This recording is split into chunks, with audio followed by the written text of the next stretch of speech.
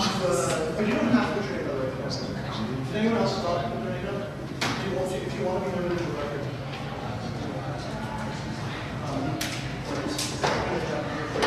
There's two options. One of them, there's one option. So if everyone wants more snacks before we start, it's a good time to grab snacks. Second option is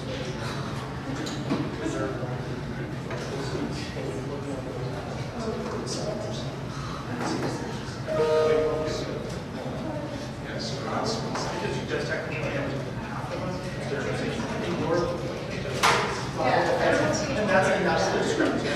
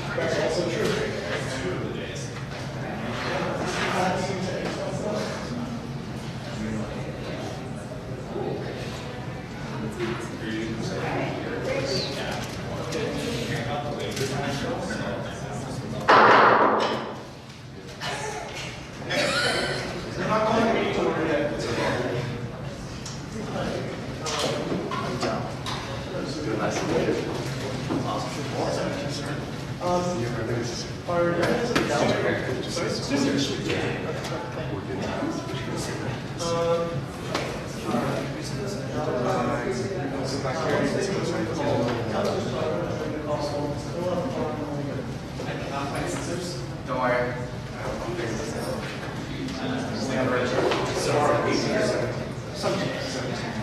Well, it's of the elected seats. That's an interesting question. All right, procedure. No, it's a voting seats actually, not a Oh, really? Okay.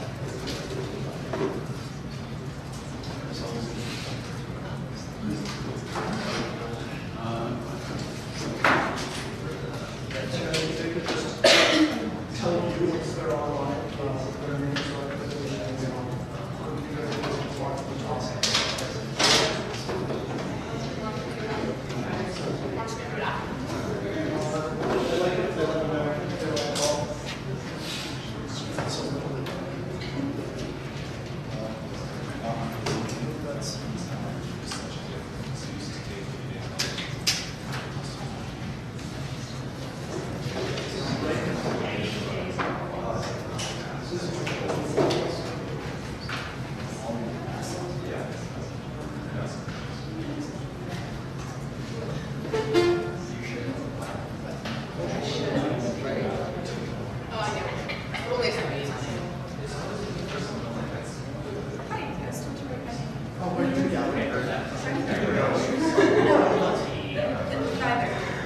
She's president of the chairs. So you can take one of those pieces of paper there and make a mark better. There's the red shirt, yeah. So good.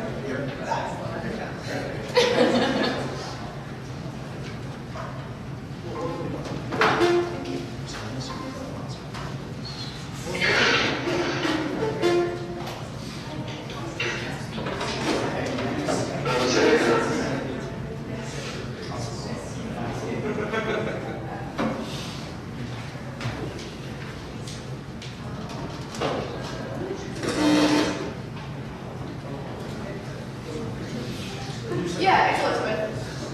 Yeah, so the people that have moved to meet for this thing, or like what percent? Yeah, I it's in the email if everyone can switch to me. Great, thanks. Thank you.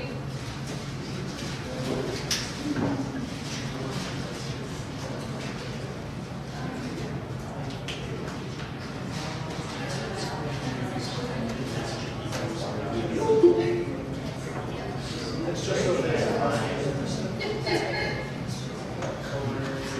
And then Yes.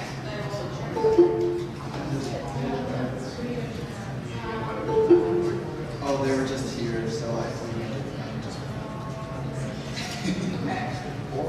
Is it?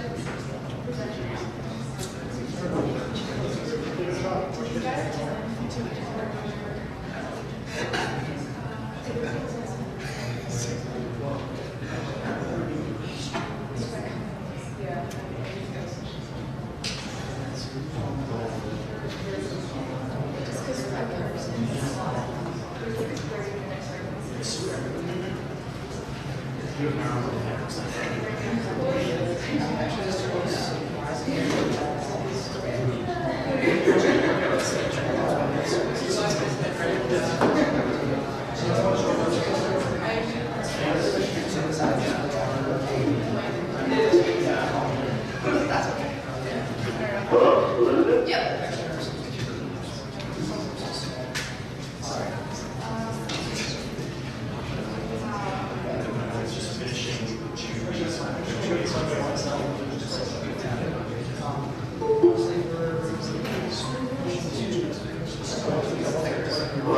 Yep.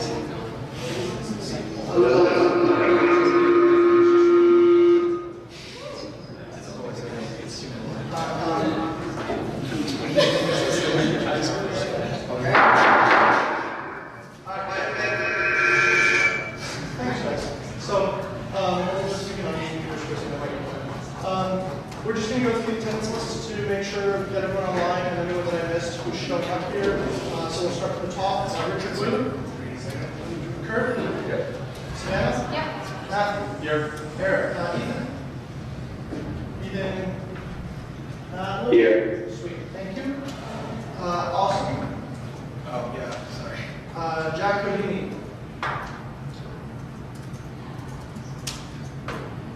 Jacques Raymond Doucet? Joshua Papi? Andrew Mohan? Here. Melissa?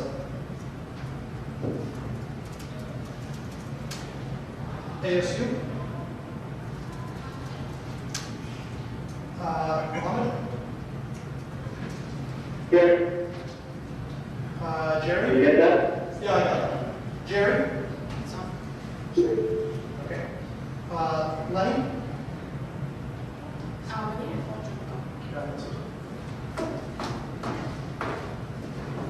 Lenny responds.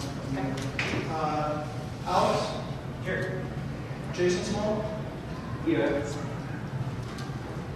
Stock A? Hi. Stock B? Should be joining in about 10 minutes. Vincent Bake? Here. ESS? Bilal? Here. Yu Chen? I'm here. Dion? Here. Yusuf? Yusuf? Here. Rana? Rahul Sarwani?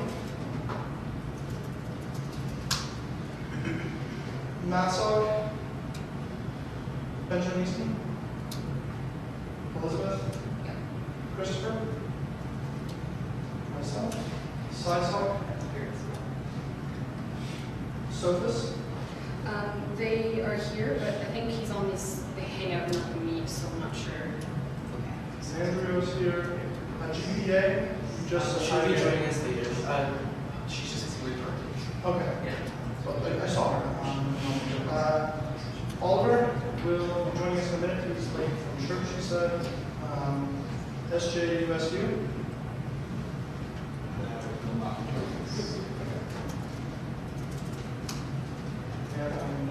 Okay.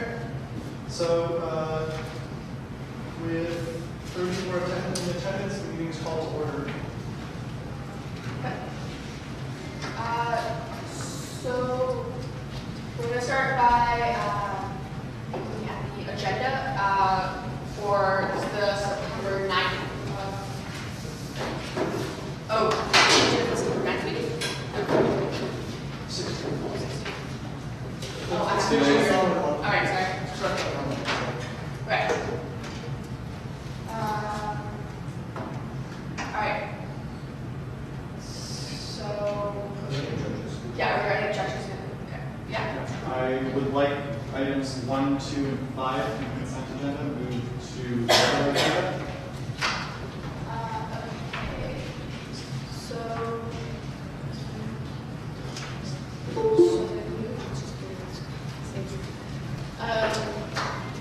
So 1, 2, and 5 being this one, and the particular limits? Yep. Okay. Yes. Also, I was wondering when we were looking at the removal motions under the reports of office to council, can we remove the position, or does it specifically have to be a person not associated with the position? It is a person associated with the position. They put the position down because the person needs meeting changes. So the person who filled that role in for the previous 4 months is the person eligible for removal. Like that was made clear by Elizabeth and like a 25 long email exchange with what is it?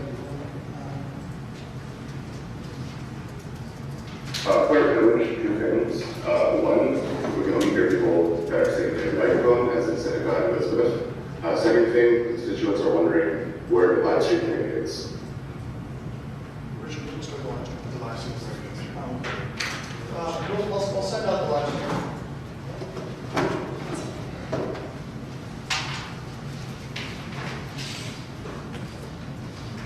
Yeah, it's been live for the last 15 minutes.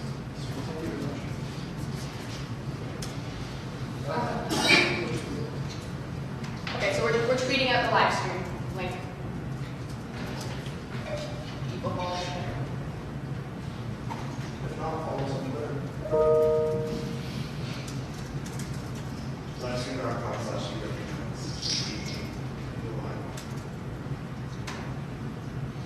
Okay.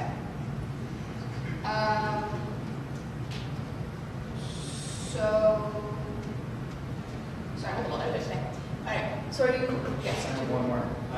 And then with the report from the PPC, are those things actually voted on? Yes. They should probably be moved to the regular agenda. If you read the description of the reports, you can adopt the recommendations of the report based on the report. Cool. All right, so your motion to have those 3 items moved to the regular agenda? Are you reading that? It doesn't need anything, you just move it. You can send agenda. Okay. All right. Okay. So does anyone else have any other objections to the agenda as it now stands with those 3 motions moved to the regular agenda? Okay. Perfect. So that is. All right, sure. Can we move on? So we'd like to do the territorial acknowledgement. The University of Waterbury is situated on the land belongs to the 6 Nations, which includes 6 miles on each side of the Grand River. All right. So we can move on to the approval of the minutes. So first off, we have the 8th of July meeting minutes. Does anyone have any objection with the reading minutes from the 8th of July as they stand?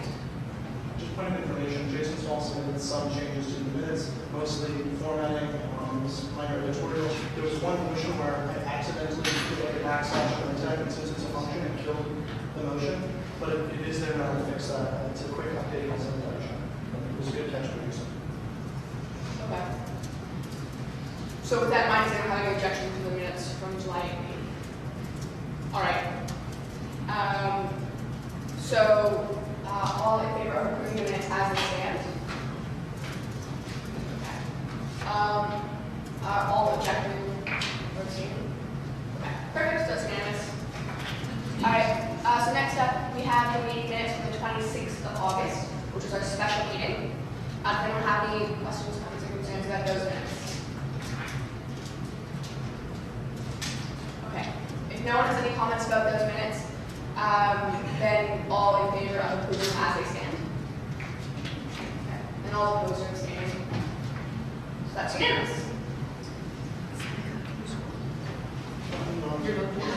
Oh, sorry guys, that's my bad. And we should just join the call for attendance minutes. Sorry, there's also stuff in the chat. Okay. All right. So then we have, okay, so also, sorry, because this agenda is very long today, we actually are going to be allotting a specific time for different agenda items.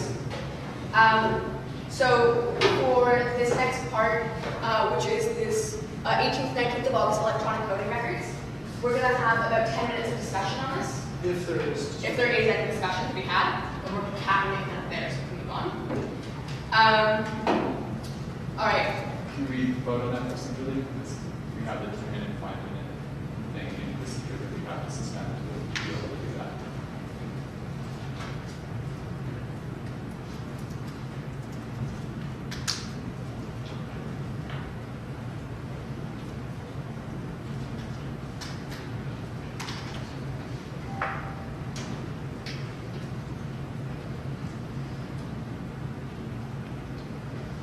Like you can put time allocation on if you need to vote for it.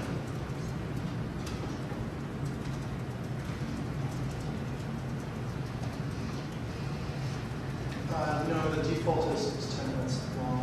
Second question would be only 5 minutes. So yeah, I guess the chair moves to have 10 minutes, no more than 10 minutes of debate on Sunday. We'll vote by consensus. Is there an objection? This is on which Approval of the electronic voting records. Yeah, so the last item on the approval minutes. Okay, without objection, this motion carries. Okay. Does anyone have anything they would like to say about this? Is there any? Yes. No. Thank you for approving the budget. All right. Is there any further conversation you'd like to have about these electronic voting records? All right. there's nothing, then we can move on to voting on this actual motion. So I guess we're voting on it as one part. Has everyone had the opportunity to read it? Okay. In that case, all in favor? And all opposed or abstaining? So that carries unanimously. One. So we're now on to the items for adoption by consent. We just moved 3 of these things off, so I'm going to skip the first 2 because they were moved. So we're on to the ratification of the fall term service coordinators. Savannah, do you have anything you want to say to this? No, they've already gotten started. They're awesome so far, so I'm looking forward to the term. So all in favor of ratifying the appointment of the fall term service coordinators? All opposed or abstaining? So that's unanimous. And then we have the ratification of the inclusivity, equity, diversity service name. So I will let Savannah talk this. So this name, the Racial Advocacy for Inclusion, Solidarity, and Equity, or short form to RAISE, went through a few steps before coming to council. So first came down to the service coordinators, worked with our services manager together on based on like what had been discussed in other groups, what had been discussed in kind of the initial steps of proposing this service, and then this name was brought forward to the working group, which has a director of equity on it, as well as a few students at large, a staff member who works in STS, and another staff member who works in the math undergraduate office, but used to be involved a lot with UW base. And so at the working group, there was a lot of discussion, and they really liked RAISE as the acronym. We actually swapped out equity. It used to be empowerment, for empowerment, but the director of equity felt like equity was a more relatable term, and it kind of spoke to what the service was trying to accomplish. And so after that, it passed at the working group and was brought to CLAP. It didn't pass unanimously, but it did pass. And you'll see in my report, there's a few votes that were noted. And so now I'm bringing it here for ratification from you guys. This is by no means a council procedure or anything like that. It's just the name so that we can work on the council procedure and work on the marketing of the service so we can launch it fully ready to go in the winter. Any questions? And so just quickly, my understanding is that CLAP is actually given authority for this name at the March meeting. So I don't know how much conversation we really need about this. Are we all good to just bring this to a vote? Yeah, all right. So all opposed or abstaining for this name? This motion is the one before the seconders.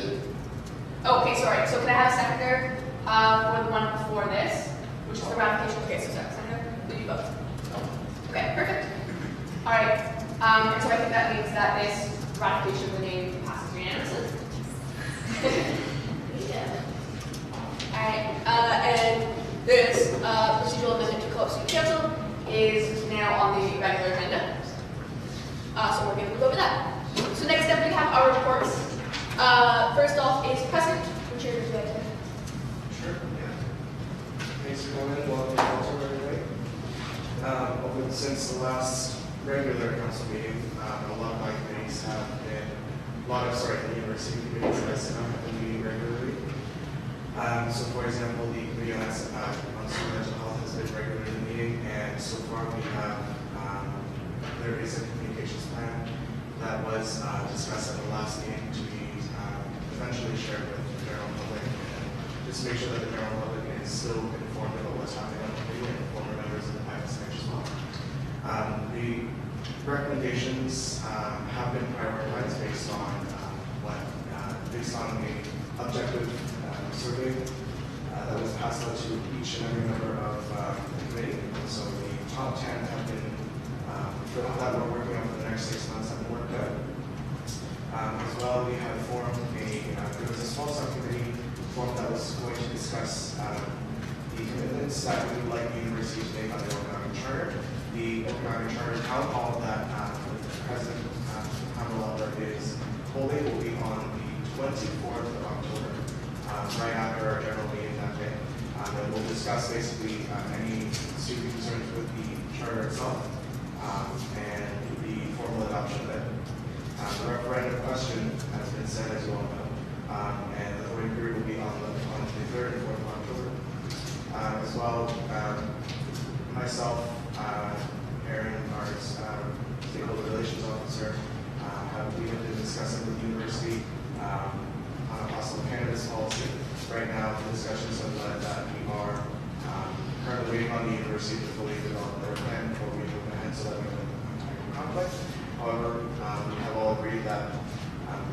best interest of all students to have a harm reduction approach to cannabis.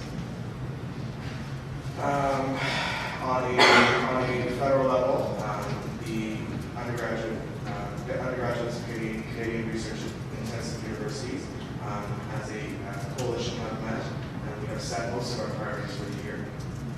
I had the privilege of going to the student union development site in Vancouver over a weekend in August to learn from other student leaders how their student union is functioned, and also we attended a ton of workshops, for example, on leadership, on sexual violence response to prevention on student time. And as well, I've been meeting with the SLC PAC committee, and we're currently on furniture section. So if you guys would love to pick out some of the furniture that's going in the new building, I think, yeah, it'd be really cool. Swing by Richard's office, don't turn on the floor. It's a good time, I promise. Other than that, we met with the architect, and it seems that from his perspective, the late spring 2019 deadline is still okay. And a week was a week. It's a good time. Any questions? Alright, sorry. If there's no questions for Richard, we can move on to the student life stand. Just to know the length of the agenda, because I submitted a report ahead of time, I'm going to kind of open the floor for any questions about the report that I submitted.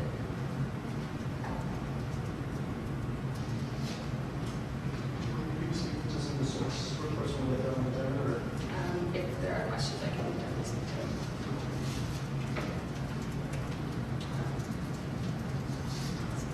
If you have questions, if you happen to just not stumble upon it during council and you have questions after, feel free to email me or come by my office. Alright. So then VP Operations and Finance. Okay. Yeah, same boat as Savannah. I have the report for you guys. Any questions from them? And also, if there are any questions, just feel free to bring it to me before the council meeting, let's say, to make things work easier. I have office hours twice a week, so, or emails me. Wow. Or email me as well. Okay. On that note, I sit by myself in my office hours usually, so if you just want to come chat about anything.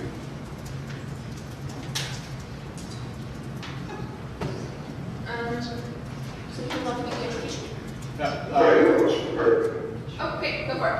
Okay, sorry, what can we do closer to the mic because we can't hear anything on last year? Well, can you just go on the live stream on your, or sorry, not live stream, on the Google Meet on your computers, so everyone can hear you, and just turn on your mic when you speak? Would that be possible? Look for some feedback. Well, if everyone mutes their mic, just mutes it for their speech.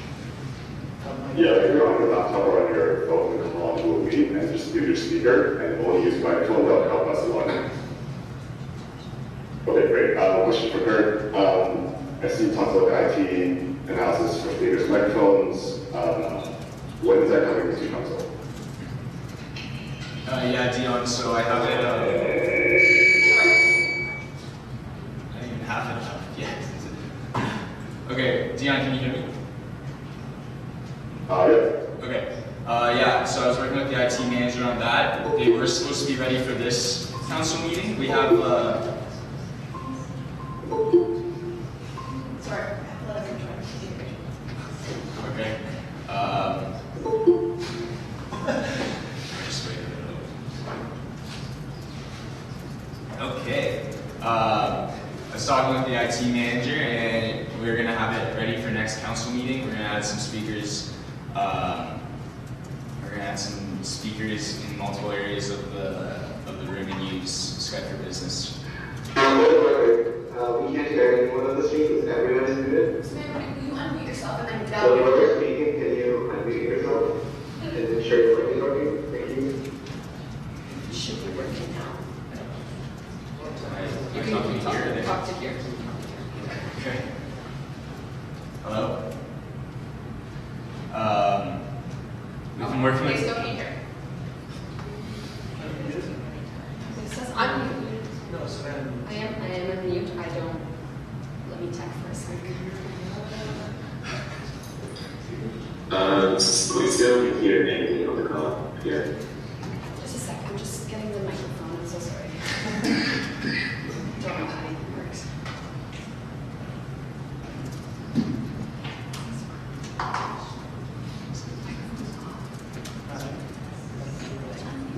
Just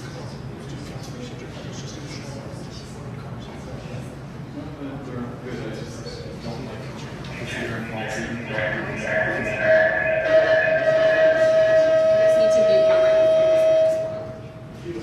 Okay, so can I unmute mine now? I'm muted, so But did that one, yes, that's the problem.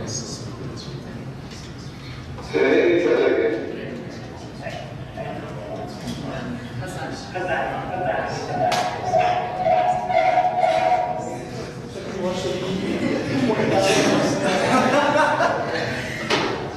Let's just talk really loudly for the people on Meet, if that works. Can you guys hear? Can you mute your speaker? If people talk like this volume, can you hear? Or whoever is similarly the way loud, mute their speaker. Sorry, what did you say? Yes, you can hear. Okay, now turn on your mic, now let's start. Okay. Cool. Does this mean I need to turn this volume on now? No, it's okay. No? Okay, cool. Kurt, take it away. So just from this, you can tell that we obviously need some work on it. However, our IT manager has found speakers. We're going to have them in multiple areas of the MPR for everyone, for hearing everything better and communications, and that'll be in effect for next council meeting. So what's that? So you want us to questions? Now, I'll mute my question. I will turn this all over as always. All right, go ahead with your questions if you have any. I'm on you, sorry. Go ahead with your questions if you have any, guys.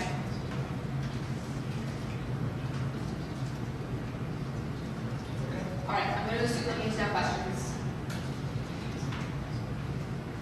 Okay. Matt. You're up for your break. I'm putting my mic on. Okay, I'm just going to turn mine off for a second. Go ahead. Hello everyone, Matthew Garrett's here, Vice President Education.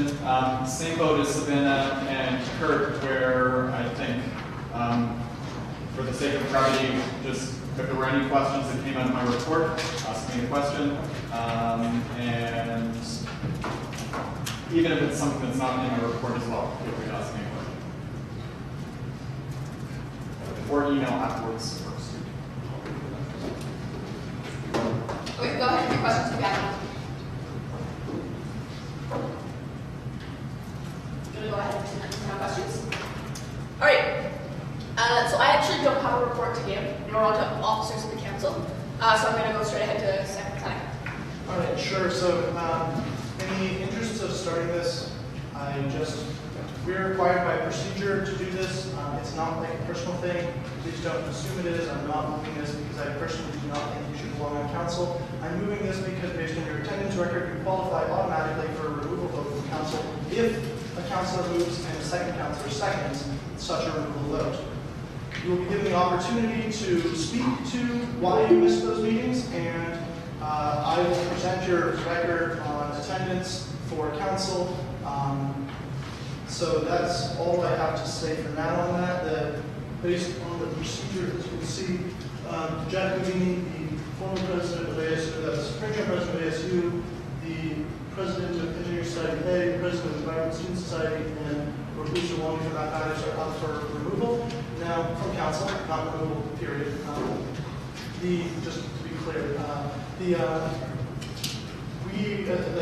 as the chair, I would recommend against removal of the society presidents, particularly because turnover is high and there was some discrepancies, particularly with the case of NSTOC regarding which engineering society should be here. I would encourage you not to move removal of society presidents at this time, particularly given the turnover. That being said, I have no such reservations regarding the members Jack Houdini and Rotal Sirwan. So if there are any motions on the floor now for removal of the councillor, you may move that. I have a point of squeak. What was that, Jason? He's appointed to your motion. Yes, go Go ahead. for it. If we were to remove a society president, would there be any possible way to the society to put an alternative person? Yes, the bylaws make it very clear that they can send a delegate in their place, so if you're removing them from attendance based on their record. It's a little bit fishy right now because that was the expulsion thing included society presidents. Society presidents are noted as councillors, and there's postal discrepancy already in this term in terms of council directors as well. So there clearly is a little bit of a need for clarification and we can flesh out a procedure, and it's something that we're working on already. It's just not as quickly as evidently needed. I hope that answers your question, Jeff. Yeah, additionally, I want to know, are the ASU president or the ESS president present today? Yes, as president is present, ASU is not, so Dan would like to address this point. So anybody want to turn on your mic and I'm going to turn on the speaker. Jason, wait until I turn the speaker back on to speak.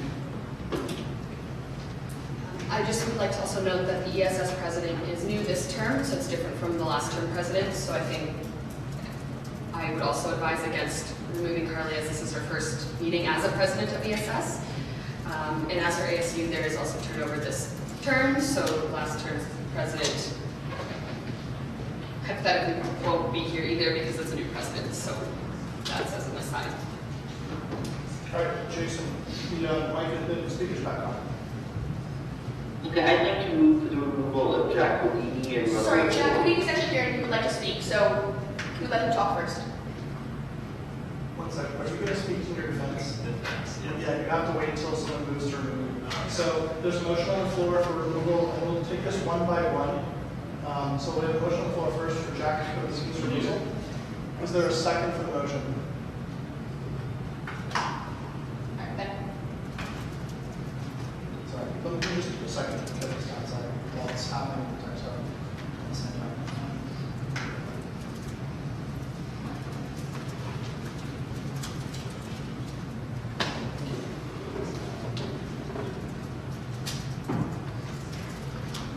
And seconded. So Jack, talk. So, yeah, well, first I have to present your attendance record. Give me just a second. So, Jack was excused from the May 2018 meeting. That was transition. He was excused from the June 2018 meeting. He was excused from the July 2018 meeting. He was unexcused from the August 2018 meeting. He attended the August special meeting. And he attended the September 2018 meeting. Information, so he didn't hit the 4 or the 2, did he? It's 4 total absences, not 4 unexcused absences. So he had 3 unexcused and 1, or 3 excused and 1 unexcused. So he did hit the threshold. It's greater than or equal to the trigger vote. Now, for Jack Talk, could someone near him who has a computer and is on the Meet turn their speaker on, and I'll already have it. Do you want me to pull Google Payments in here, is what you're saying? Oh, can you go on the Meet, the Google Meet? But I can't, okay, so it's gonna do it. That's good. Okay.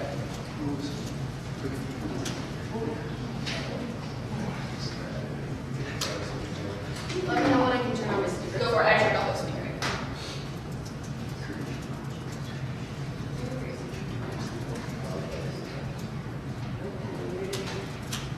There you go. Can I speak now? Yeah, thank you. Okay, so I was appointed a counselor in May, and since then I've been on 12 term in Ottawa. I also work on the weekends, so it would be very hard for me to come to the University of Waterloo. And that's why I can call in also sometimes is because I do work on the weekends, because I have to staff my boss. And but now that I'm back, and my 12 term's over, I will attend all the meetings.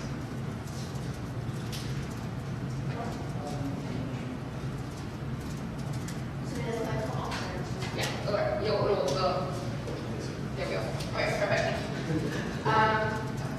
Okay, yeah, So I just want to say that I've known Jack for about a year. He's a very hardworking guy, And although he did have a co-op this past summer, which made it hard for him to attend, I have complete and full confidence he will be attending every single meeting moving forward. Okay. Does anyone else have anything they'd like to say on this before we bring it to a vote? Alright, so in that case, all in favor of removing Jasper? Oh, sorry. I'm going to actually send it over to the people online. Okay. If that's all right. Sure.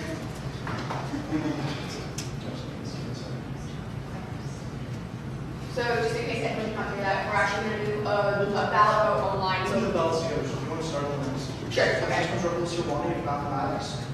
Just to give you his, is someone want to, is there a motion for removal of Russell Sirwani? I move again. Hold on, If council votes not to remove any member, does that prevent a future motion for removal by any board? My understanding is you can still bring it up at the next meeting if you want. Those actions don't go away, but we're just choosing not to remove them. if council objects to removal, it resets the ticker. Oh, For 1 month. For one more absence, that each additional absence re-triggers.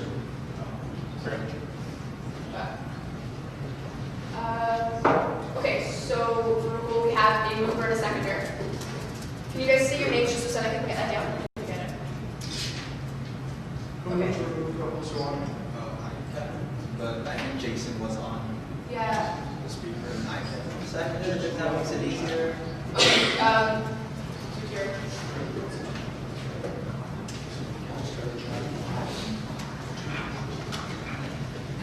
Okay.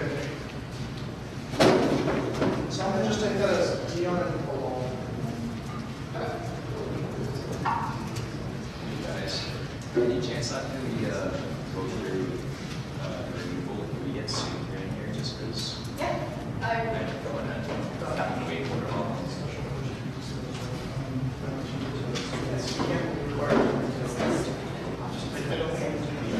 Yeah. Okay. Okay, so Rahul Sirwani can speak in his defense, but before that, I need to tell you his attendance record. Give me just a moment. Rahul Sirwani was not a counselor in May. He was elected by election and did not attend the meeting in June. He was excused from the meeting in June because it was like 2 days after the by-election finished, so we excused him. It was like 4 days or something like that. He was unexcused from the July meeting. He was unexcused from the August meeting. He was unexcused from the budget vote. He was unexcused from today's meeting. Without even counting today's meeting, he qualifies for like that was all of it. Okay. Does anyone have anything they'd like to say about this? So I guess I can put this point out there for council to consider, but the other matters are contacting me from like on Facebook and all quite a while, and he has not been responding to us. I believe we should still give him a chance to if he wants to stay please, I guess that would be what he could have considered, but so far our efforts have been waiting. Okay. I'm sending out the ballot right now, so I guess we'll just send it. All right. Does anyone else have anything they'd like to say about this? Okay. All right. Well, you'll have ballots. It will be electronic, like emailing it out. It's just going to be through Google Forms. I'm going to destroy the ballots on this commission because it's a secret ballot. Are we comfortable with moving the vote for the presentation to now? We think we can vote to move the presentation up. Just the On- entire special order. Yeah, the entire special order of student care presentation, just so that they can do their presentation and go. So we get a 2/3 vote for this to agenda item to be moved. But so all in favor of moving this up so that right after you finish this vote, we can move into that presentation? All in favor? Thank you. All right. So I think that's unanimous. Is anyone opposed or abstaining? It's all ladies in the room. Okay, perfect.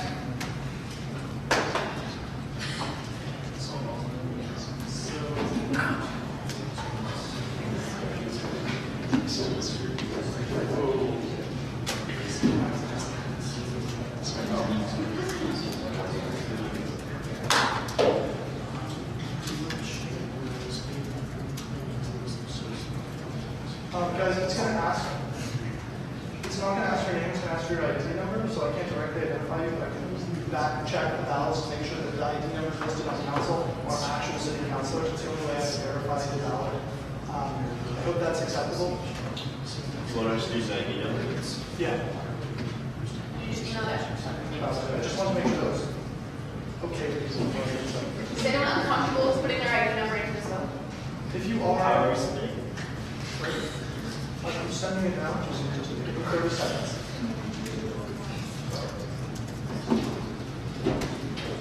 Okay, the link should be going out now. Can you throw it in the chat as well? Yes. Yes, absolutely. Thank you very much.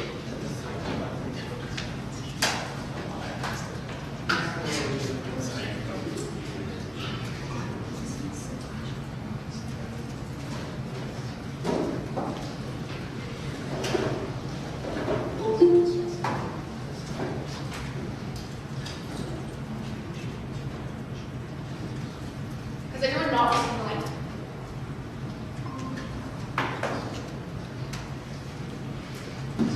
You have not received the link. I don't have access to my office email on my phone. Here, if anyone doesn't have it, they can come fill it out on their computer. Jack, I'll send you a Facebook page. I'll send you a Facebook page. You don't have it? Can I just confirm, do residents get a vote or no? No, but you are, you have a non-voting seat right now. Yes. There's only one for your staff. So not- That's just what I'm I got you.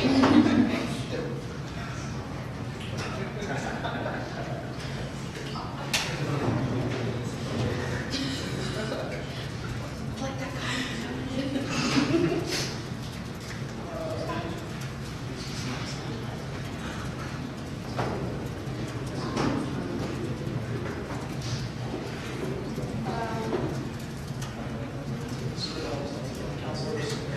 Once everyone votes, just like throw up your hand quick so I know. Yeah, and like on the chat, can you guys respond voted once you voted, just to get an idea? Well, it's okay with the quorum, so.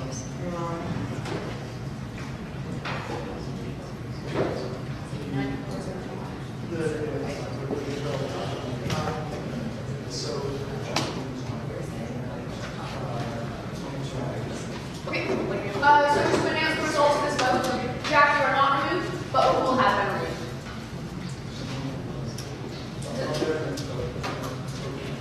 Okay, would anyone like a vote that counts as noted?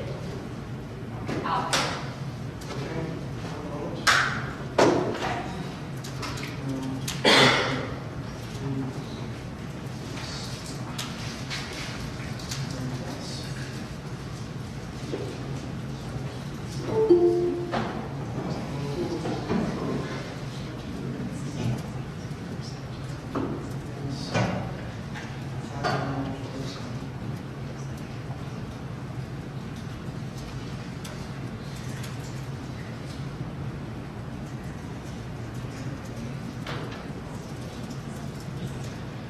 Okay.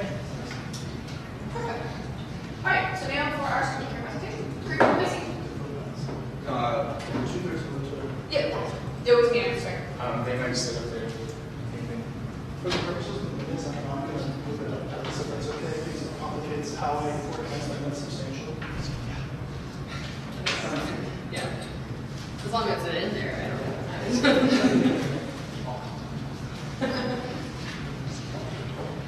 Object to your own minutes.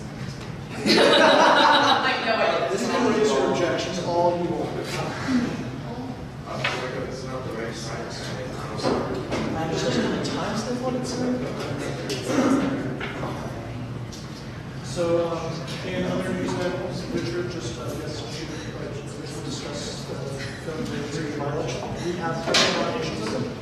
Yeah, until somebody nominates itself, I'm sure. So it's, yeah, this is professional. That's what I thought was the case. I'm just making sure. One of you guys will add this shortly to the. And it's only for the mathematics. I'll make sure that I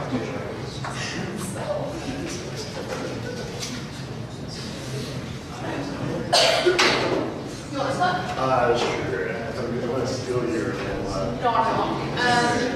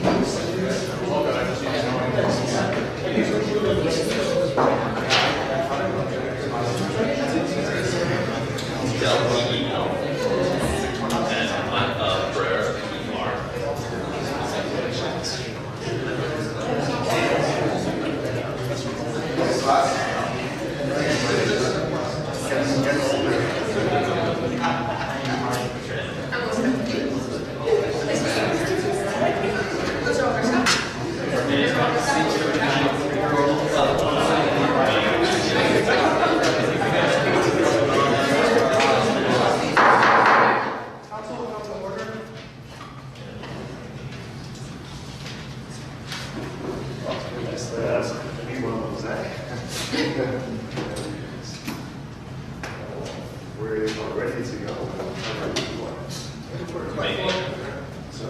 Well, we can just go for it. Good afternoon, everyone. How is everyone doing? Good. Awesome. My name is Del Pereira, and this is awesome. From Student Care, I know we have, thank you for your time today, actually. Just as a quick introduction so you we know who we are. We're running through a couple things for you today. Obviously, we're here to talk about the legal service, but I'll make a quick introduction of myself. So my name is Del. I'm the Director of Partnerships and Development at Student Care, and I'm also a Waterloo and Feds alum. I was in Kurt's position a number of years ago. I'm old, that's why the glasses are on today for you, Richard. It was actually called VP Admin and Finance at that time, and it was operations now. But it's great being back here on a Sunday. Ozzy is allowed to introduce himself. Hi, my name is Ozzy Lazier. I went to UBC many years ago on the West Coast, where we had council meetings on Wednesdays on our weekends. Very interesting choice you guys made. I served on the Board of Governors there, I was in the Senate as well, so a lot of the government side of things. Been with students for about 3 years now, and I'm a program manager in Ontario. I always got awesome. We're busy serving students during the week. I don't know what UBC does, but we always have this. I always have this debate. So on our team, we're all former student leaders actually at Student Care, and I'm outnumbered by a number of UBCers, so it's really good to be home field advantage today. So thanks for that. So basically, what we're going to do is give you an overview. We're here to talk about and give you guys some feedback on the legal protection service that we have. And then we're going to save questions until the end, if that's okay. All right, so I'm just going to run through this because I know you guys have a large agenda. I just want to do this really quickly. For council who don't know me and what we do, Student Care was a student startup 20 years ago. We provide health and dental plans and insurance for students in Canada. We've got 20 years experience. We were a student startup, and now we're the largest organization in Canada. We partner with 85 student associations and 60 institutions. Your peers including U of T, McGill, UBC, University of Alberta, Queen's, I think you get the picture, and most importantly, obviously, the University of Waterloo. The University of Waterloo has been a partner with us for over 13 years. And there's a lot of people around the table, including Kurt and Richard, the Health Plan Committee, GSA, who have really spent a lot of years building the best health and dental plan program. And what I'm not here to, what does that mean? It's super tangible in terms of the access that your students have gotten, the access coverage your students have. And right now, we're still leading the way. We represent about 800,000 students in Canada. It's roughly about 60% of the student market. And we had about 100,000 join in the last couple of years. So what I do for you is in two capacities. We're the plan administrator, so we do lots of things like opt-out, data management stuff that's super boring. We run an actually full office that is in health services, if you've ever been there. And most importantly, I serve as your consultant and advisor as well. So anything from detailed financial reporting, trend analysis, and also new services. What I want the council to understand most is we are engaged by the feds. We work solely for the feds and GSA and the university, and we counsel. So I'm on your side of the table here. I bring in and advise you on what's best for your members, and I am part of what you guys do. So some quick little history on the legal service itself. It was developed in 2014-2015 with Ozzy and their entire team.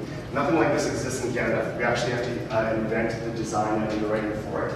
And we do that because all we do is student health and dental plans and services. And this was born out of that need stemming out of Quebec in 2012 when a lot of the protests that happened there when they changed over the government. There was a lot of legal trouble that students were in, and they didn't have a lot of services. So that's where this comes out of. We presented to your prior peers, both executives, boards, and councils in 2016. You guys actually ran a full survey, which we're going to discuss today, in 2017, and we were actually, Ozzy and I were just made aware of it a couple months ago. Kurt forwarded us those results, which are great. So we're going to talk to you about that today in conjunction with what the legal protection actually is. And we currently have about 4,000 students that are participating in the program, which we're very excited about. So without further ado, what we are actually doing, we're going to dive right into what the protection actually is. So on today's landscape, with working with 800,000 students, we have a great sense of what students actually need. As you know, your demographics are shifting. We have more international students than ever. And the need just within the health and dental plan is so great alone. There is this other area that students never had access to in great numbers in terms of having access to legal services and advice. An average trial can cost about $56,000, and we know that campus legal aid clinics are often stressed and overburdened and have really a finite amount of resources. And we know that students really don't have a lot of student legal protection, which is where we really wanted to have this service sort of address. So I'm going to let Osman come in and jump in here, and what we're going to do is correlate the results of your survey into what the service actually is. Yeah, so that was just us setting a little context for where this came from. And actually, just a quick straw poll before I go on. How many of you were here in 2016? That might be a couple of this one. Oh wow, okay, so good number. Well, sorry, that saw our presentation, pardon me. So there's 2 people. 2. Okay, great. So a lot of you are hearing for the first time. I hope we're, obviously, feel free to ask questions at the end. So yeah, that's the context by which we started thinking about how to create a program that would serve the gaps that we were seeing. And when we actually look at the survey results, so this was conducted a little while ago. This is run by the feds entirely. It was your teams, your marketing communications departments, I believe, that went and spoke to students and actually conducted this. I think about 513 students ended up responding, statistically accurate. So starting with the first question, how would you rate your access to current level of, how would you rate your current level of financial access to lawyers and legal services? Most of your students are saying that it was not very accessible or not at all accessible. And when I talk about this data in general, it actually does resemble a lot of the information and from other surveys that we've seen. So it's fairly consistent across the last couple of years in terms of the conversation around access to justice or access to legal protection. And that's what we're doing, is we're responding to need here. Have financial barriers ever stopped you from seeking professional legal assistance when you wanted or needed it? For those students who I guess would have encountered some issue, more of them are saying yes. There's about 18% saying no. I would say just over about 60% of students have never wanted professional advice. So that kind of stands to reason what you would expect. Not everybody is constantly dealing with legal issues. But when you look at, have you ever had an experience at work, at your place of residence or at university, there's a reason why we're asking in those particular subject areas, where you felt you were unjustly treated legally speaking. Yes, 159 students said yes, not sure 93 students. So when you put those two together, you're talking, well, 159 students saying yes out of that total population that responded, about 1/3 of your students have encountered some issue in that specific area. 93 students have not had an issue. And then when you ask those students who did have an issue, did they have access to a lawyer or legal service when this experience occurred? 89% of them, overwhelmingly that is, have said no. So what are the things that we can take away from here that speaks to what's coming up next is, one of the issues is, how do you determine whether whether your rights are being violated? And are there situations where maybe with some additional help you can make better informed decisions? And that's the first part of the service we call the legal services hotline. So in this instance, you're providing, or rather the program is providing, an option to speak to a fully qualified lawyer on any question in any area of the law. It's the hotline, so you're calling in to the service center, you're connecting, you're providing some basic information, your name, your student ID. They'll make sure you get a call back from a lawyer in under 2 business days to discuss any area of the law. And this is where you can really engage and try to make a first decision about what exactly your situation is, whether or not you can utilize or benefit from further legal assistance. But then there's a separate or a second component to it, which is what's actually covered in terms of legal fees. So if one of those issues pertains to either housing and tenant rights, employment rights, or academic rights, then you get access to legal fees coverage. And so if you're having issues with your landlord, or if your employer is harassing you or treating you unfairly, or you were put in a situation with the university where you're facing either academic or non-academic, or what do they call it, non-academic misconduct here. I don't know, it varies by name depending on the universities, but either of those aspects, when you're facing a suspension or expulsion, you can absolutely utilize this for coverage to actually get the same law firm that we were talking about with respect to the hotline to actually come in and provide their services to you if it goes to court. So what have we changed? Because when we came here in 2016, the program was operating a certain way. And the way that it was operating is kind of outlined here. Those covered legal costs include legal fees. This is for those 3 categories I was referring to earlier. Disbursements, expenses, experts fees.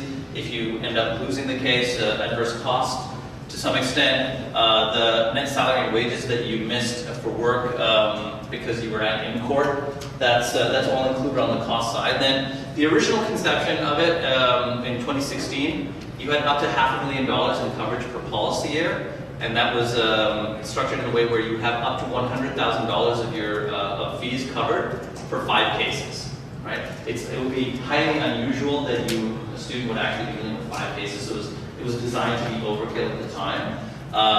And then also, of course, like I said, it includes the on-demand hotline available 9 a.m. to 5 p.m. with unlimited access. But one of the things we actually did change was we got rid of those caps, so it is now actually a no-limit scenario.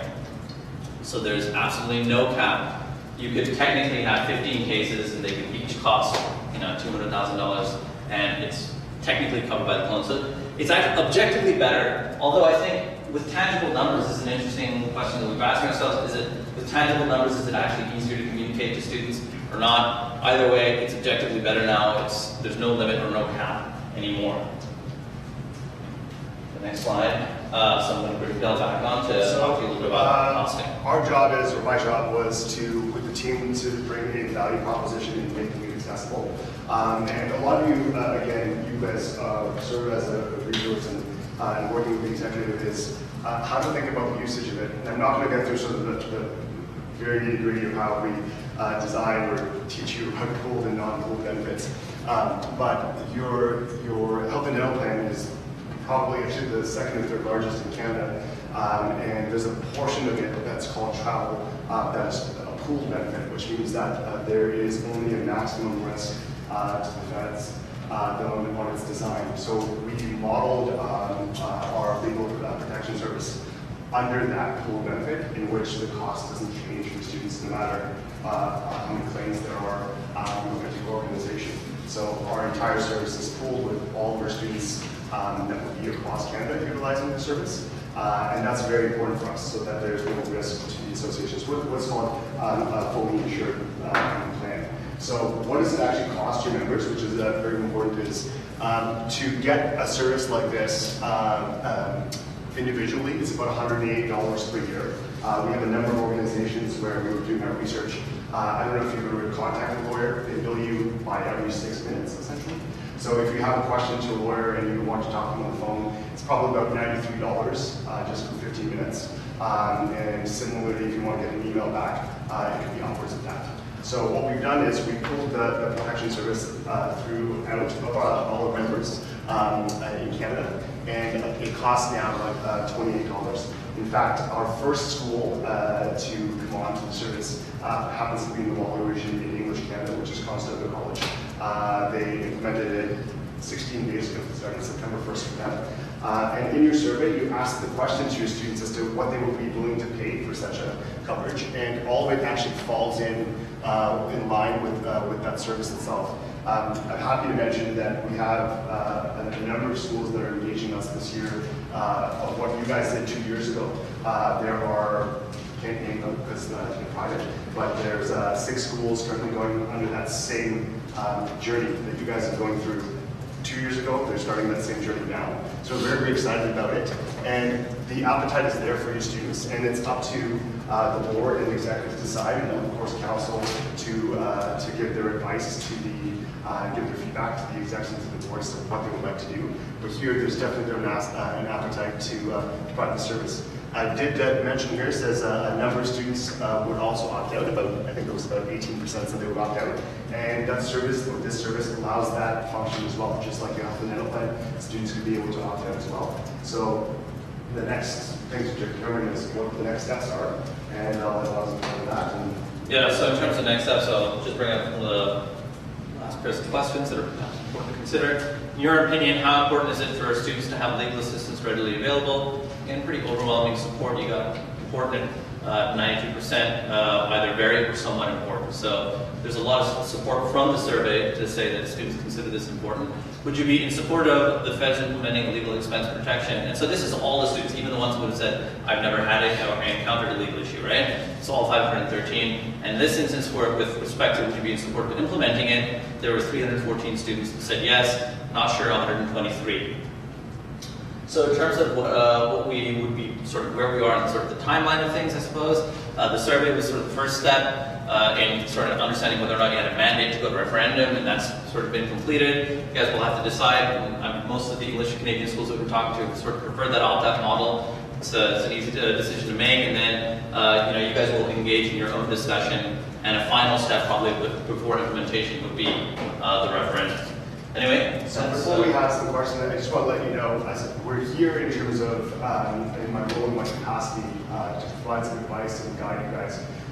We're never, as an organization, being a student staff and having all student leaders, we never want to provide a service that your students will not utilize or not benefit from. We're not here to do that. We ask questions in these surveys all the time, whether they want help with dental plan, it's always over 90% that they do. It's not in our interest to be here to have something that your students will not utilize. So we're here to answer your questions and for you guys to have all the information to have a cohesive and lively debate, whether this is actually useful for your students, and then to ask the question if you guys feel like it is.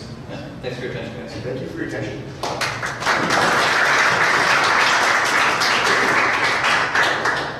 I heard this is a proposed council, so let them go. If that has any questions as you guys can. So questions from members?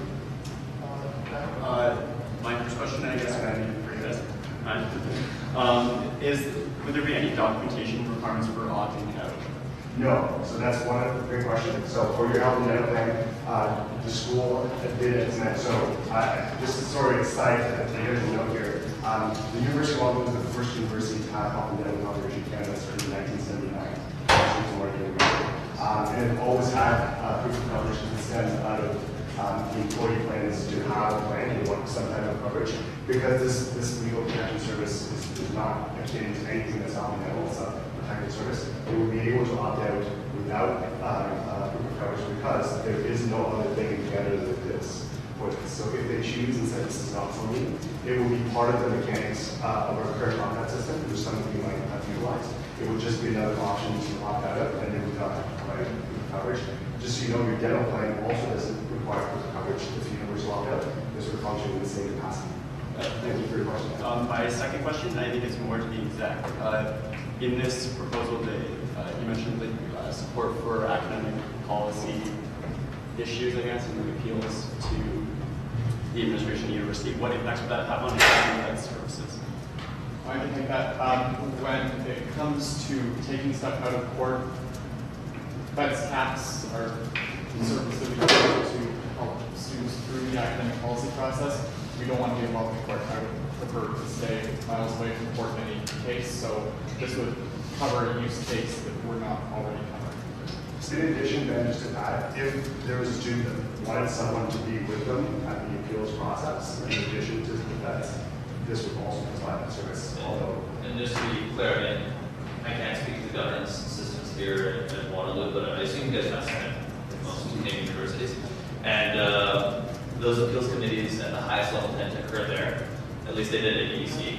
And so the design, when you go into, I guess, the nuts and bolts of it, is set up that, you guys probably already have a service that helps students to some degree. And like sort of echoing Dallas' sentiment there, the lawyer would assist you when you get to, in each university we would identify what that highest level decision-making body would be.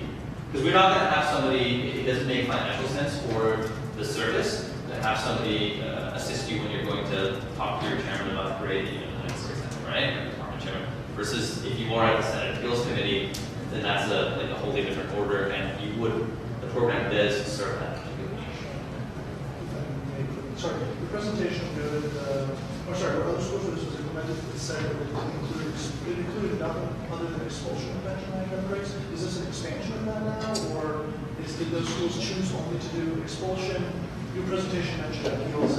Are you, sorry, so yes, so when I was first reviewing this at the very beginning of my career in student care, we were asked, a group of us were asked to do a review and suggest some improvements at the time, and one of the things we wanted to do is, so within the expulsion and suspensions piece, it's not only addressing the academic needs, but also the ever-growing non-academic misconduct environment on university campuses. I remember when I was still at UBC, they were just starting to introduce a non-academic misconduct policy, and it's become, I know that it's ubiquitous now on campuses across the country. We're seeing a lot of need for that, so we wanted to make that improvement. And one of the things we're always thinking about is how we can, as you said, refine the coverage, because it's changing. It's like a completely evolving thing. I don't know if you heard at UT, they're allowed to let more students to take leave of absence due to mental health. That's a new policy that was implemented September 1st. So we're actually looking at, can this type of service cover that? Moving forward. So this is never evolving, so you can expect the coverage to as well. It's a real simple question on that. Chat. Oh yeah, that was the question on the chat is what I wanted to bring up. Okay, so Lenny, go ahead. He's not plugged the speaker, sorry, just give me 1 second. Sorry. Okay. 1 second, like, sorry. Alright. You're good. Yeah, so I think you may have already mentioned this, but just to clarify, did you say that the cost would be $180 a year? No. So No, it's not 180. I'm sorry. The 108. Sorry, I guess you can't see the presentation. I don't think I can. So the 108 is the comparison analysis. That's what it currently costs in the marketplace. The cost would be $28 per year for 12 months. Not 8 or 108? Not 108, 28. 28. Oh. So each student will be paying around $9. It would be about $9 a term, yeah. $9 a term. The 108 was a private sector comparison. The 108 is a private sector, exactly as Matt said. It's a private sector comparison in terms of what we see in the marketplace that you can get something in terms of a protection service. Now that 108 cost, sorry, that 108 cost was actually also based on a finite cap. And as Osmond said in this presentation, we've actually removed all of the caps from the service itself. So thank you for your question. Okay, thank you. We'll go Alex and then Austin. Okay, so I have 2 questions. One, at other schools where this has been implemented, how often do students use the service? And 2, if Feds does use this service, are we putting ourselves at risk to be sued from this? Two big questions. Yeah, thanks for the questions. So I'll start with the second question first. No. That's how it's currently structured, which would be, I suppose, a duty responsibility. It's not a threat to your own organization in that sense. But the first question, you can use it to have a case against the university. It's only the corporation that's providing the service that's excluded from it. Because you're sponsoring the service. Because you're sponsoring the service. You can't fight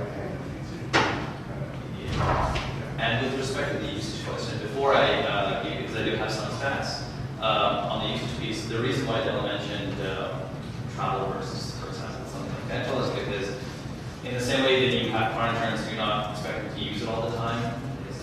The design is sort of preventative, so it's not like every student's using it all the time. We've in the 3 years now, and by the way, we can't eventually the level of detail in terms of what usage will look like because it's legal in nature. It will always be a little bit limited. So I was just jumping into that, so the answer was there. So what he's talking about is the travel. We have about 10,000 students that travel and co-op every single year, okay? Of those, a vast small majority actually make the claims, but those claims exceed sometimes $500,000 a year. The same thing for this, what we're seeing in terms of legal is Alex, right? Yeah. The same thing we're seeing for legal, actually, we've seen just about 50 cases that we see that are quite substantial. And the feedback we get on the cases are actually quite limited because of the confidentiality between the lawyer and the student itself. The one case, or a few cases that we know about that are most commonly utilized are within workplace harassment. Quite severe ones, in which the student actually had identified that we could kind of share this information, and this student would have never advised or never had the capability to take this person's employer to court had they not had. But basically, you would probably see that the cases expand as we go because the service is so new. We are seeing it's definitely growing dramatically. We're going to be excited to see what happens this year with the first English candidate coming on. In regards to the legal services hotline, that's what we want to do. That's what's the most utilized service or component of the service, because you can call as many times, and then there's no limit to that lawyer responding to you. So we see about 1,200 calls over the lifespan of the last 2 years on that for that service. So, and this year it'll be interesting to see where the stats go. But it's 1,200 over the 2-year period, and 50 cases over the last 2-year period as well. Okay, thank you. Yeah. Austin was next, and then we'll take questions from the gallery if they have any as well. Yeah, this is actually in reference to the hotline.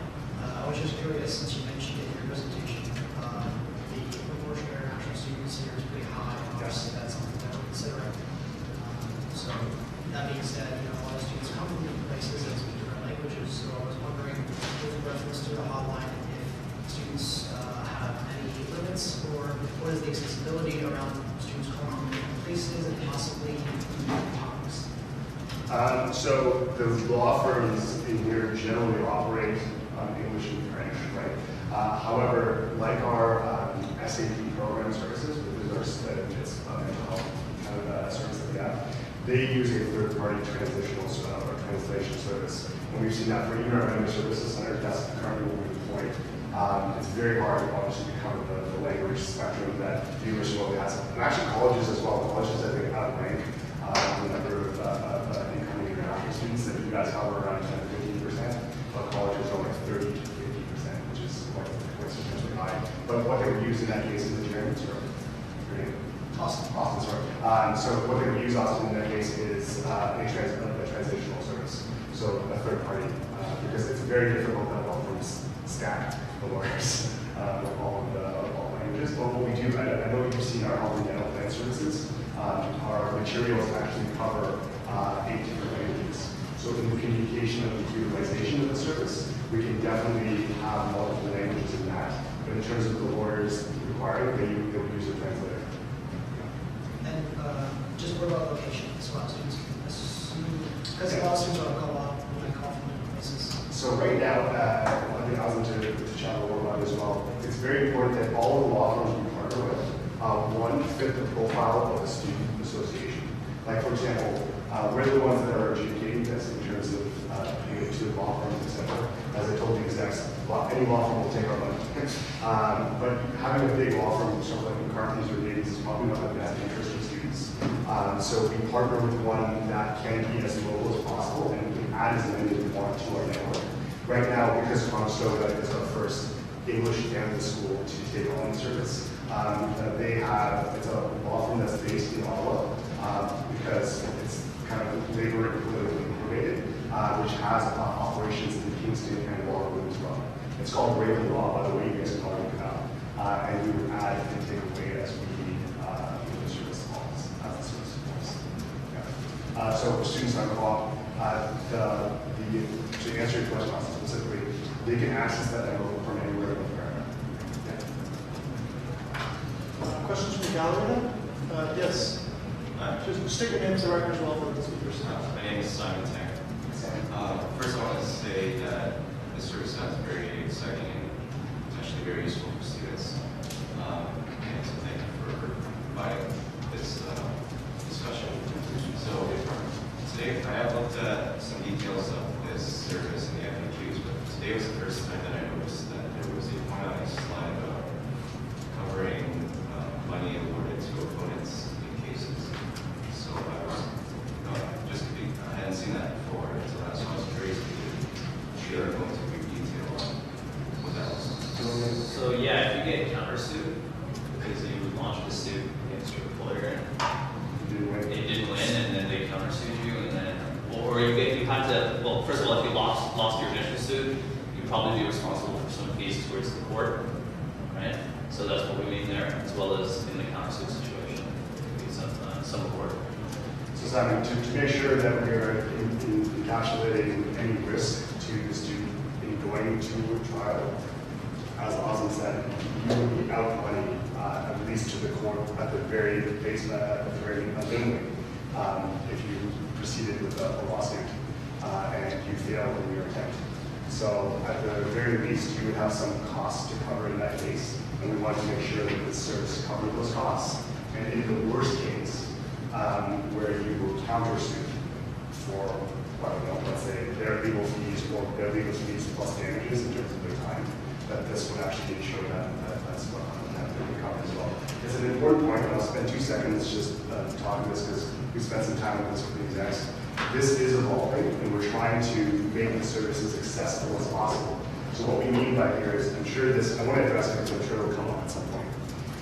If a student sort of contacted Ryan and we contacted the lawyer and said, listen, we have a case against our employer, okay? The lawyer always has to have one minimal base adjudicational practice, and that's to say, what's the certainty of winning, right? They call it a reasonable prospect. That's a reasonable prospect for success. If they said, hey, listen, the employer has covered themselves off in every case here, you don't have a case, which often happens, especially in cases of harassment, for example, okay?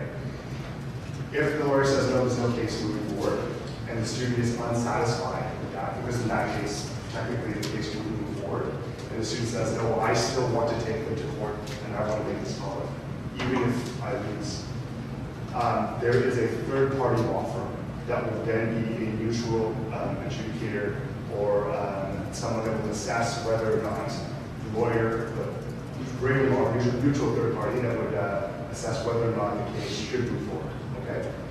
If then that neutral third party says, no, this shouldn't go forward because you have no prospect of success, the student can then bring it to the feds or whoever is part of the service at the time in English Canada. Let's say the feds implemented it, it would be the feds in Costa.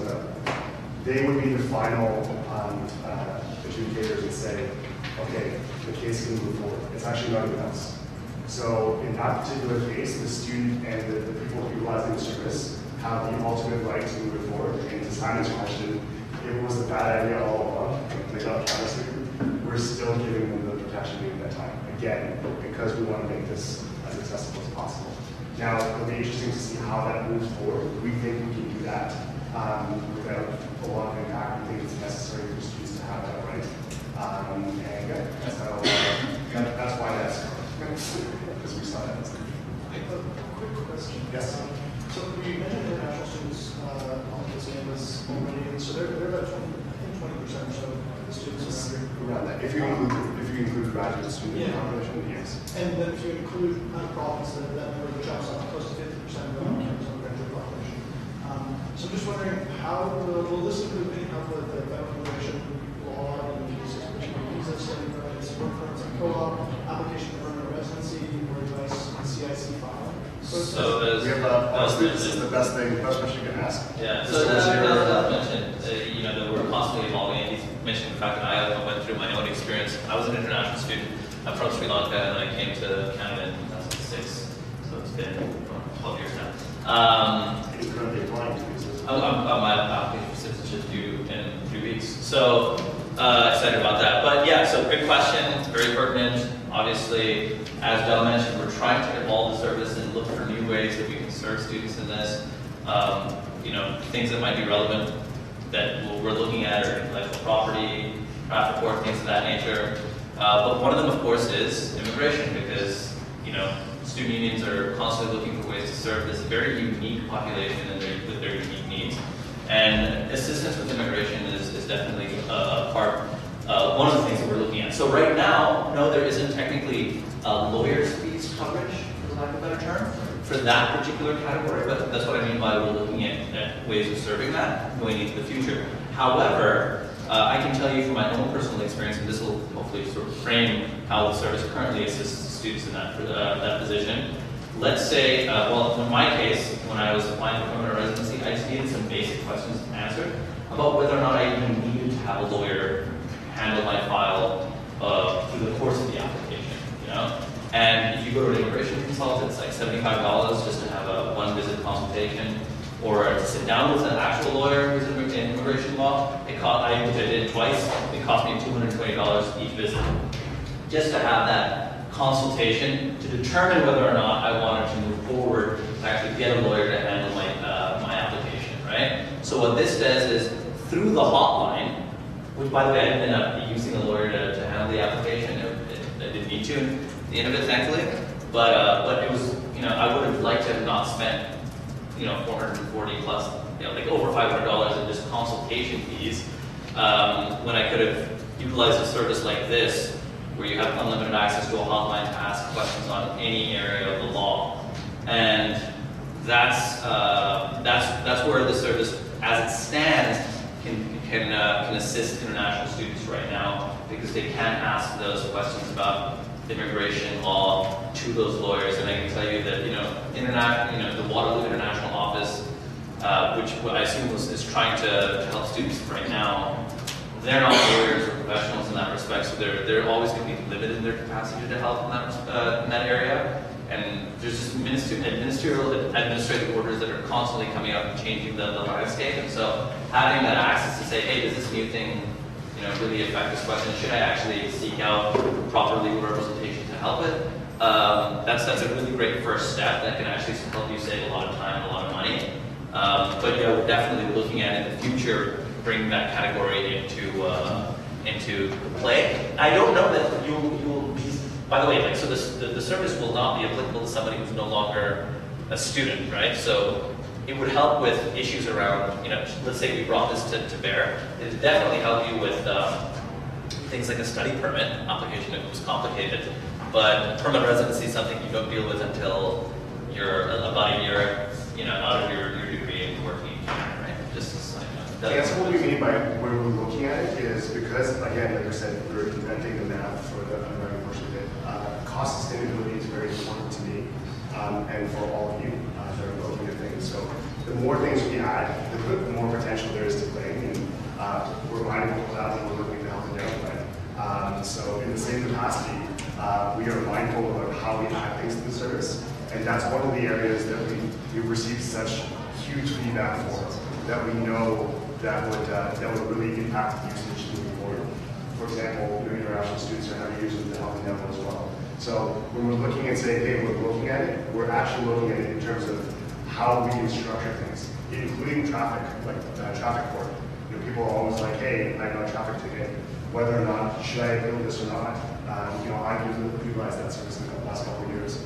And most probably came to the University of Waterloo that we're interested in Osmond studying monthly is how we can cover intellectual property. That's something that's very big for us, especially for something like the University of Waterloo, Queens, and UT. While students are on co-op and they're inventing new things, lines of code, how does that really fit into the legal framework in terms of ownership? Obviously, that's very complex, but that is a big area that we want to add to the service because we know that is very important to students and staff in the area.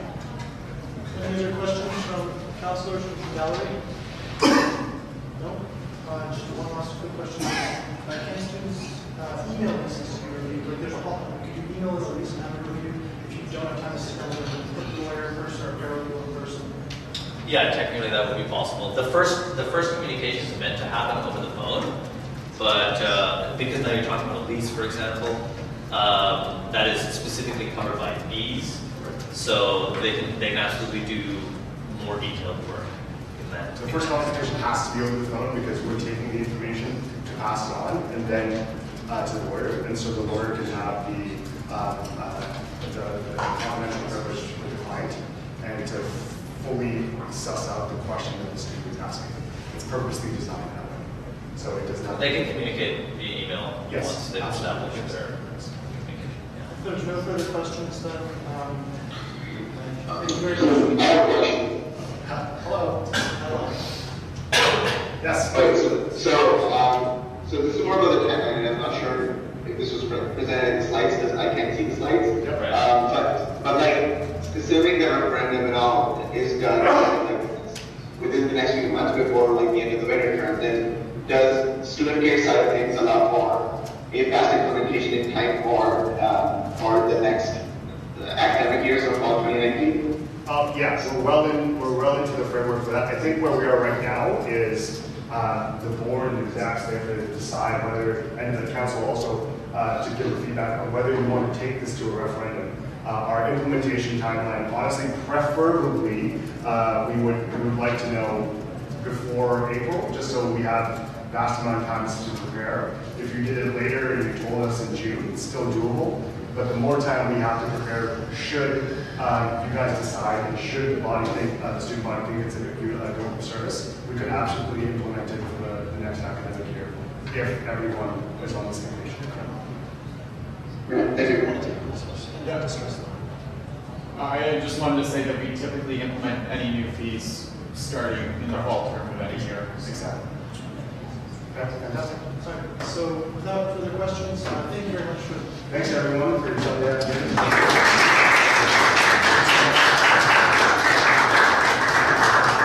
And we're going to take a 10-minute, let's say 5-minute recess. Be back at 2:10, please.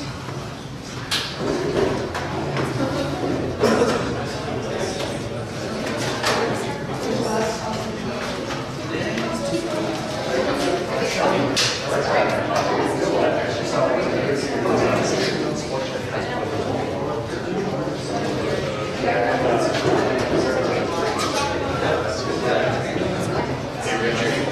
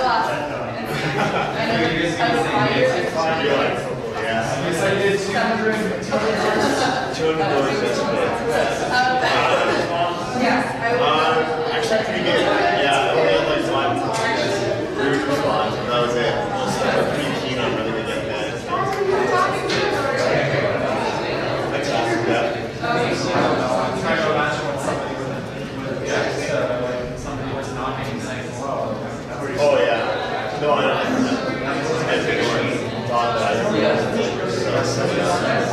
your answer?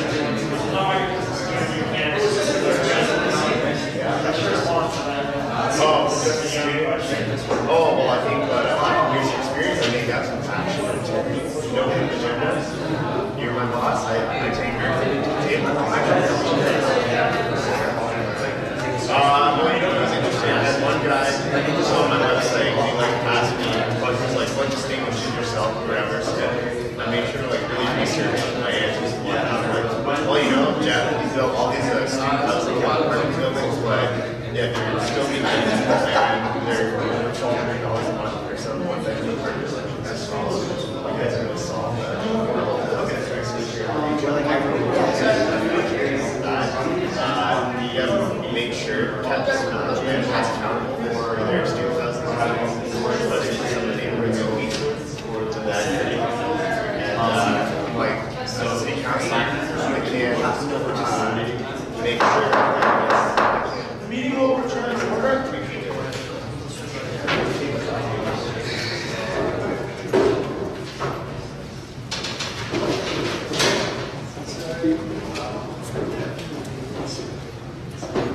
All right. Okay.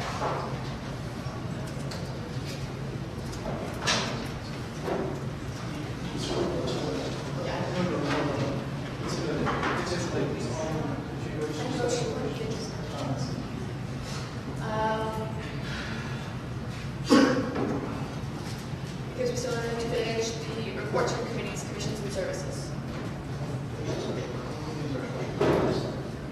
Oh. Okay. So. Special orders for the conditions. Legal service. Legal service provision that is cancel and then I think last week.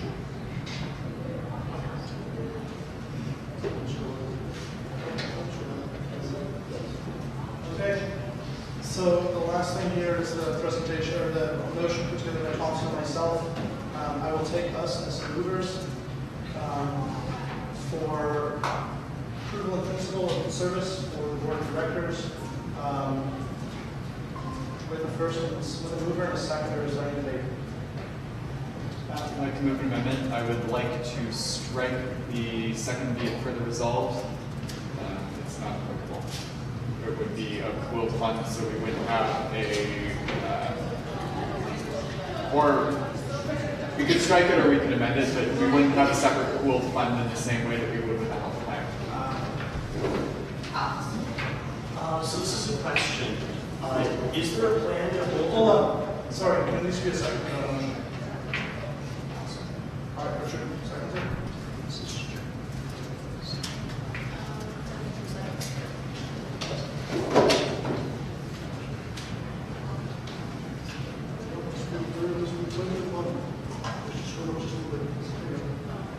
Okay. So we're going to strike the second result? The second be it further resolved. Sorry, the being funded out of levied member dues and require a separate administered fee. I think I might have misread, actually. Because that doesn't do anything with pool, it just says it can't have the fence fee. Yeah, sorry. I think I was looking at something else at some point. Do you withdraw your motion? Yes, I do. Okay, motion is withdrawn, debate is back on the floor. Alex, you have the right to speak first. Okay, so I have a question. Are we going to be holding a referendum on this, as was suggested in the previous presentation? Mainly because this is a relatively large cost compared to fence fees right now. I think it would be best if we did have a referendum so students could have their say. So yes, the answer is yes, the board intends to. That was the purpose of this motion, to get a green light from council before doing anything like that. It's also worth noting that relative, you said relative to the fence fee, but that's not a good comparison relative to the other feds administered fees, which this would fall under. This is actually a very minor fee, $9 per term relative to, correct me if I'm 96 a year, 54 for dental, and 120. 55 for health, 45 for dental, or 90 for 90, So, 31. and how much would this be per student? $9 per student per term. Oh, okay. Well, we'd have to discuss it, how we're gonna administer the fee, just because it's the $28 for the year, and depending on co-op and everything, that's just something we're gonna have to discuss. I say that was like the structure line that Dell and Awesome had in the presentation for us to determine those points. But yeah, it'd still be the $28 for the year, and however we figure that out. I would like to just move to amend the very first be resolved to reflect the current Black Affairs as presented. Okay. So how would you like it to read? Coverage and I just get. I did not show the link, but I'm sharing the screen. Coverage, like, I can get rid of that? Yes. Okay. You want to strike out? Yeah. Can we just move it as presented? That way there's. Can I get a motion that even a screen share? Sorry? Seconded. Second. Oh, okay. Alright, and then you're talking to me on the screen. Okay. Alright, and we have people who want to talk on So there's a second. On that. Does that motion carry, or is there any debate on the motion to remove the limits from the first clause? Seeing none, we will adopt this by consensus.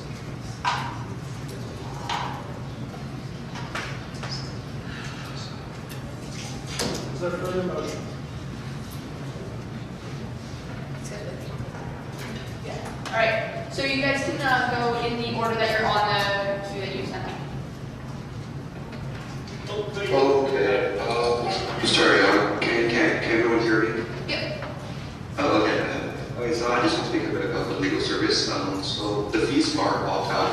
So as a student, if you don't need the service, you don't have to pay for it. If you do need the service, it's only $9 a term. So from a financial standpoint, I think if we vote in favor of this, we're not actually burdening any students. We're simply providing the option of enabling a referendum. So what that means is, from a financial perspective, students are not being coerced into paying extra fees. So we're not making fees go up. Also, as council, we're not actually implementing a legal service, which means even if you vote on this, you're really voting on enabling the referendum. So you're granting students the capability to decide for themselves whether to have this service or not. So I just wanted to bring that up in case there are councilors who do not support this, or who might feel pressure from the constituents to go against a legal service. Just know that we're not voting on a legal service, we're voting on enabling a referendum, so students can decide for themselves about the legal service. With that said, I think during the presentation, it was also mentioned that there is a lot of data to support this motion. Students are interested in the legal service. They want a way to be accessible, an accessible way to speak with legal representations. In the survey, it mentioned that a lot of people felt they were wrongly treated, 30% of students, but a lot of those, they don't have access to these representation, but they felt that if they did, it would be really helpful. So what this means is that there is a strong demand, there's a strong need among students, among our constituents, for a legal representation, so that they have access to this second help in case they ever run into these situations. So that's why, as feds and counselors, I would be very much in support of enabling students to have a referendum, so they can decide among themselves whether or not to have the legal service fee. So along this line, I also collected some pictures from some public forums of students who have expressed the need for a legal service. Could the speaker or secretary pull up the PowerPoint called tenants pictures? Yeah, okay. So,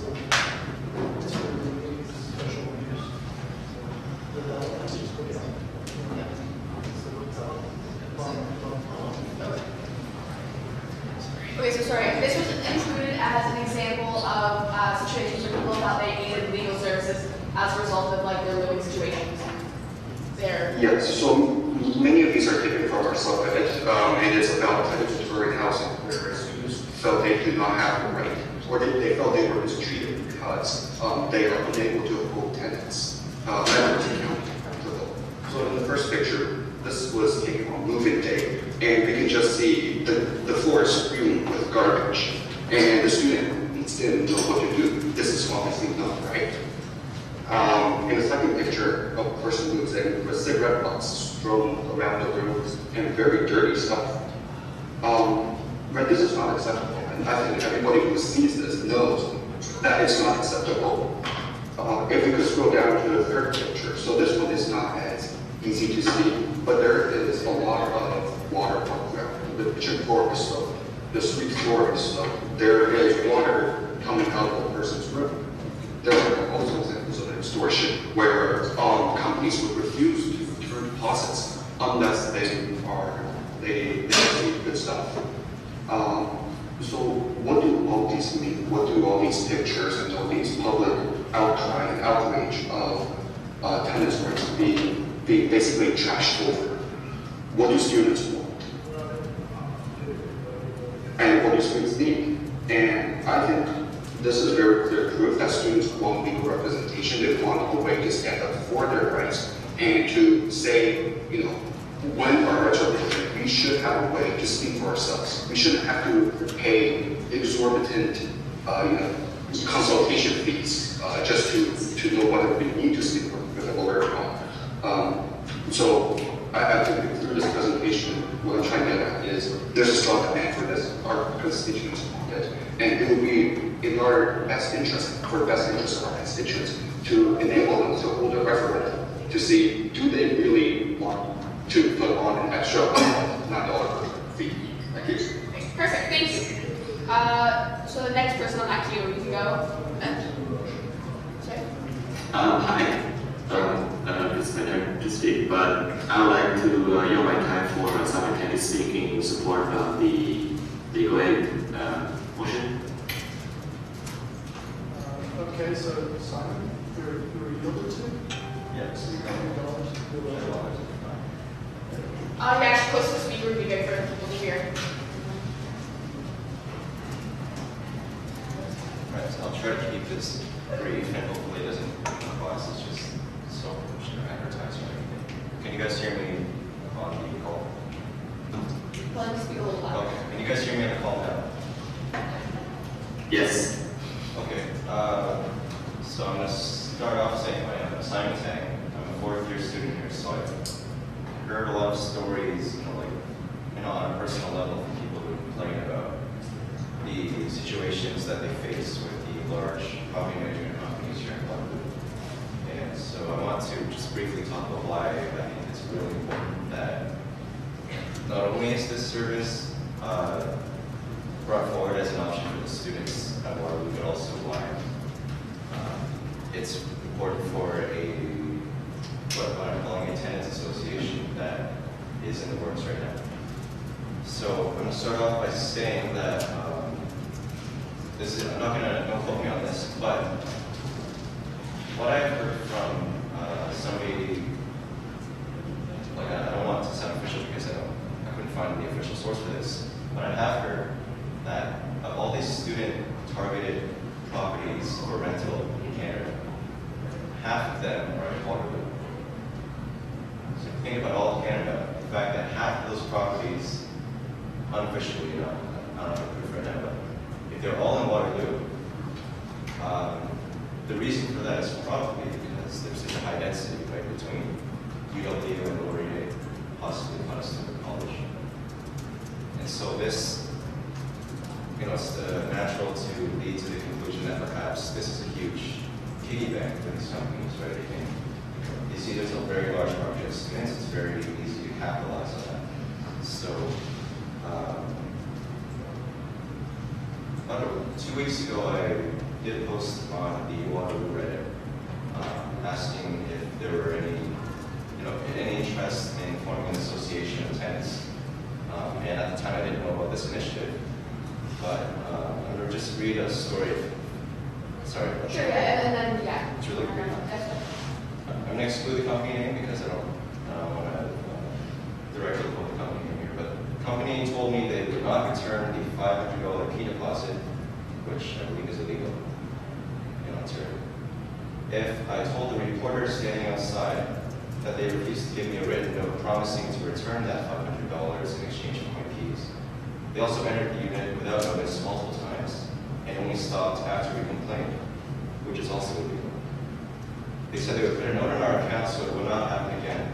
This implies that in general, they don't see the need to give notice before entering a unit. Our neighbors have had a similar experience. The company does not care about the law. So, that kind of story is just one of possibly hundreds of thousands that have happened in the 4 years that I've been here. And it would,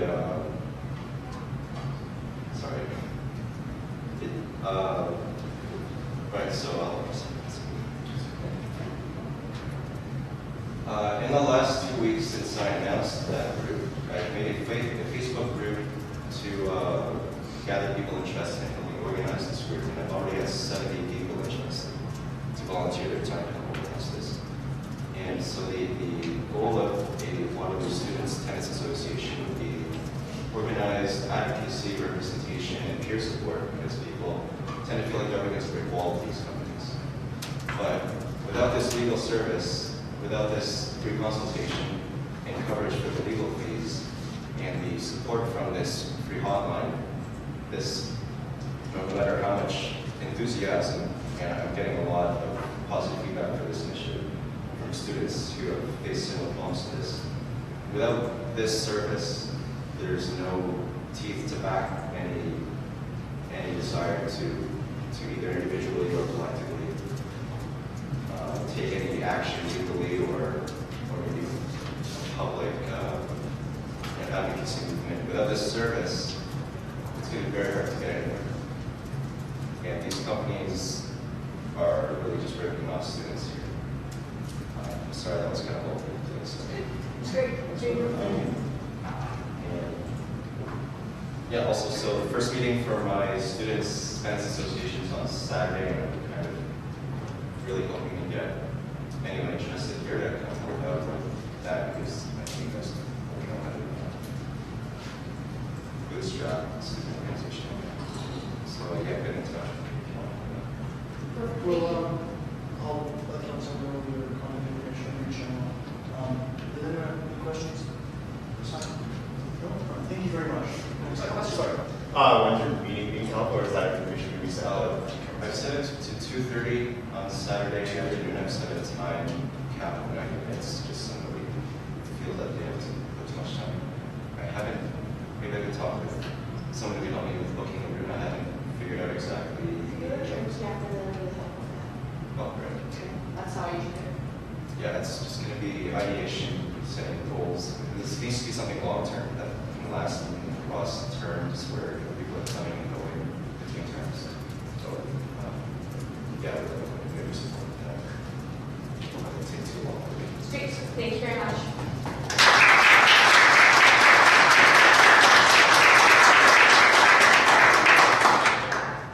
Dion, you're up next, and then I'm going to suggest we bring this to a vote. Okay, Lois, speak, I think, is before me. Yeah, I think I was before me.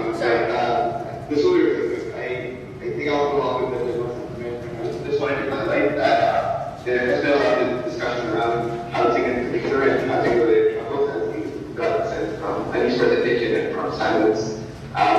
You know, and I think like anyone who's been on the Reddit recently, it seems like that this is a common topic of discussion, and it's probably best for us to capitalize on this train and approve this legal this approval in principle for this legal service, so we can join this conversation and not just for the benefit of our students, but also make it seem like the union and council is right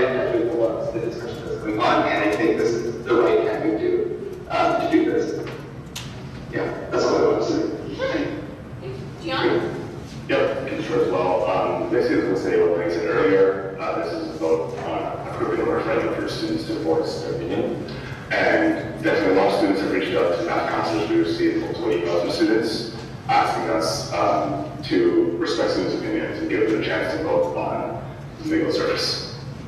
That's all. Awesome. All right, so in that case, I think it's time to bring this motion to a vote. We are voting on the motion with this limit piece removed, so it's as it is up there.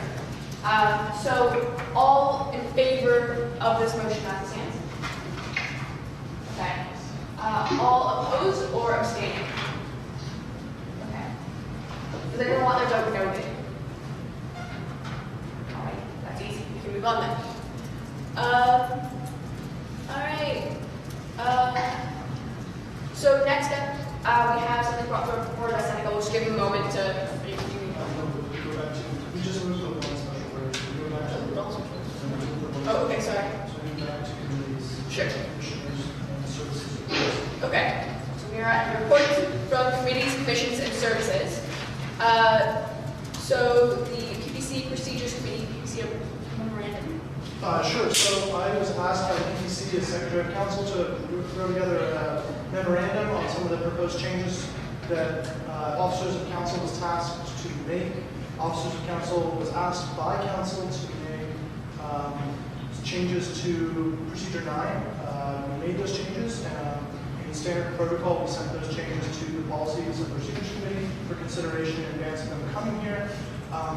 That culminated in a couple joint decisions by the PPC. The first one was to recommend for adoption changes to Procedure 9 that would have new policies. If they're corporate-related policies, before they don't get voted on by council, the board of directors would get to issue an opinion on it to council to inform council's debate. Similarly, to have council board recently gave new consultation powers to council on bylaw changes. So it would couple well with that PPC thought. The other thing was it includes a rescission of policy 49, sustaining safety, at a time determined by PPC. The reason it's a time determined by PPC is so that as this new procedure gets implemented, then there's not a gap between policy and procedure, that there's no vacuum in terms of what we're supposed to do. So it's just for completeness' sake. This was reviewed and adopted unanimously by PPC. If you have any questions, let me know. Anyone have any questions for Seneca? It's like none of the stuff in the memo is controversial, nothing to do with county discrimination policy, which I know is also on this agenda. We'll get to that later. Any questions? Okay, cool. So then sorry, okay, yeah. So we're going to vote to adopt the recommendations. All in favor? So this is including all the Procedure 9 amendments? This is just Procedure 9 amendments and rescission of sustaining policy 49, sustaining safety. It does not pertain to counter discrimination, which is its own policy. Okay, all opposed? Do you guys want your votes noted? All right, this motion carries. Cool.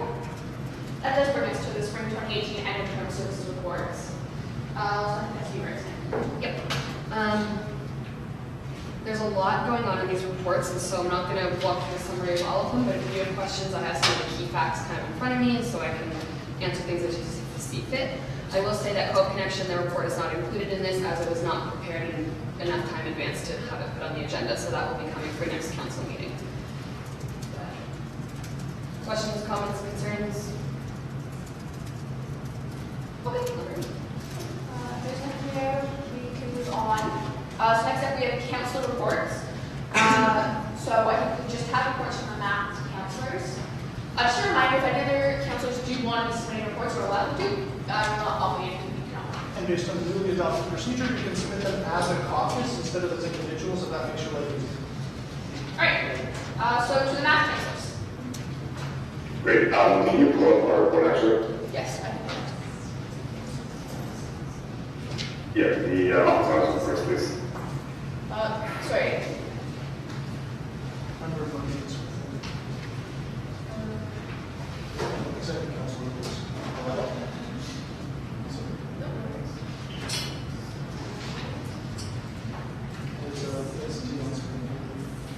Dion, that's you, right?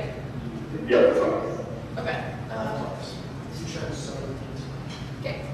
Great. Talking so short, there's more details in the report if you want to take a look and read later. So, in summary, the math counselors did office hours twice weekly in July, and we talked to a number of students and actually sourced a couple ideas which we're working on right now. Some that include generative washrooms, healthier food, and improved parking.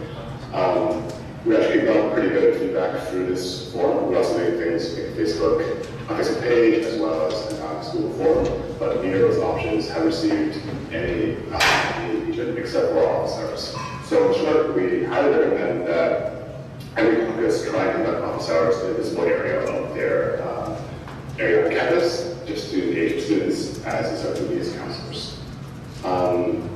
That's basically it for me. If Laura, you want to speak to office hours, or you guys can agree?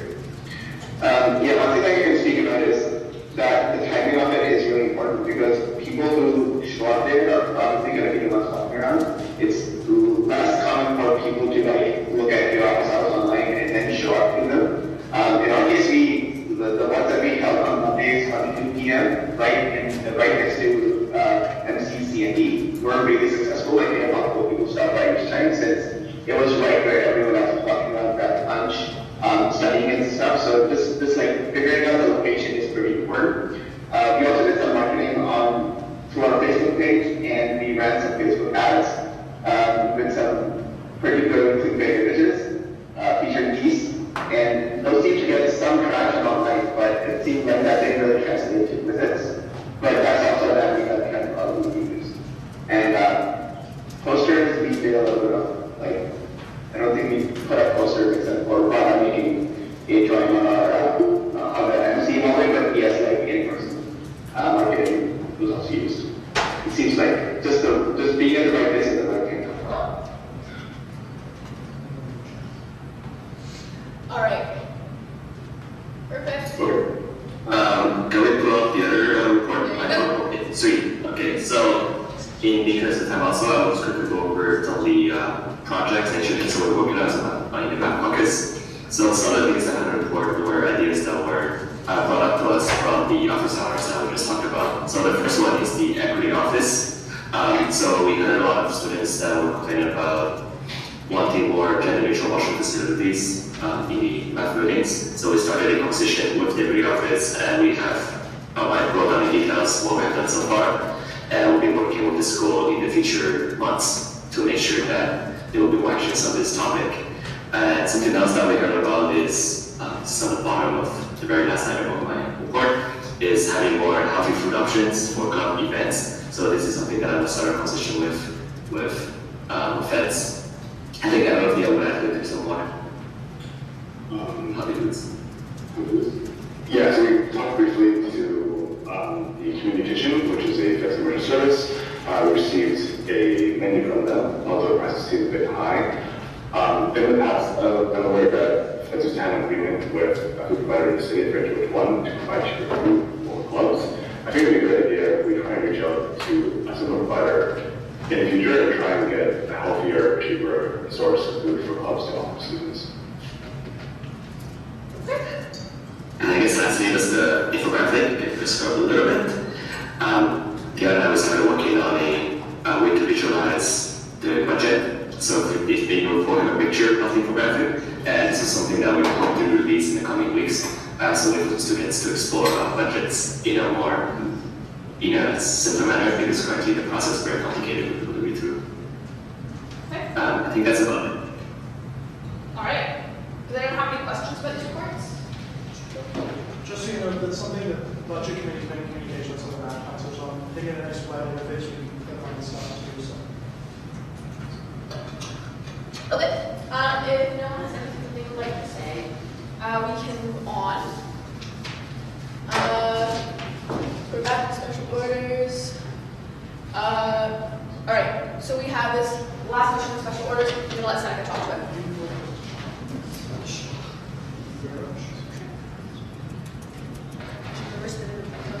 It was in special orders. Okay. As is the presentation. The presentation. There we go.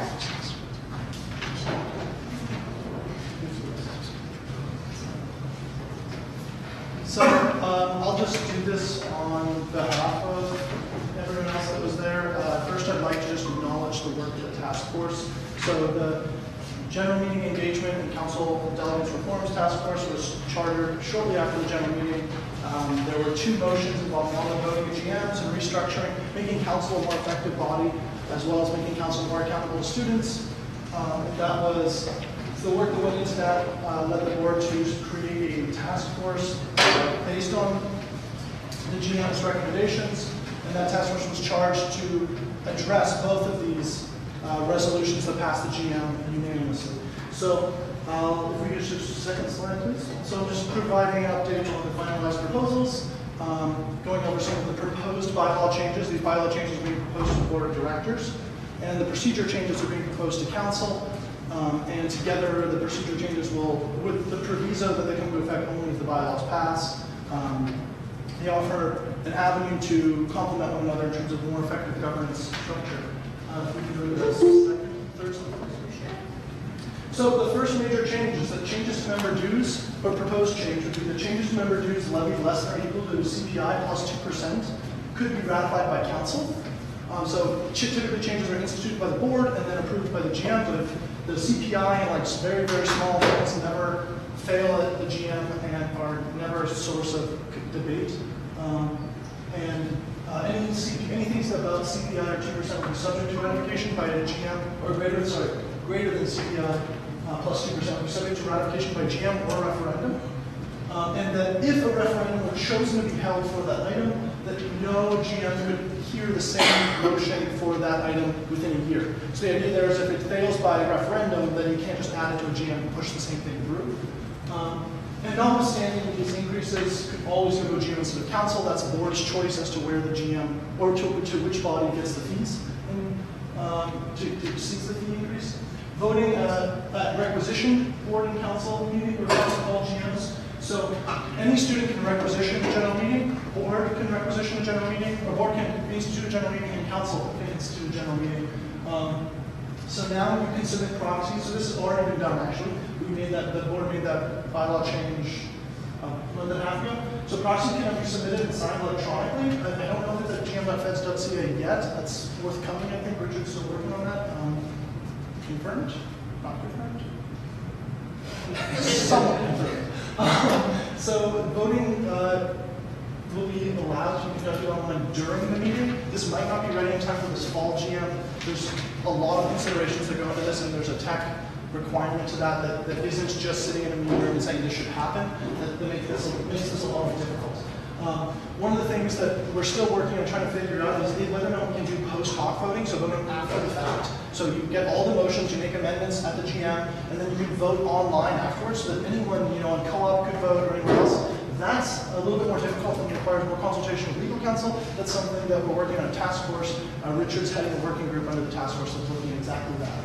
And then this last one would be the councilors can hold up to 30 proxies. That number was kind of just selected based on what is usually the number that people ask for. That was selected by the previous task force. And it would only be for persons within the same constituency. If we can go to slide 4. So changes to the board of directors. So it's an important note here to start off with that as a corporation, the board of directors is kind of our highest executive body, and then devolves authority elsewhere to the executive and to the executive committee and other institutions. Insofar as we are a corporation. So the changes here to the board of directors are not changes to reduce its power. In fact, if anything, some of the powers of the board of directors have been increased, but only where doing so, or only by proxy of increasing council powers or making the GM more accessible, not an actual increase in the powers themselves. So the first thing would be that non-executive directors are selected by students' council, so like hired, like a standard corporation hires its directors in the winter term by procedures discussed later in this presentation.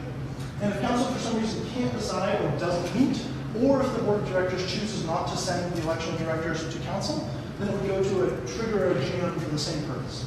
So it would go to a standard process. Now, for filling vacancies by the board of directors, this would be subject to ratification by, sorry, this line is just wrong. I didn't update the presentation, sorry. Let's say the standard mechanism is chosen, is that if you fill a vacancy, the board fills its own vacancies, and then it goes to the nearest GM or council to, allow for re-election, the same way you would normally to solve a problem. And then board can call a special council of delegates meeting, which we'll discuss in a little bit when it gets changed to council. And these are like council meetings that have some of the powers, but not all of the powers of GM. So that board, that's one of the new powers of the board. It's the same way the board can call a GM. It can also call council delegates. So if we can scroll down a slide. So removal and impeachment of directors. So this is based on the position. And this is something that I'm sure will be debated at the board of directors. But the purpose here is that council can remove directors depending on their station. So a non-executive director can be removed by 2/3 majority vote of council, provided notice, of course. If the removes director is a council director, then council can immediately vote to fill the seat for council membership. If the removed director is an at-large director, then the standard vacancy process and the bylaws is followed, i.e. board fills the vacancy, council or AGM ratifies that decision at the next regular general meeting. Removal of executives. So right now there's only one mechanism to remove executives, and hopefully we'll never have to use something like this, but that mechanism is 10% recall referendum, and since the executive's constituency is the entire undergraduate student body, that's 10% of the student body, so 3,300 people or so-ish. This would add a second mechanism by impeachment, that would be the board has to recommend to impeach with a 2/3 majority of the board of directors. Then council has to vote to remove the board's recommended impeachment of the director. And that requires a 3/4 majority. And then the board can appoint a pro tem executive or can distribute the powers of the executive across the directors as it so chooses until a by-election is called by council, or if it's in a winter term, until the next regular election cycle.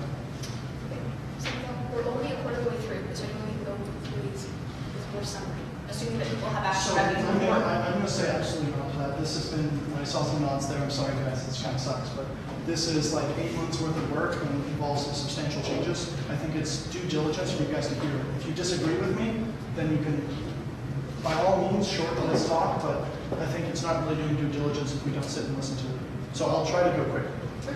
Would councilors like more time to consider all of this in general? Just for reference, there really isn't time to consider more of this unless you call another special meeting, because the task force, by order of the general meeting, was required to finish its work and have the prepared bylaws ready for the October general meeting, which is the 25th of October. So unless you want another special meeting, chances are there isn't time. Yeah, I'm not sure about our councilors, but what you're proposing is very broad and very substantive, but also very impactful. I think something that warrants having a special meeting to discuss, because that's a lot to go over, and it has a lot of detail to it. And I think we ought to be able to have a special meeting to discuss only this topic and discuss it in detail. So I'm not sure about you guys, but that's something we're really interested in. I would suggest that council not do that, as this task force has been met for the last 8 months with representation from all the governing bodies of the corporation. And at-large members. Pardon? And at-large members. And at-large membership, to come up with changes as were requested by a general meeting, which we were bound to follow.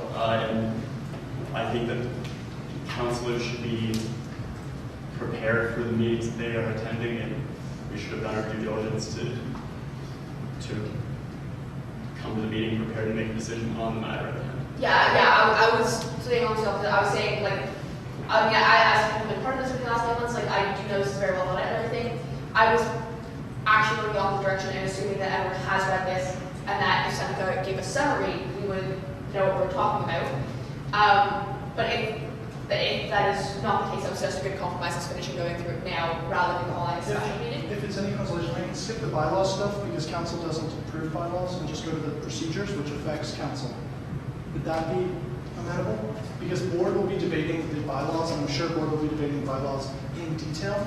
Because there's some bylaws, there's some recommended changes that I'm sure will lead to some good debate. Is anyone uncomfortable skipping over the bylaws? Should I say time? Anyone uncomfortable? Okay. If there's going to be a motion saying that there's a recommendation in principle, then yes. Is that our motion? Well, it's on the record, I guess.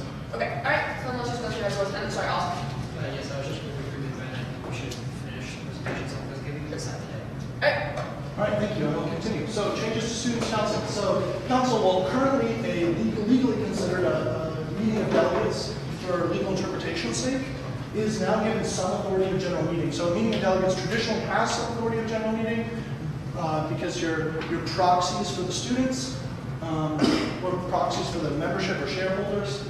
But that interpretation, while legal interpretation, isn't reflected in our bylaws and kind of leads to some issues in terms of how accountability works in our organization. Notably, accountability of the board of directors to the student council and also accountability of the student council to the membership. So one of the changes we're recommending now is that the president is the speaker of council and will get no vote unless council is equally divided or unless the president gives up their seat as speaker. So council can either appoint a different speaker other than the president, or the president can resign from being speaker. Either way, then the speaker will not have a vote unless it changes the outcome, or unless the body's equally divided. So board appointed secretary of the corporation, the recording secretary of council, unless council elects their own secretary. This has been about 2 years of recommendations from former secretaries saying that we need to streamline this a little bit. So chair of the board, currently a non-voting member of council, and that stays the same. Will now be required to provide regular updates to council, summarize the actions and operations of the board of directors within the limits of confidentiality. Other changes, councilors will have to act in the best interests of their constituents as delegates. And delegates is a legal term. You are legally obligated to act in the best interests of your constituents. And more on how this is achieved and enforced will be discussed in the procedures and from policies and procedures committee there if this motion is referred to policies and procedures committee. So the council delegate session. So once per term, we schedule as the third regular meeting term, a special type of meeting that acts as with some of the powers for general meeting of the corporation to be called, except during the winter term. So what specifically can council delegates not do that a GM can? Well, basically any section change to bylaws that affect the organizational structure, that affect council, that affect the board, that affect the powers of the executive, that affect remuneration, that affects delegates themselves, that affect, so most bylaws that we get ratified by a general meeting cannot be ratified by student council. The exception is bylaws that are, so currently the board can pass a bylaw. If it's a section 131 bylaw, then it goes into effect immediately without ratification by a general meeting. The problem there is if that you can sign a contract with it, and then if the general meeting then rejects that bylaw, that contract is still valid. In this case, if the board were to pass such a bylaw change, it would come to council. Council would say, okay, you can do that, ratify the bylaw in there, and then that, or not. And so you know the answer a lot sooner as opposed to waiting 4 months for the next regular general meeting.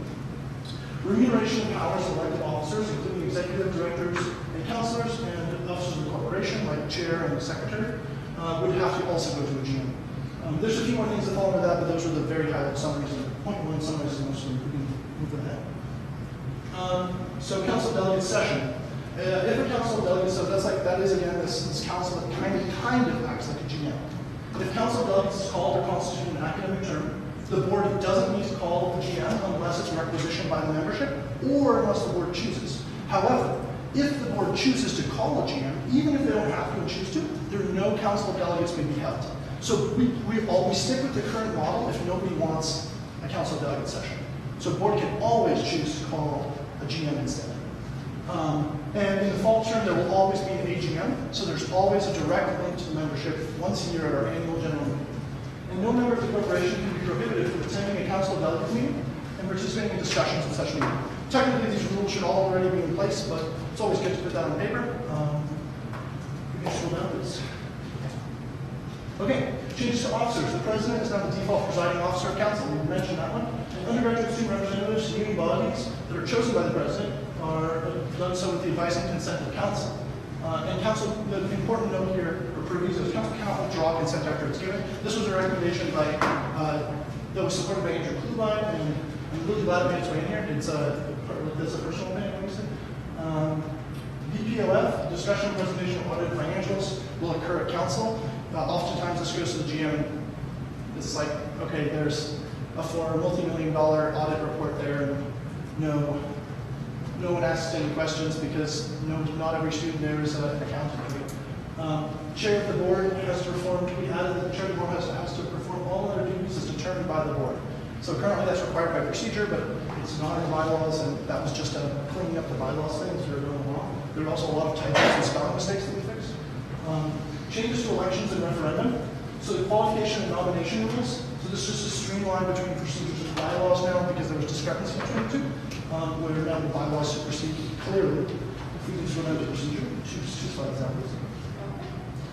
Procedure 9, meetings of students' council. So, special rules for handling the council delegate meeting. The meeting agenda has to be submitted earlier and distributed to all the membership, not just council. And there's the ability for the board to submit items just like normal, but also at-large members to submit items via the board, not via councilors. Ordinary business for delegate session, similar to GM items, it's following ordinary session standard. Rules for discussion, all Feds members are allowed to speak. No limitations on the number of speaking terms, but this time per term can be limited in the interest of allowing other members to participate, just like in a GM. And you can still call the question, of course. And voting, most votes will automatically be counted and recorded as opposed to just putting whether the motion carries or not. Proposed procedure 30, selection and removal of directors. So since the winter general meeting is being replaced by council delegates meeting, council will be electing the directors for the coming year. Yes? Sorry, could you submit a little bit? Which one? No, you can keep going where you're at. I just Zoom want in. Oh, sorry. So now, because we're hiring directors to serve these directors, keep in mind, directors are not representatives of students. They are students, but their sole job is to act in the best interest of the corporation as stewards, the same way a trusteeship board works. So they're trustees on the corporation, acting on as in the best interest of the corporations, and for the most part, acting in the best interest of the corporation, which balances the need for the student government council to act in the best interest of students. So in this model, the council at large seats on board would go through an online application / questionnaire. There would be a screening panel that would be a joint board council committee with at-large seats. And the proviso obviously would be that no person trying to get reelected to council or board or wanting to be director would be on this body, this panel. The panel will write a summary report with the information, giving their general opinions on who is suitable, but not a list of who to choose. Just, is this person qualified and what other pertinent information would be valuable to council to make a vote? And then the report would be published with the council delegates agenda, so all members could come and participate with it. And then at the meeting, there would be general discussion, and the report voting on the directors would take place on the city ballot, just like normal. We'll just go to the next slide, please. So procedure 30, selection and removal of directors, continued.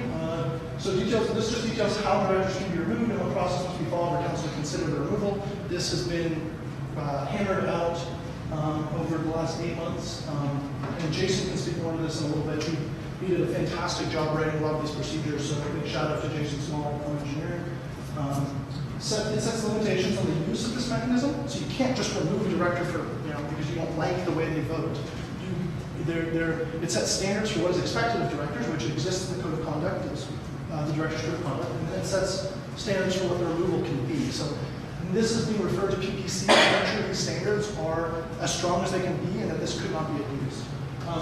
Rules for executive impeachment hearings are also there, so there's a strict standard on how impeachment proceedings can happen, because obviously that's clearly disruptive to the organization and not necessarily good for the organization. But again, it would never happen unless the board of directors was recommending it to council. So proposed procedure 32, councilors' code of conduct. Councilors are expected to represent the best interests of their constituents and consult with them as well as their society. And if they don't, there's penalties in here for how that happens, including the opportunity for ejection from council for a single meeting, the inability, or removal from council, the same way not attending generally can be apt for removal.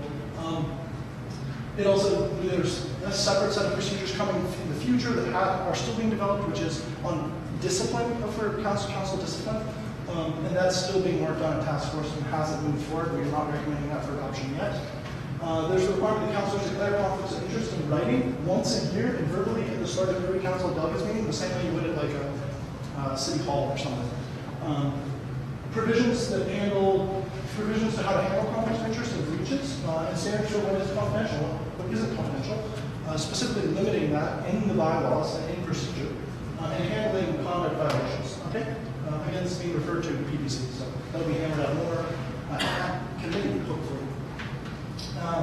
So we added a nomination form agreement to comply with the code of conduct. So when you you go to vote, to say, I want to be a counselor and get the nominations, in order to get your 25 nominations to be eligible to run, you have to agree that you will abide by the code of conduct for being a counselor, which is, again, that you have to consult constituents, et cetera, et cetera. So confirmation vote rules for unopposed candidates, we implemented these. These were never put into procedure, the elections and referendums procedure for council, and they weren't added to the bylaws. So we went ahead and took what the board wrote, added it to the bylaws, because it is part of the bylaws, but it's not yet part of the procedure, so we included that and fixed that. If you scroll down, please. Procedure changes forthcoming. Proposed board general meeting procedure review will be recommended to the board of directors and not come to council, because that will decide, that will be how does the board handle certain general meeting related stuff. And updating on our council agenda on multiple sessions, a regular and delegate session. So dotting the i's and crossing the t's. And then of course the legislative discipline, and those will be coming in a month or 2 months. We're still working on something. That's it. Oh no, sorry, I lied. So next one. So we've been working to have town hall structure. So before a council delegates meeting, there would be a town hall. It'd be conducted like openly, not in this closed room, hopefully. And there would be a town hall where students can directly engage and ask questions of the entire council, of the officers, of the executives, and the chair of the board. And the town halls, yeah, offer students a chance to engage directly with their elected leaders.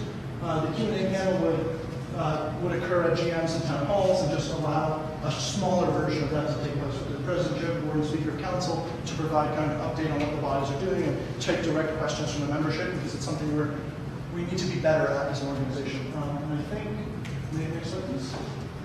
This is the last slide with text on it. I'm really sorry, there's just a lot of information there. So again, online proxies, online voting their meetings concurrently for now is being developed. Proxy stacking, adding multiple proxies for an individual, but only if they're by law a representative delegate of students. So that's a summary of, sorry, I'll add one more. Guidelines for the annual general meeting. So basically, this is kind of what we're arguing with, is that if something's technical and prohibits members from being able to participate in their direct governance in the general meeting, we should move those things away. Because if it's going to take a lot of quantitative discussion, that should be happening at council. We should be not prohibiting members from participating simply because they don't understand something. So reduce technical barriers, and the board should be recommending adoption, rejection, or no opinion on each item of business on the general meeting agenda, so that the students know what the board is expressing as this is in the best interest of the corporation and this isn't. At a requisition special GM or AGM and Q&A panel of the president who conducts the meeting, the chair and the speaker should answer questions and take recommendations as well. So that's kind of the summary. Again, the final bylaw approval will be conducted by the board. We're just asking council to recognize the 8 months worth of work done by the task force in development of this. We'll be hammering out those bylaws in the board because the board controls the bylaws. So the majority of this is delegated towards council's implementation of procedure with the proviso that those bylaws actually come into force. So if the bylaws don't come into force, the procedure means nothing. So. All right, does anyone have any questions? Can you repeat that? I'm really sorry. Just try.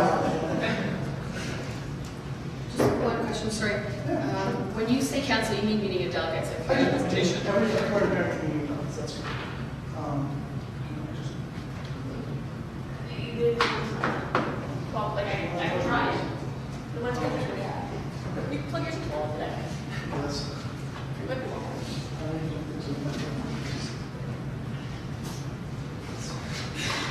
Not the house, okay.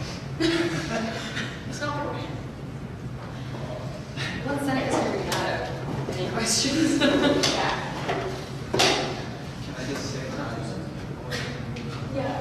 No, can I just say, like, thank you for all the hard work in the last 8 months. You guys have killed it. We see great changes, and we're looking forward to bring this to board. So, yeah, I just want to say thank you. Thanks, Johnson. That means a lot. Like, it has been a lot of negotiation and work. We have at-large members, counselors, and directors on there, so it's been, I don't know, it's been a long road so far. If no one has any questions, yes, okay.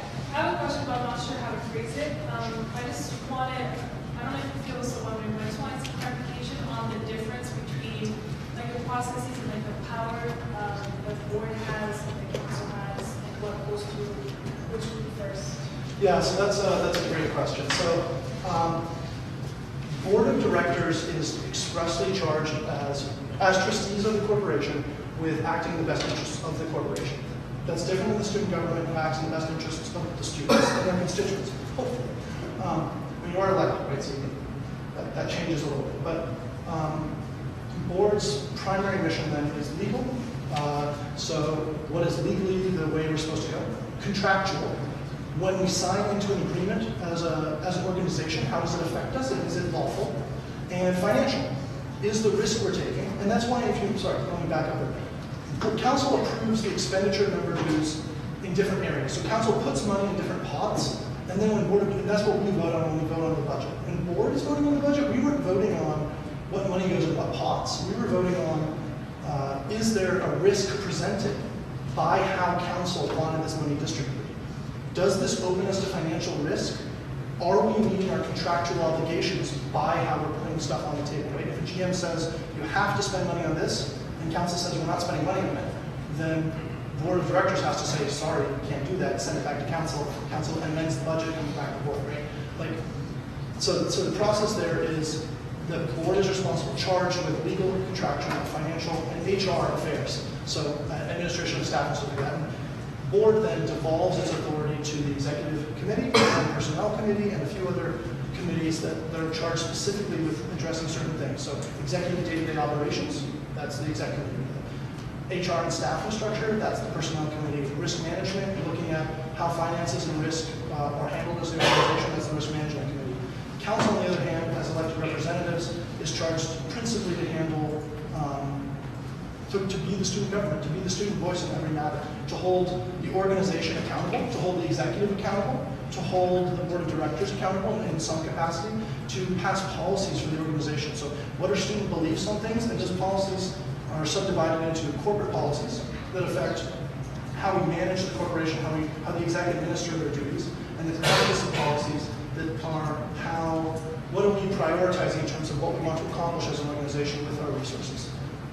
And so those policies, the officers of the corporation, which includes the executive, have to enforce those policies to the fullest extent possible. The presumption they're under the law, because if the policy contradicts the law or contradicts contractual obligation, then we won't have to. But insofar as we are able, we have to enforce them as fully as possible. So council is, if you want to think of it as an analog, council is like a legislative body. The board of directors is like an executive body, and the exec committee and the executives themselves are to whom the board cedes that executive authority. And the bylaws are the constitution of the organization on how that power gets ceded to these different groups. I hope that makes sense. Does anyone else have any questions? Okay. If no one else has any questions, I think we can bring this to a vote. We need to move for a second. Oh, yeah, sorry. All right, so somebody you're good? I'll move it now. All right, do you have a second? All right, so Ben? Thanks. I'm setting that down. So all in favor? Yes. Okay, discussion, sure. I would like to speak against this motion. Notwithstanding the amount of work that this body has put into this suite of motions, I have some serious problems with a lot of the stuff in here to a level that I think might be irreconcilable by amendments. It's omnibus, and I think people were just provided with a clean version, not the actual full list of edits that have been made, contrary to the first, contrary to what we currently have. I have some concerns that a lot of the stuff is outside of the scope of what this body is supposed to be dealing with. If people want to look at Article 4, Section 2, Clause 1, I don't think there was ever a discussion about this body deciding how fees would be determined. people want to look at Article 7, Section 7, Clause 5. I think that there's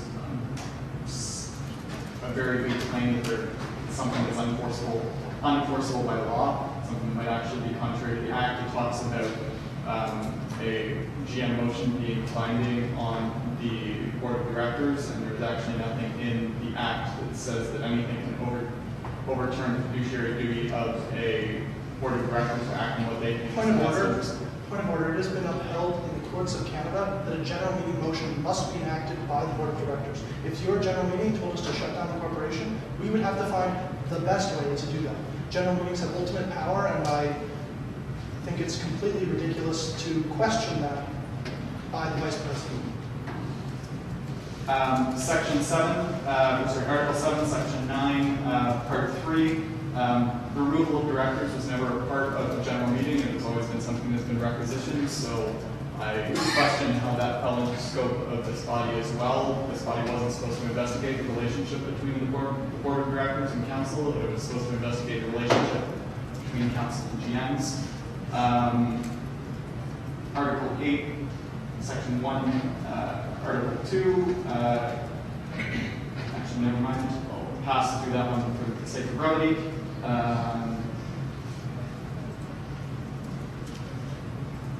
Sorry to interrupt, man. Actually, can you turn on your speaker? Yeah. I just realized.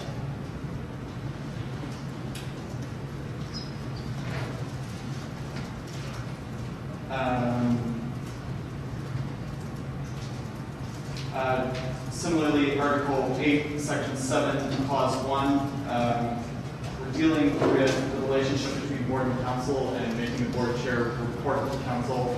Currently, the board chair does not report to GMs, so this is another change that I think is outside of the scope of the original. Point of order, point of information.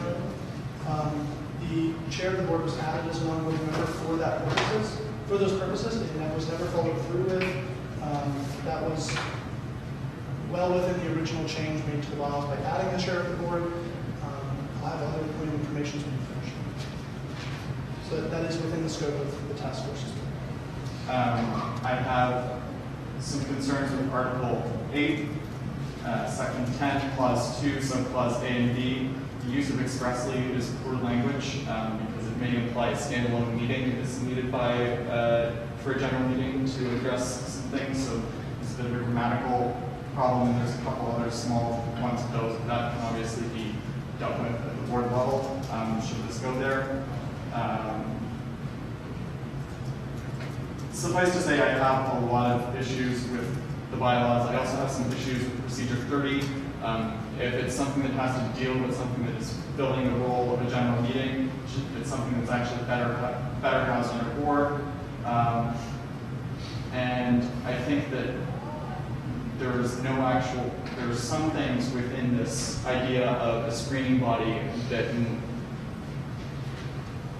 kind of concerned about what happens if we can't actually fill that body. If a lot of directors want to run for re-election, which is quite a real possibility, there's no provision for what happens there. I also think that we've never had problems in discussing eligibility of directors in the past, so I have some concerns there as well. And, you know, I just feel there is a lot, and that's the point of it. It was supposed to be a very comprehensive review. I'm expressing a lot of things here. Sorry, I didn't write a deck of speech. I just have a bunch of points in front of me. I also want to point out that this is not something that you guys expressed in the past if you don't want to. The board has more limited options at its disposal to meet the resolution of the general meeting if it wants to. Yeah, that's it. Thank you. Okay. Before we go on too much, I want to say I think we should put a time limit on this and not discuss this for more than like another 10-ish minutes before we bring it to a vote, or table it. But we do have a lot left to get on the agenda. Okay. So, response. Sure. So I'll start with fees. The Vice President spoke to fees being outside of the purview of the task force's, changes to fees being outside of the purview of the task force's scope. I would say that's completely incorrect. The general meeting deals with approval of fees. The purpose of the task force's work was to look at what things that the GM does currently could easily be moved to council. And the task force felt that fees that are just adjusting for inflation and a small percent cap would be very reasonable to be approved by council. And we agreed that everything else should remain at a general meeting or go to a referendum otherwise. We were also given the authority over making recommendations pertaining to, or scope over with recommendations pertaining to referenda, which includes referenda on fees, as we discussed with the legal service. So the fees is well within the purview and scope of this body, and I think saying otherwise is misleading council. With respect to removal of directors, a general meeting can remove directors. As the vice president brought up, the removal of directors is a power of this task force looked into the relations between council and the general meeting. Removal of directors is a power of the general meeting. Thereby, it is within the scope of this body to look to explore whether that would be better filled by council. And similarly, the hiring of directors, selection of directors by the general meeting is also something that is done by a general meeting. It is within the purview of this body because the scope of our work is entirely based around, the scope of the work is entirely based around what the responsibilities of a general meeting should be and what is the responsibility of council and how those two work together. And how we hire and select directors is one of those artifacts. I will not reiterate my point that general meetings have ultimate authority over everything, and the board of directors cannot ignore their authority, and to say otherwise, I believe, is a violation of the responsibility to the corporation. I will also say that, I already spoke to filling the director's seats, so most of the points that were brought up, if it's a grammatical point, if it's something that you think should be housed as a procedure under a board procedure, like selection or removal of directors, that's fine. That's a conversation to have. And PPC has directors on it, where some of these procedures will be going, and it might be the recommendation of PPC that should be referred to the board.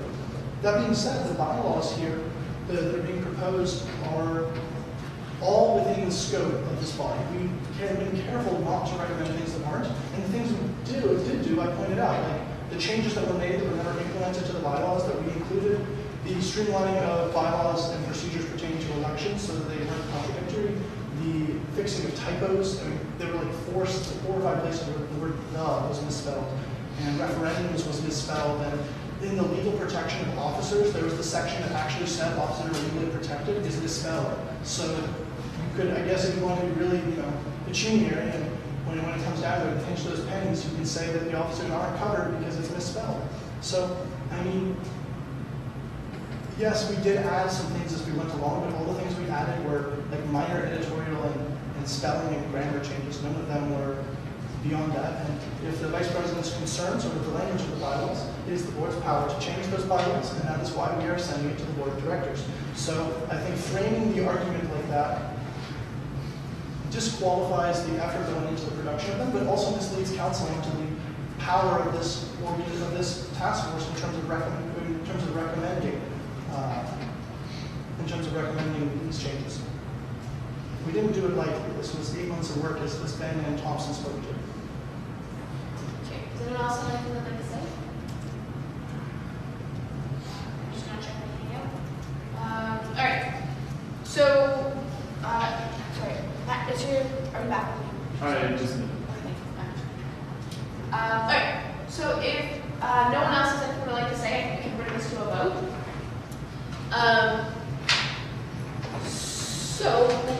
I guess all in favor of the motion as presented?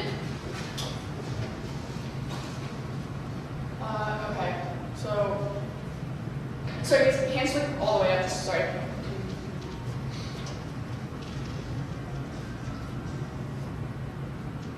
All right, I think that's 12 in favor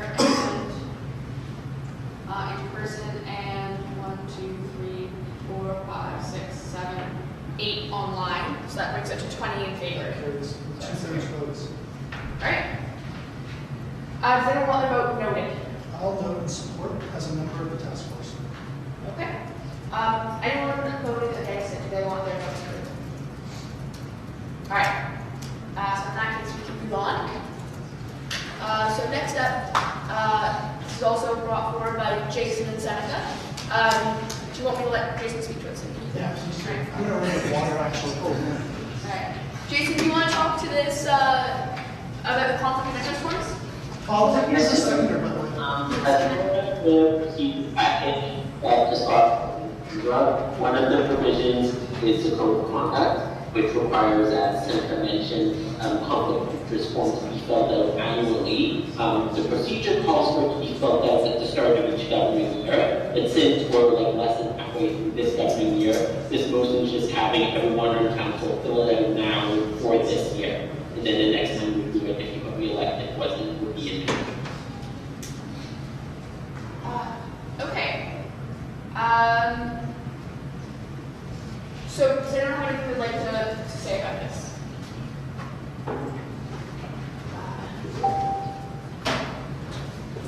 Sometimes it's a good thing to let your membership know that you have conflicts of interest. I would just say one thing, if that's okay. Yes.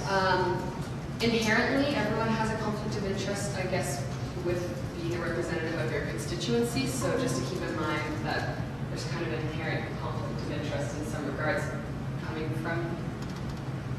Sorry, I'm Oh no, that's okay. I know you're supposed to represent your students, but it also comes with some conflicts there. So just to keep that in mind, that I think we are a kind of a group that we could be upfront in the discussion if needed. Like, hey, I have a conflict of interest, but I don't see the need to submit forms, and that's, I guess, more of a personal thought.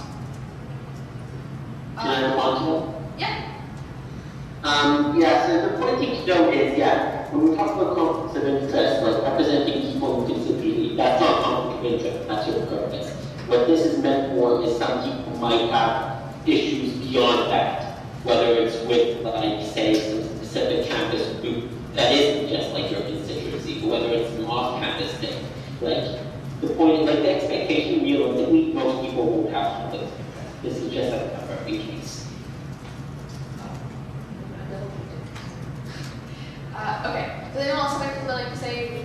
Yes, Austin. Yes, I would also just like to ask a question for you to expand on this. And sorry, one second, Austin. He's going to be able to hear you. Alex, would you mind turning on your speaker? I don't have this up right now. Oh, okay. I'll just or also maybe you can come over here and talk to Mike. We're talking to Jason, especially if he needs to. Yep. Thank you.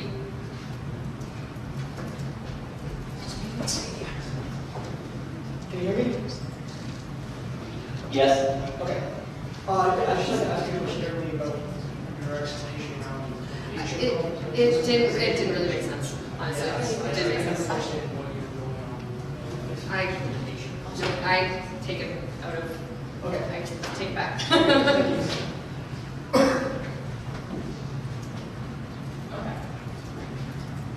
All right. So does anyone else have any more discussion about this conflict of interest form? Yes. Yeah, or if anyone near you has a speaker, that works as well. But just I can just write it out when you ask your question. It's very quick. I just wanted to know the scope of what conflict of interest. Is it present, like activities or groups you're in, or like anything in the past? Like how far does it span?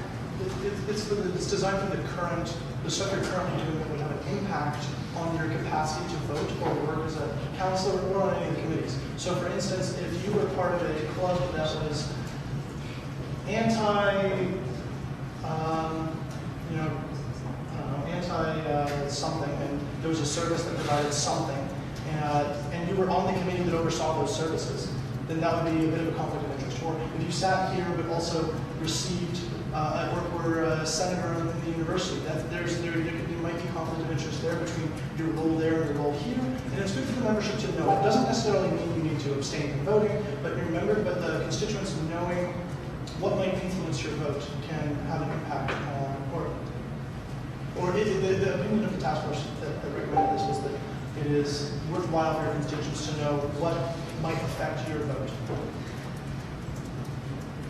and how you conduct yourself.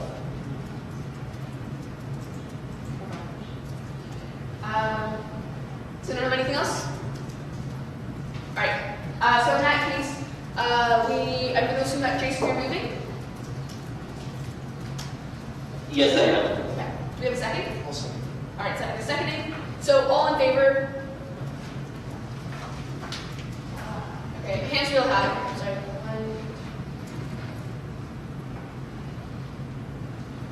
All right, that's cool. You guys look like we're hesitating. Are you?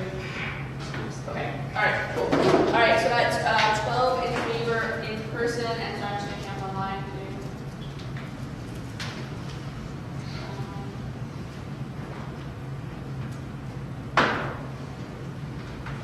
So that's 7 online, so that's 19. So that passes. Does anyone? Don't make abstentions. Sorry, okay. Sorry? Abstentions and then return. Yeah. In case people want to make an abstention. Okay, well, yeah, does anyone want their vote noted? Like, regardless of what they're voting? Okay. That doesn't matter, does it? Okay, perfect. Okay, in that case, we can move on to general orders.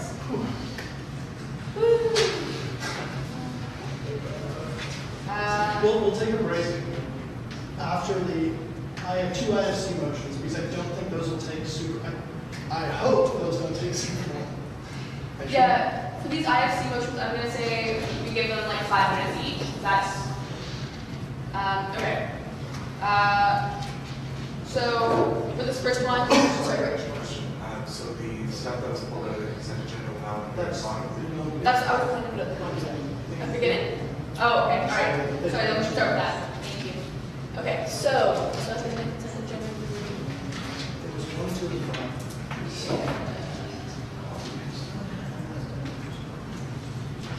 5. Okay, all right. So 1, 2, and 5. Matt, how long do you think is reasonable? I have a point of order on this one. Okay. Under procedure 9, which we approved earlier this meeting, I don't think the board has had the opportunity to provide its opinion as required by that procedure to be read and implement this as required. Do you just want to say that out loud? The rules still come into effect till after the meeting, because we're currently governing the rules that initiated the meeting. We were called to order under the rules of procedure 9 not as amended. Those rules come into effect at the end of the meeting. That's standard protocol, but also, for councilors in the room, that would also affect your ability to rescind motions and rescind policies. So if that affects your vote on anything in the future in the agenda, this would have an impact there. I will also further say this was brought to the attention of the board of directors, and since the board of directors doesn't have to vote on the motion, just has to provide a statement. The board did consider this item on our main agenda, and you can see the minutes there.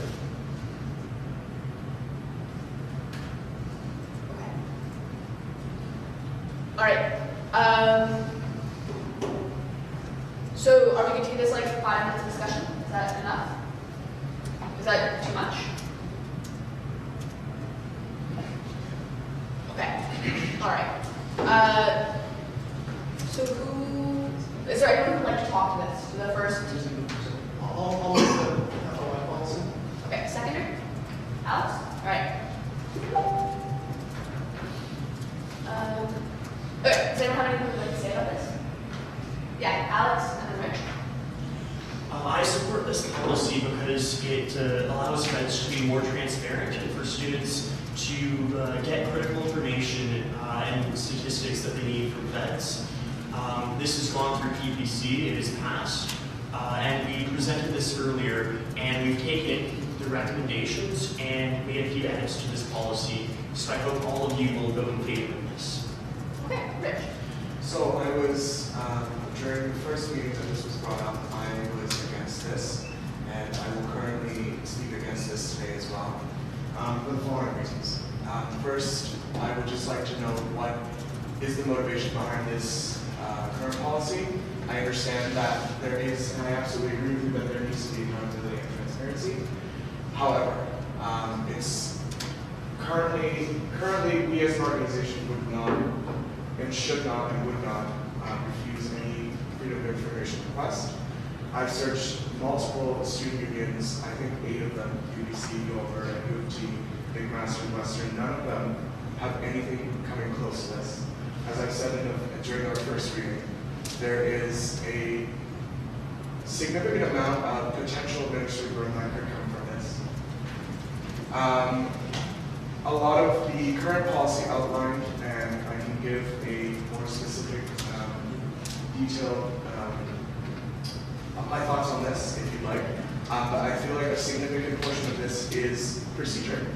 I believe that the policies of corporation, especially on this one, should outline what we believe is to be true, and then anything else that follows, as in how we do it and how we carry this out, this policy should be outlined in procedure.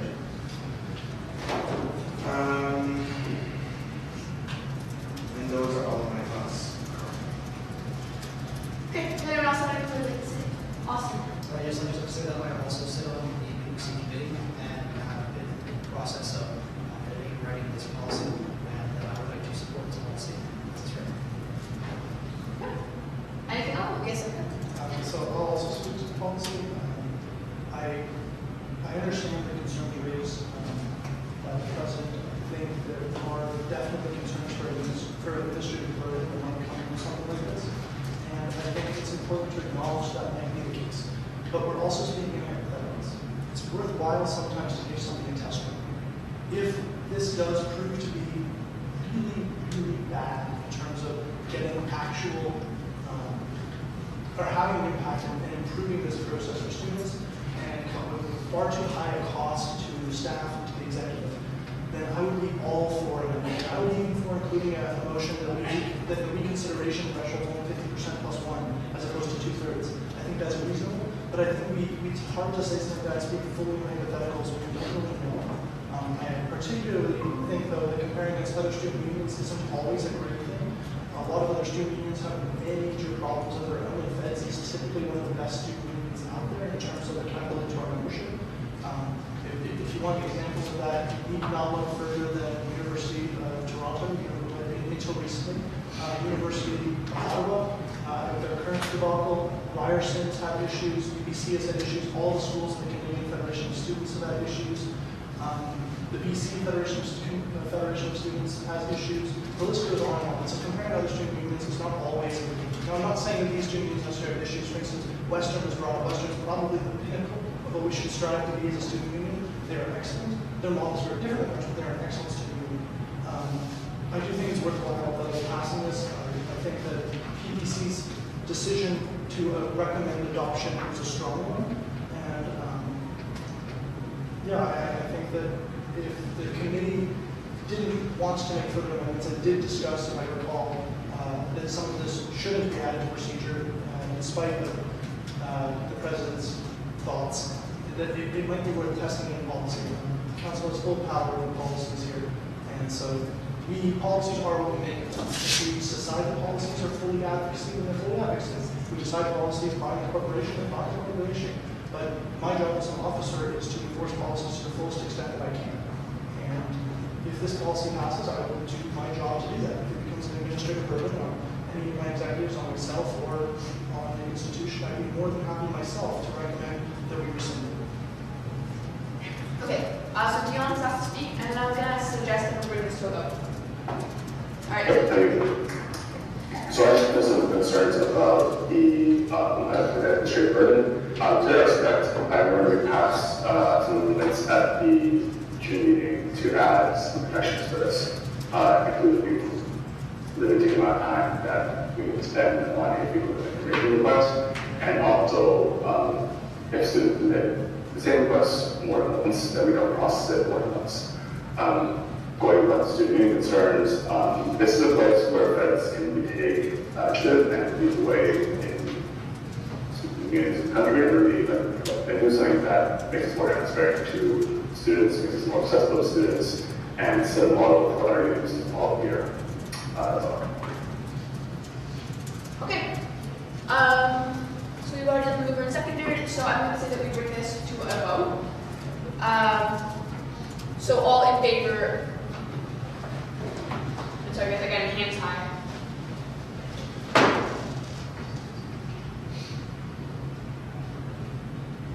All right, so in the room. And another 3 online is 18. Is that 19? That's all we need, right? A need for number 20. Sorry, I don't have my name. Okay. All right. Cool. Does anyone want the vote noted? All right. So it passes. Okay. So on to this next one. Do we have a mover? Alex, seconder? Alright. So, perfect. So does anyone have anything they'd like to say about this? Again, I'm going to say we have a discussion about this in 5 minutes yet. Yeah, so this policy was amended because some student groups had notified us that this was in violation of the freedom of speech policy.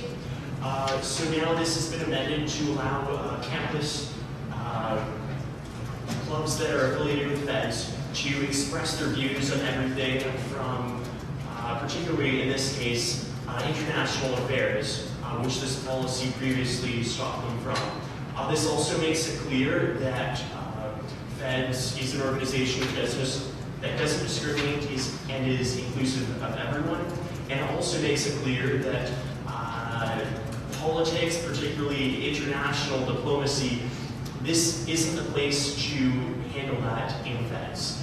Clubs are more than welcome to talk about that on their own time, but we're here to talk about the needs of students and how we can better serve the student body, not international controversies and politics. So I hope you will all be voting in favor of this policy that PPC has approved.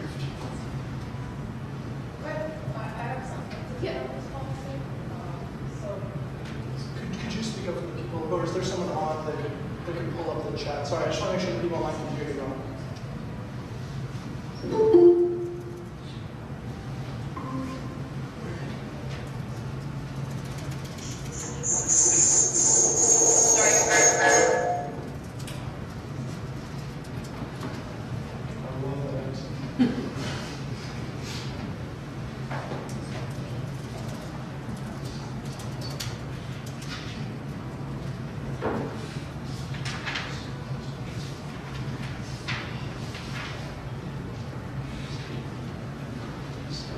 I think it's on, guys. I'm pretty sure they can hear you.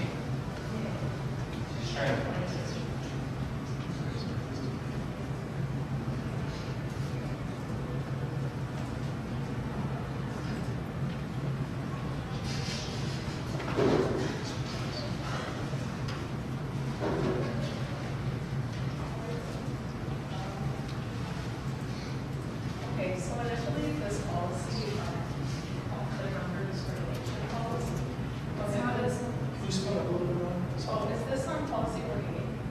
This is on policy for non-discrimination, but this is the discussion of the amendments that PPC made to the original policy, because PPC heard from clubs that they thought it was, what was the word used, irreconcilable with freedom of expression policy. So the PPC recommended changes. So we're discussing the one that was amended by the PPC. Okay, so I am in favor of letting clubs express their opinions on this issue. However, it says that council shall not ratify referendums or entertain motions pertaining to severing academic ties with institutions. I think this allows clubs to express their opinion on the matter, but at the end of the day, the students can't agree with their motion to council and have it ratified. So I think that this is just hollow in effect.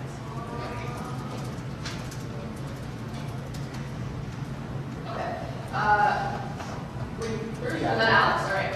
Yeah, I want to so looking at the motion here, and one of the be resolved statements says that be resolved, council shall not ratify referendums or entertain motions pertaining to severing academic or institutional ties. So, I guess my question is, why would you want to prevent people from even entertaining the discussion at all? Would it not be in favor of freedom of speech to have students discuss the topic at a future time? What's the issue with wanting to prevent discussion at all on something which may come up in the future?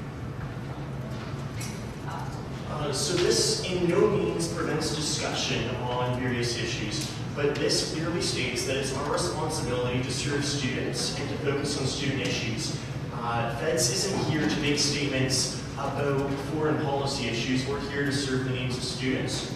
And that means discussing issues that relate to students. This is here specifically because previously there was a referendum in which the Jewish community felt very vulnerable and targeted, and this was as recently as 2016. And this is in here to ensure that all our referendums are about student issues, not about severing academic or institutional ties, because that hurts the University of Waterloo's reputation a lot. When we want to sever ties with our academic partners, not only does that take away opportunities for students, but that causes a lot of unneeded controversy. Also, I know there's 2 students that came here that wanted to talk about how they felt about the 2016 boycott, divestment, and sanctions referendum, so I'd like to yield some time to one of you two. One second, Elizabeth has to approve. Sure, okay. But also we've hit 5 minutes, so this is gonna be the last thing, right? Okay. No, actually, I've also wanted to use one time, and seeing as to how this is controversial, I'd like to remove the cap or extend it.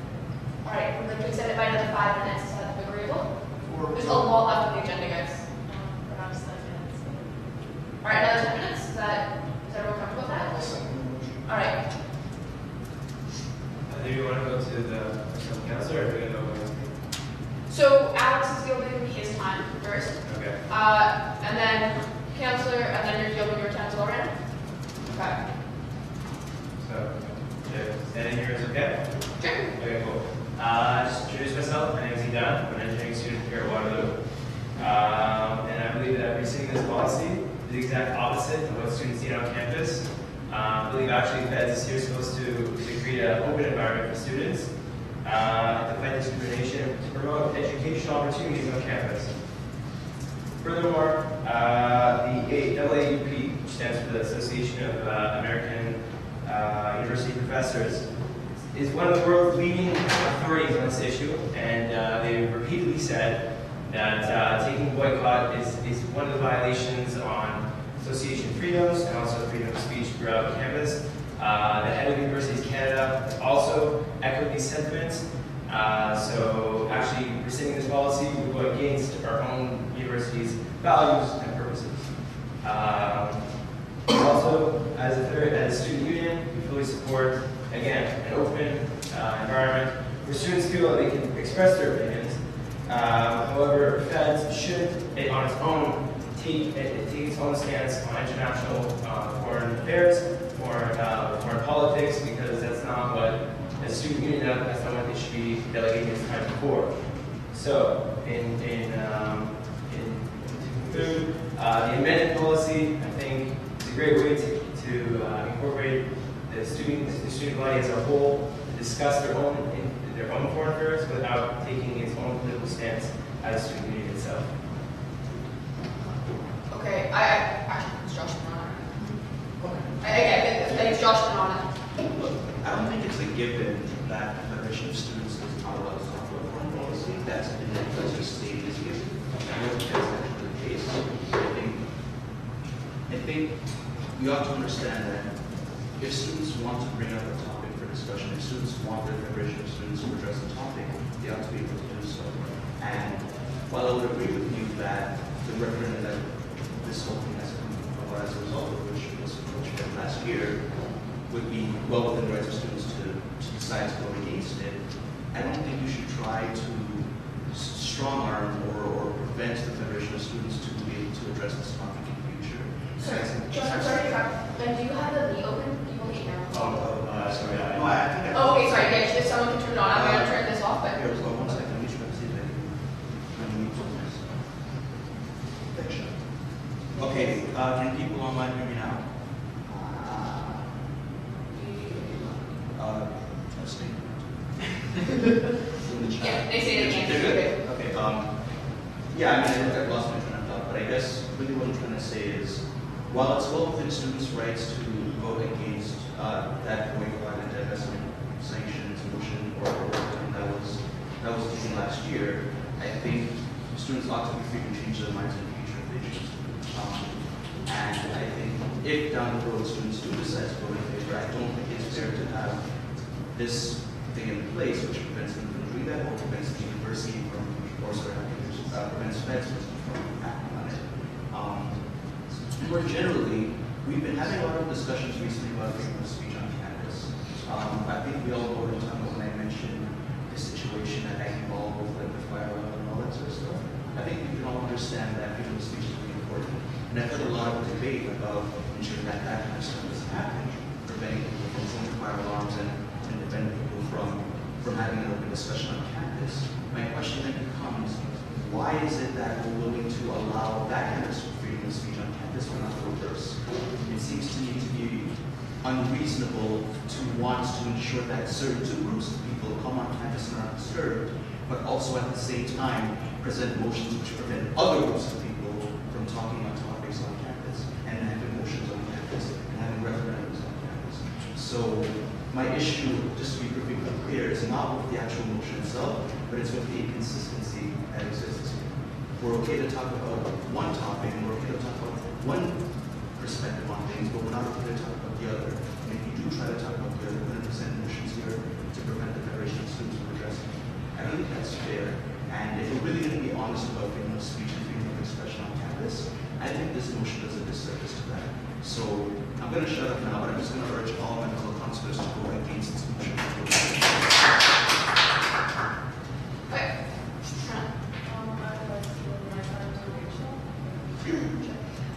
And sorry, Rachel, could you just go clear some of this microphone so that people online can hear you? I think my mic is still on. Yeah, that'd be better. Thank you. Well, that's the best microphone.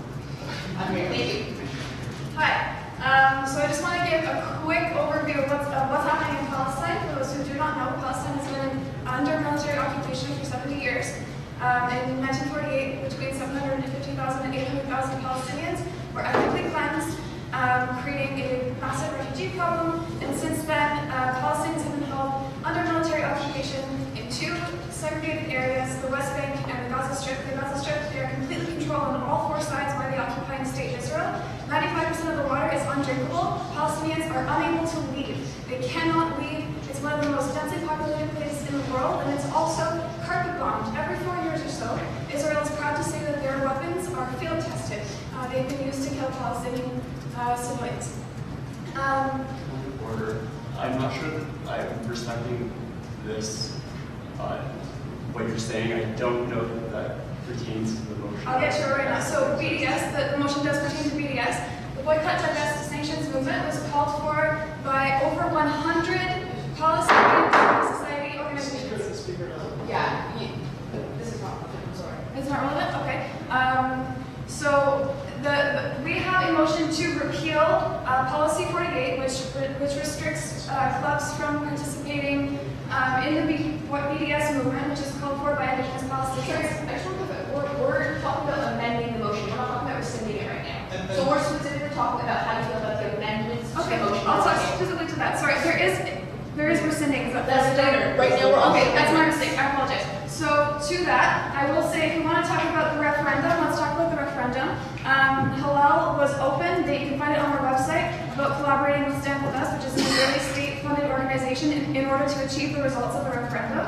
So that's a foreign state interfering in UW student politics. I don't know how you feel about that.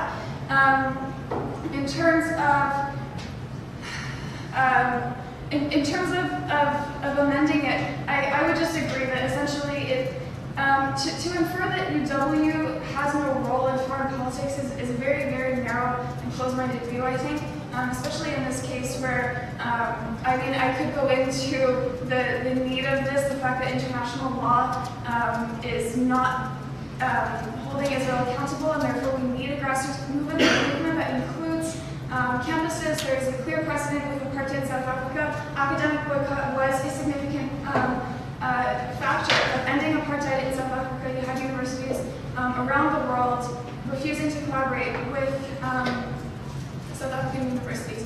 BDS is institutional, it's not individual, it's not targeting individual students. Individual students can still collaborate with each other in Israel and at the University of Waterloo under academic boycott. Professors can still collaborate with each other.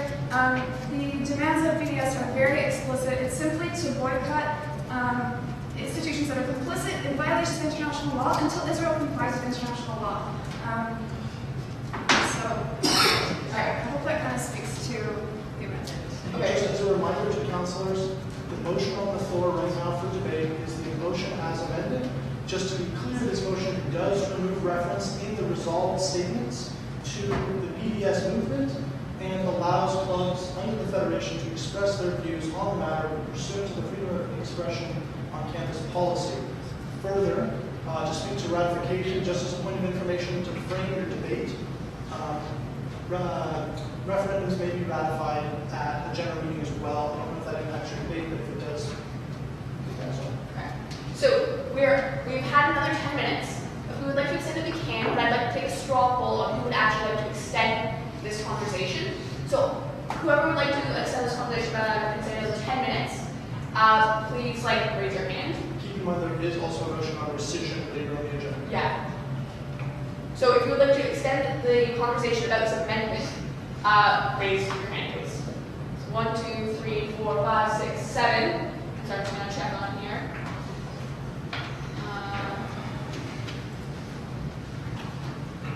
Okay. All responses I button on the chat are no. 7 is less than half, right? Yes. Okay.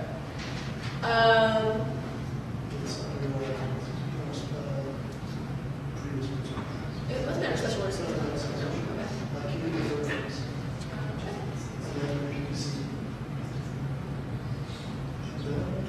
Policy 48 government shortage. It's just short under 30 months. So you'll also just note, so everyone sees, there's a notwithstanding requirement. Notwithstanding the requirement on entertaining motions, any counselor through parliamentary procedure can still overrule the speaker to consider the motion, which is a 50% plus 1 nuclear option. I don't know how that affects debate, just so you know what that means when you're considering this motion. You can also make amendments to this policy as written if you so choose. Bear in mind, this policy as amended is recommended for adoption by the Policies and Procedures Committee. I don't know if the chairman of the committee, Richard, has something to say. Okay. All right. We have moved and seconded this, I believe, so I think we're just going to bring this to a vote. We voted the Okay. Sorry, does anyone have any amendments to these amendments? Okay. Seeing none, let's bring this to a vote as it stands. So all in favor of this? Okay. So raise your hand. If you can also vote on this and vote again for rescission later, this will not affect the threshold for voting for rescission. Just so you know. So that's 16, 17. So that's four. So does anyone want their vote noted either for or against or abstaining? I'll vote noted for. So raise your hand if you want your votes noted for. And then stuff is going to go in here. Oliver, Chris, and I'm sorry. Jack. Thank you. All right. So then, yeah. If you want your vote noted for abstaining, okay, and vote noted for against.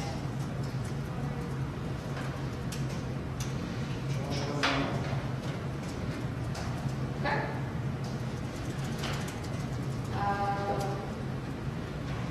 Perfect.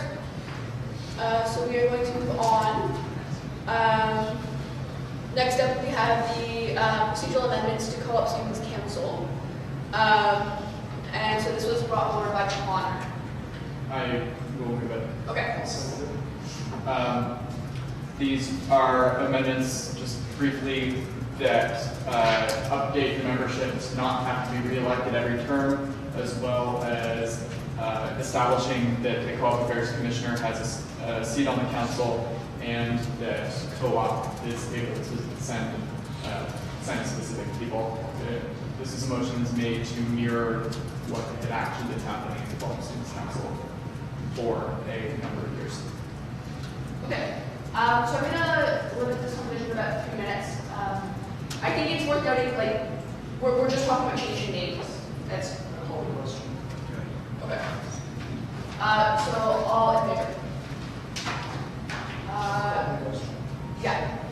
So that's unanimous. Okay.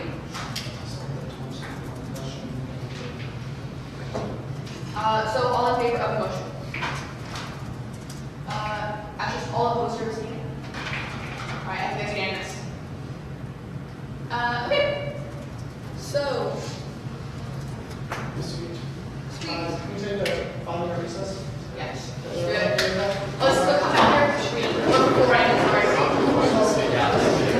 guys say 3 minutes or 4 minutes? 6 minutes. 6 minutes. Just with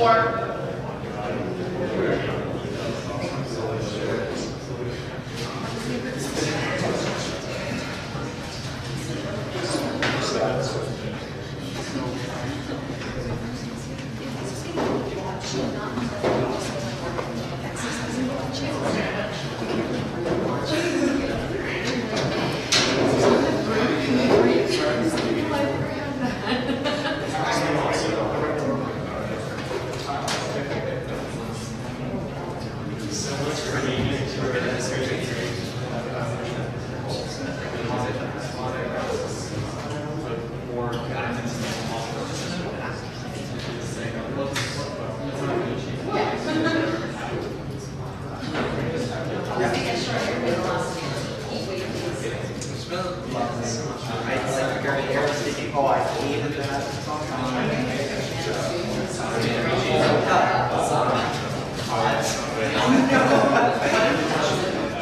All exact. He's doing fun.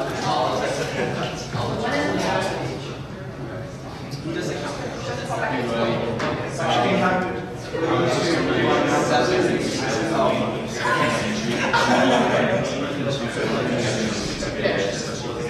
It's not how it functions.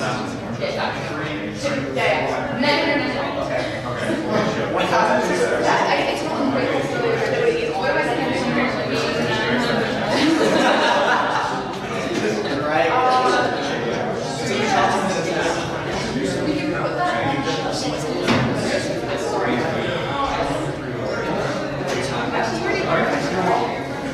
Okay, perfect. Alright guys, so I'd like to bring this meeting back. So first off, we have in our general work session. So we have an IFC and S/left financial transparency for the membership motion. Who would like to?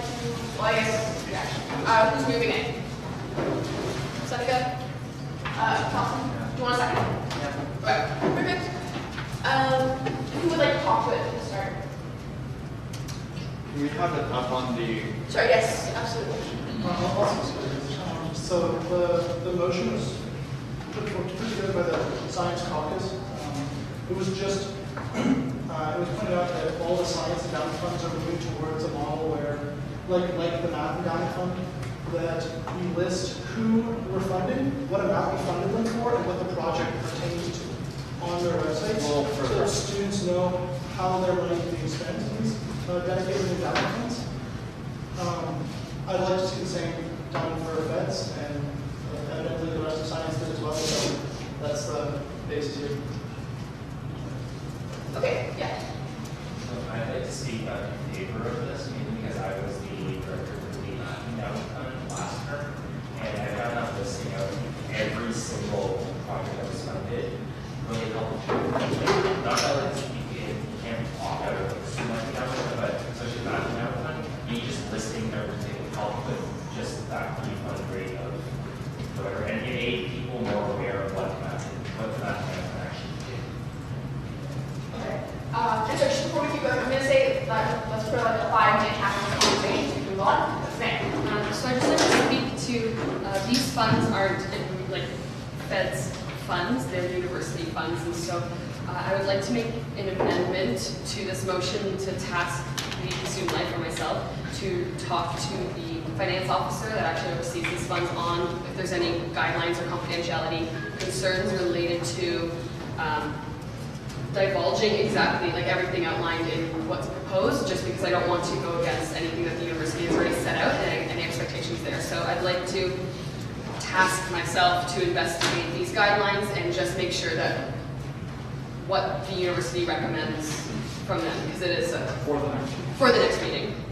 Can I suggest that rather than just go back and forth between these, reduce agenda items, that we just say that if the finance officer from the university says this is not doable, then the resolution is not doable. So we just add a clause, severability clause, that the rest of it doesn't matter if the finance officer says no. So can I then amend the motion a little bit if that's the direction we'd like to go? Can you scroll up a little? Yes. I just have some concerns about including like the applicant's name, their affiliation, instead of just kind of like project name, maybe the club or the group that it's from. Like if it's an individual asking for on behalf of themselves, not on behalf of a group, that's different. But I think it's, it says or. I'm sorry. I'm so sorry. I'm trying to protect them as much as I can. Sorry, Matt, you and I had a discussion about this, and I don't remember the other point that we talked about. I think we were good with everything above term in which funding was approved. Yes, I think we thought the committees would do their due diligence related to project breakdown, what the written decision is, because if it's being funded, that is the decision, if this is just me kind of speaking. And then which feds fund, I think that's kind of given because different groups do SLEF versus IFC, so coming from a different group I think would also show that. I don't know if Matt has anything else. And we've also made a concerted effort to try and reduce bloat on our websites, so project breakdowns can be kind of hefty sometimes. I'd be totally down to entertain scratch the last two bullets. The project breakdown is just like if they had an application package that you could link in the, what project was funded, and then click it and see like, oh, this is the public version of their application package. Like, if our student money is funding it, then we should be entitled to see what's being applied. Can I offer? That's why I was.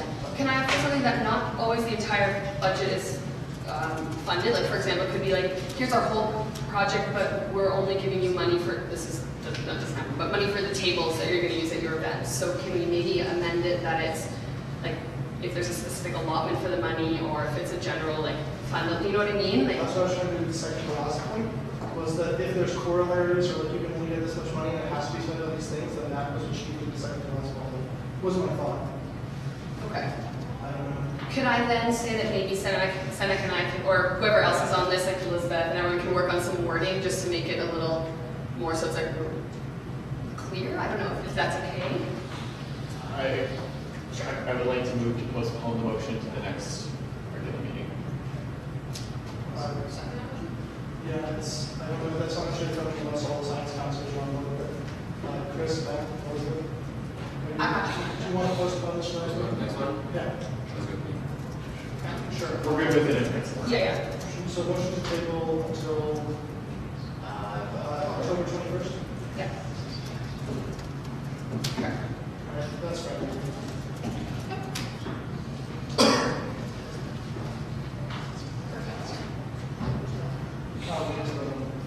Well, I guess we can just withdraw and resubmit.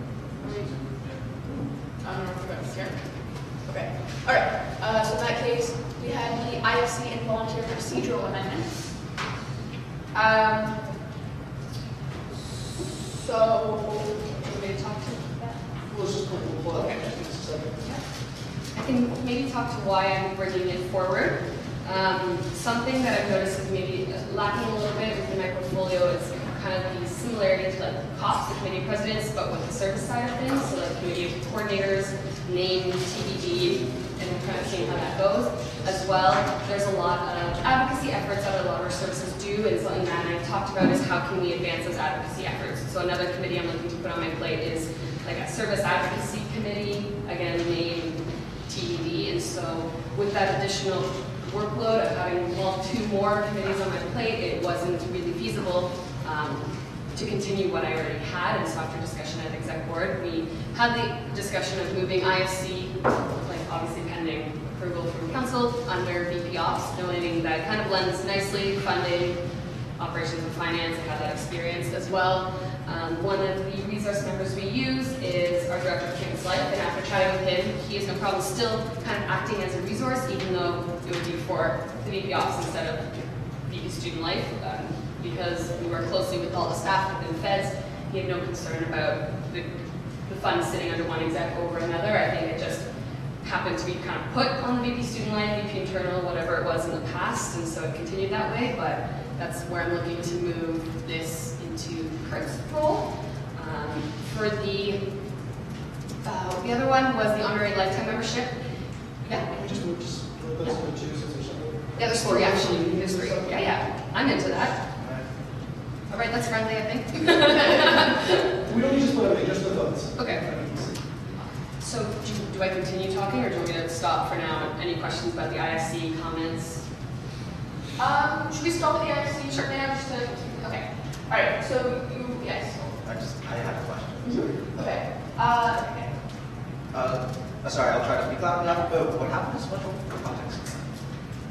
So after discussion with the finance officer oversees IFC, and discussion at exec board, and again with budget committee, like kind of through Kurt, some comments on Google Docs and things, there's a lot of underuse of the EOI fund, and so the idea with that the finance officer and I chatted about was because this removing special projects wouldn't actually reduce the amount of funding available to students because there's so much in EOI that's severely underutilized. So the idea is that we can put marketing efforts behind one fund and really push that because it is rolling. So that was some of the discussion there. So where is the special budget center? It was reallotted in the budget. Well, so I understand it's funded term, so this term, the special projects, we're sorry, this year, rather, this fiscal year, the special projects fund isn't being funded, but it still exists. Well, there's no money in it right now, so technically right now it doesn't exist. Sorry, it exists, okay, but there's nothing in the account currently, but like, in the future year, if you just fund it, but like, it's not a limit, right? Like, it doesn't have to be. We can bring a amendment to the procedures to the next meeting if that would. what happened to outstanding, like, I don't know, I recall that the few items that I've seen being outstanding from last year. They've been dealt with. They've been dealt with by the audit fund after discussions with.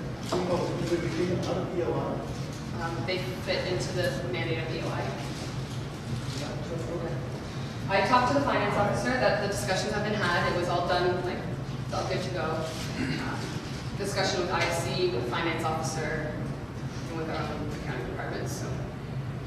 Is it friendly that I ask for like a report or something on this? Because I'm just curious now. On which part? About like the special projects fund, and then you said that you got paid. No. So Okay. one, there was Yeah, an outstanding Yeah. special projects fund that wasn't fully allotted last year, Okay. and so it was something like $500. Just that one was paid out in the EOI this term, just because it was an outstanding one. Right, so I'm actually going to say that I think it should be directed to the PBC. And so as speaker, I'm going to motion to move to refer it to PBC. I just think that's how we typically handle things like this. Do we have to vote on that one? Yeah. So all in favor of moving this to PBC?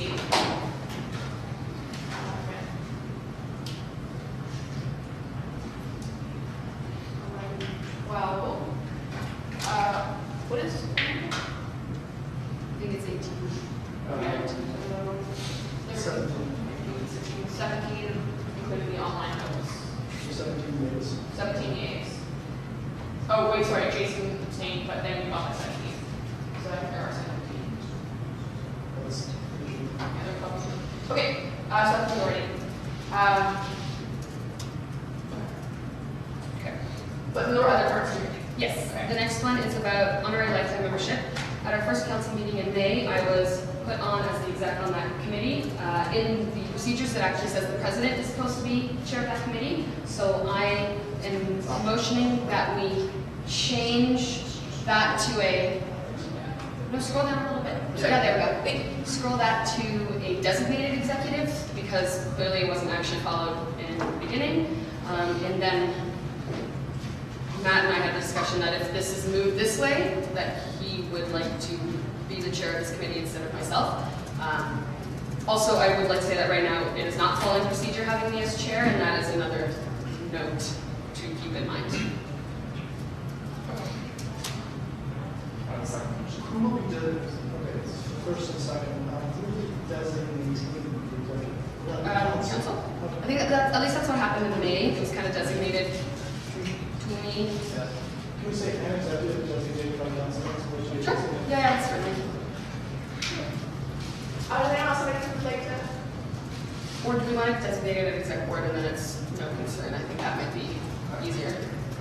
I think it's, we don't have a lot of them, so I feel like we can do it on case by case. Sure, sounds good.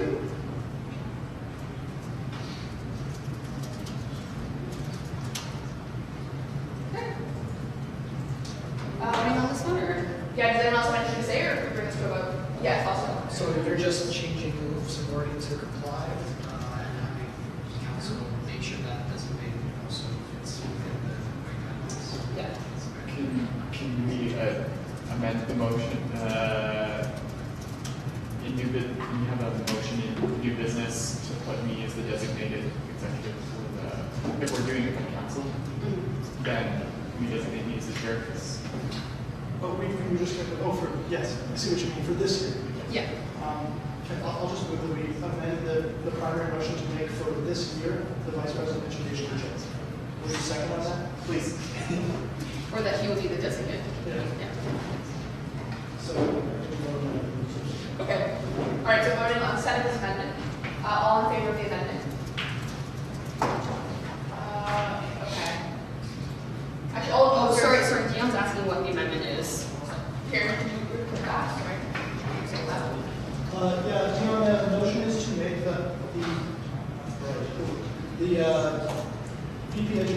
the designated executive for this year.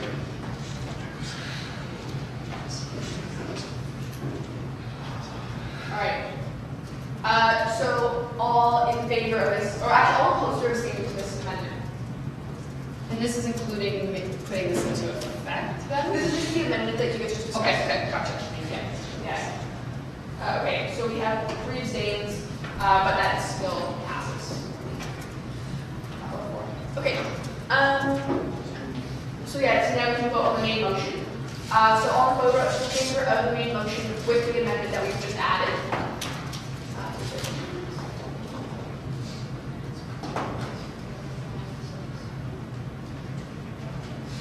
All right. I will also say that this is more of a side, but if we're bringing things to PPC on principle, that probably should also be brought to PPC. I'm like indifferent on if it goes there or if it doesn't, but just as a, if we're doing it in a principle kind of thing, that might should. I agree. It's just such an honor. Yep. If we're already doing it this year.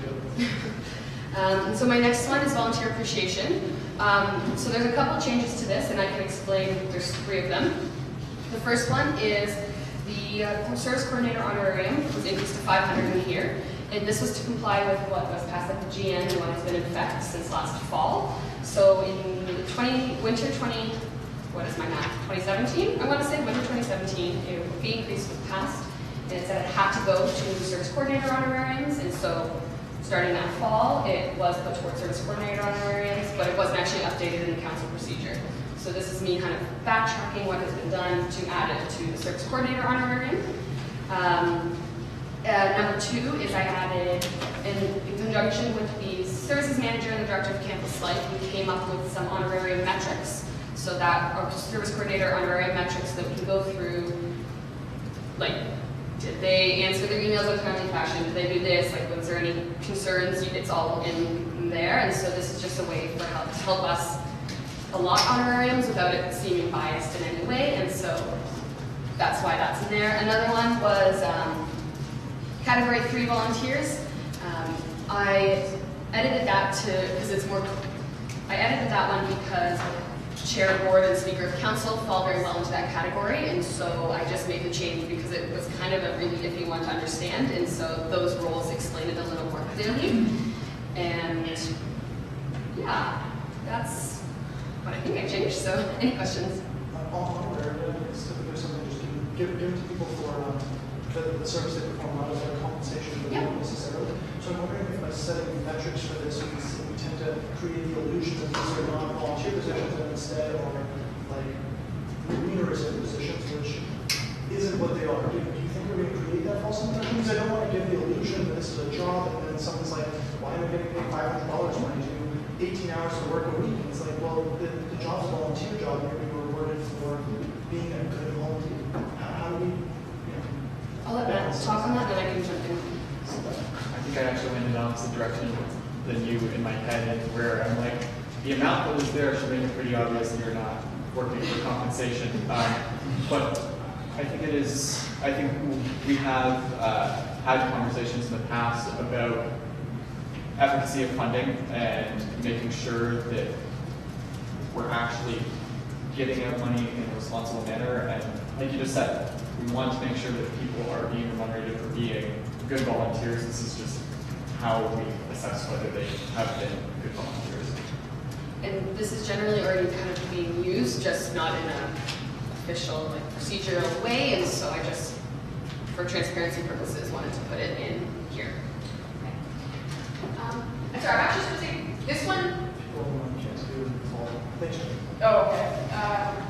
You can also just click the link and Elizabeth should okay to join. Yes. I was just going to say, I think it makes sense to refer this to PPC as well. So I am going to move the motion. Sure. I'm just curious, this is just our estimate, where the, what are we called, secretaries are, like for board and council positions are. These are just examples, so they're not in the, if you scroll down, there's examples. It's not an exhaustive list by any means. It's just examples. Okay, good. No, don't worry, you're not the only one that concerned. Okay, Yeah, no, you're not worried. Currently, council members receive a discount of commercial operations. That is not listed in because type of restructure. I'm just wondering if that would deprive existing councilors and future councilors of such a. So councilors actually were never on this list like that before. And so I think written somewhere else is that they receive a discount and it's not on this list, but I'm happy to add that in where it fits. From what I understood, I didn't see them on the list before. I've read this a bajillion times. I could have just glossed over it after a while, if I'm going to be honest. And so, again, this is not an exhaustive list. This is only examples that are in the table. And so I don't think this is not limiting to say at all. This is just kind of... Sorry, just double check. They're on the list right now. Okay.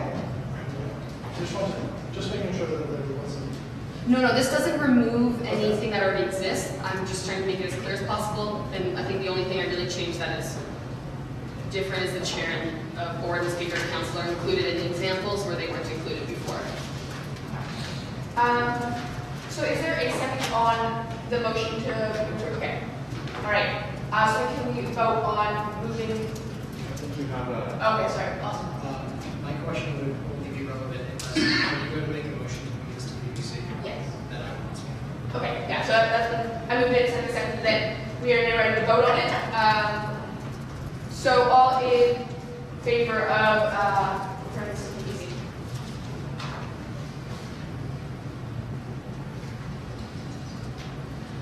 $11. 12, 13, 14.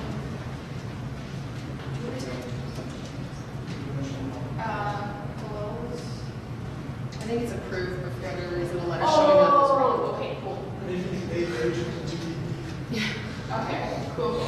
All right, I will ask, when it's referred to PPC, I would like to be included in the discussion just to provide a Okay. Just let me know. all right, so we have 7 online, and I said we have 11 in the room, so we're at 18, so it passes, so it's really referred to PPC.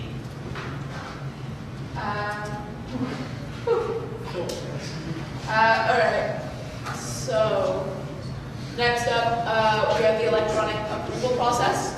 I suspect there might be a little bit of conversation about this, so I'm going to say that we try and limit this to like 10 minutes of conversation before we bring this to a vote. But this has been brought forward by Lenny. So Lenny, if you'd like to start by speaking, you can go for it. I'm just going to put the speaker. Just a point of question. Should we put it on the screen? Yes, sorry. Yes, so, sorry, go ahead. Yeah, go ahead. Yeah, so the approval is basically, so during the previous one,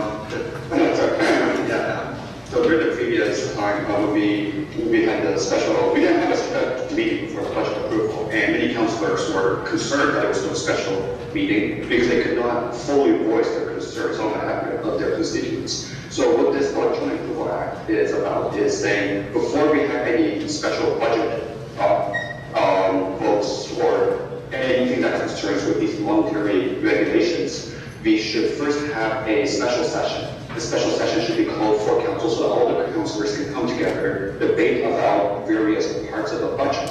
And the reason behind this is that if we're going to pass something worth $3 million, we should at least have the opportunity to discuss this. Whether we want to pass something or not isn't the question. It's about do we have the right to hold the discussion.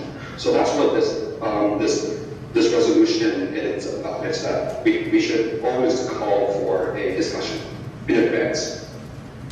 I will also note that based on reading Lenny's resolution, there are restrictions that he asked the PPC to make in terms of holding of electronic ballots for things, and saying that they could only be done by 2/3 vote of council or in emergency situations by the speaker of the council for like extenuating circumstances.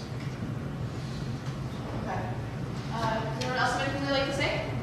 Yes, I would. All right, go for it, Jason. Yeah, so, well, this motion does briefly bring up online votes in general. I see it mainly as about the budget approval. And to me, when I see the bigger issue of why that was an online vote in the first place was because we didn't have an August meeting scheduled. Like, I personally think there should have just been an August meeting scheduled to start with, even if that meant holding a meeting after exam were over. So to me, I see that as a more that directs me to the budget approval issue. Okay. Anyone else?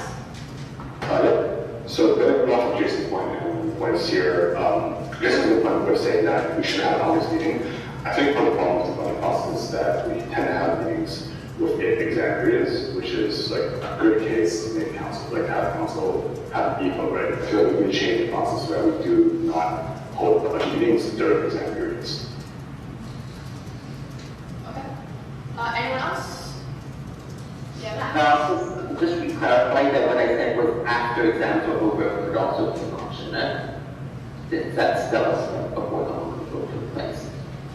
Jason, could you text that or Facebook that to me? Because it's a little bit difficult to hear you. He said that we could have exam or meetings after exams are over as well.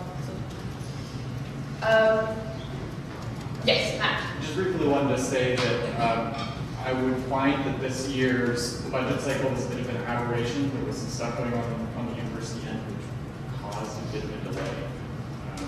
So I just wanted people to know that like, this, I was sat on council 2 years ago, it was a lot more timely, and I expect it probably will be again.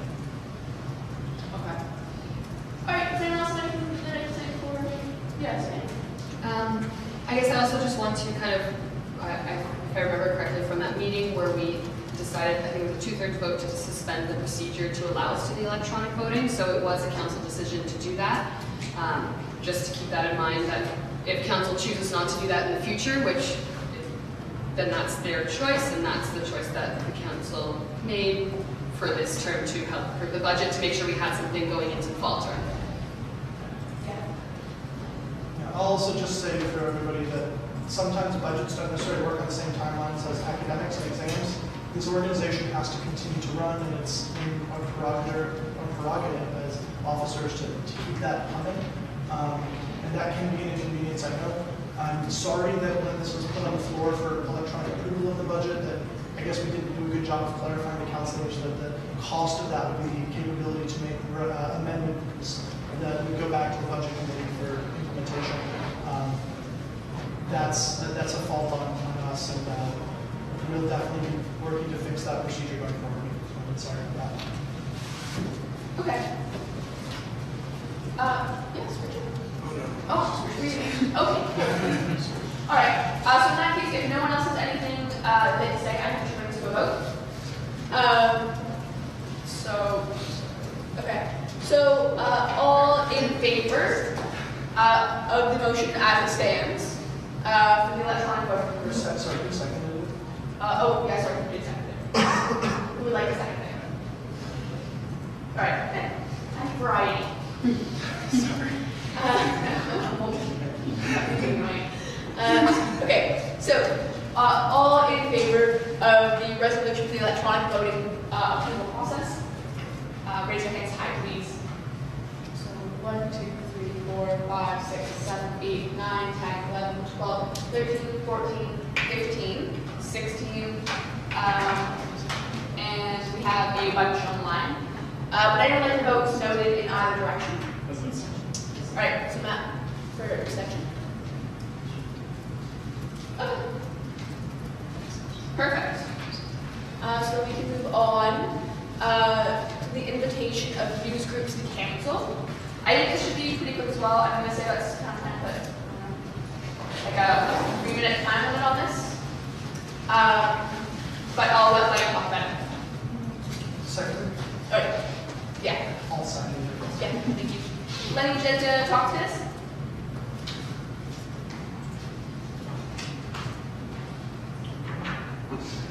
Speaker's on. Speaker's on. Lenny, you might be muted.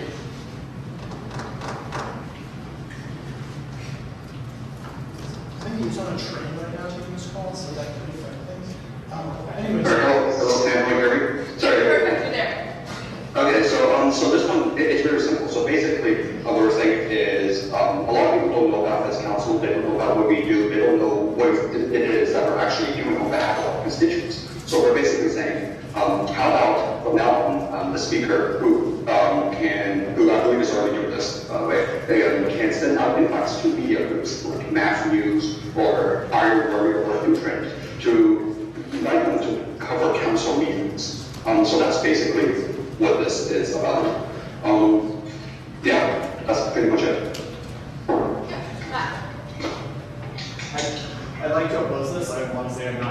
in opposition to freedom of the press. Again, I find this is probably just going to put on a lot of administrative work when everything could probably be done just as easily by adding those people to the council mailing list. I don't think it's our job to, summarize things very nicely and say, this is our message, this is our word. If we put them on a council mailing list, they can come and interpret things on their own. Yep. And to add on to that point, it's, as Matt said, it's as simple as adding relevant parties to a mailing list. And it's also as simple as asking the relevant executives, so that would probably be the president, to speak to somebody from the full-time. If this is something that is necessary, I don't know if it's necessary to have a whole thing on it.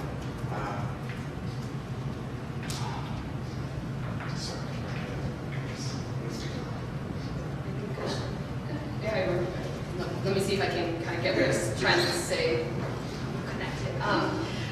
It's also could be on the side of the constituents from the relevant groups. Like for example, engineering counselors could potentially reach out to Iron Warrior, or math counselors could reach out to Math News, whereas you have those relationships with those newspaper groups.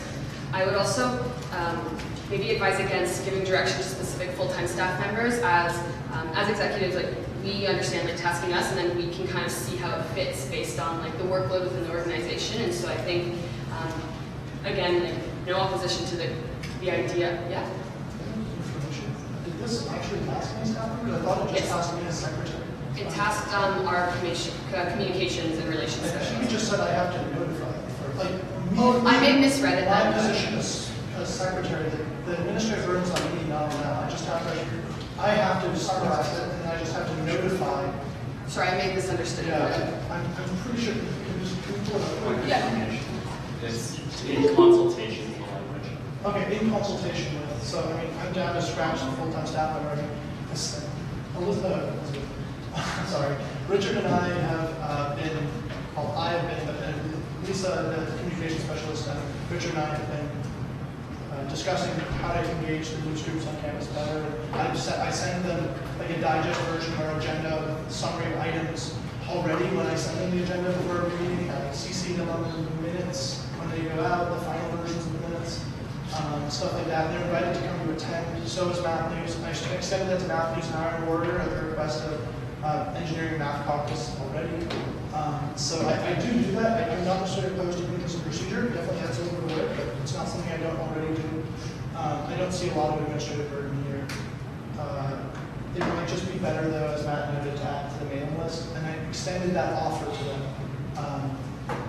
because that would, I think under the reading of this, that would constitute, no, not necessarily the description. I think mostly that would constitute just adding them to the mailing list would constitute doing, fulfilling my responsibilities under this resolution. So that's all. We do have, in consultation with the communications and media relations specialist in the highway. So let me just say, with notice to, that way the press secretary knows something's happening. Thank you. I think that's definitely what I do. Okay. I'll just make a note if you want. Sure, and I was just going to do it so these guys can see it. If you mind. I think it's the one order. You have to do when it's formatted differently. Okay, you're the right paragraph. You're right here where it says Right here.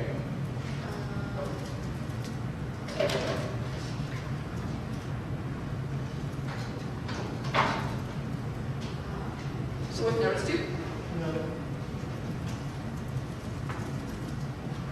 or maybe given to. With notice given to, just I don't know if it's That's totally. I got to be friendly by Lenny. Yeah. All right. Lenny, is that a friendly amendment for you? Yes, that is friendly, very friendly. All right. Is it possible for me to also make a friendly amendment? Basically, I was wondering if we could refer this to PPC so that this becomes part of the speakers, under like council procedures as part of the speaker's role for future speakers who may not take the initiative of doing this. Yeah, I don't think that's a bad idea. Would you leave it up to PPC to decide where this belongs? Because the elements of this that probably belong in procedure, but it looks like there's stuff that might be more accurately described in policy because it's a little unclear which way to go there. Would that be okay to you? Yes.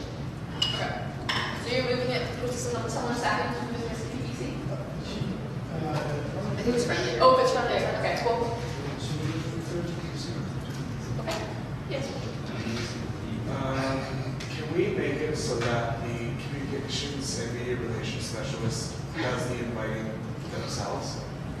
Because that'll ensure that whoever's in that role has an idea of everything that's going out, because just giving notice, sometimes they might miss it on a day-to-day. Informing them, yeah, and just strictly against the secretary's duties in the procedure.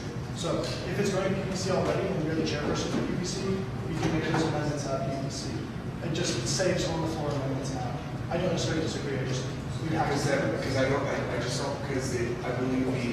the referral to PPC was only specifically with reference to adding parts of this into another procedure. So I just wanted to make sure, can we just... I think he said it for the entire motion. Is it for the entire motion? Lenny? Lenny, can you clarify? Is your motion to move to PPC for the entire motion or just for parts of it? Is there a difference? What do councilors recommend? I'll take a friendly amendment on this. As secretary, recommends sending the entire thing to PPC. So I'm not sure if you heard that Seneca, as secretary, recommends that you send the entire thing to PPC. Oh, yeah, I think that's a good idea too. A friendly amendment, yeah.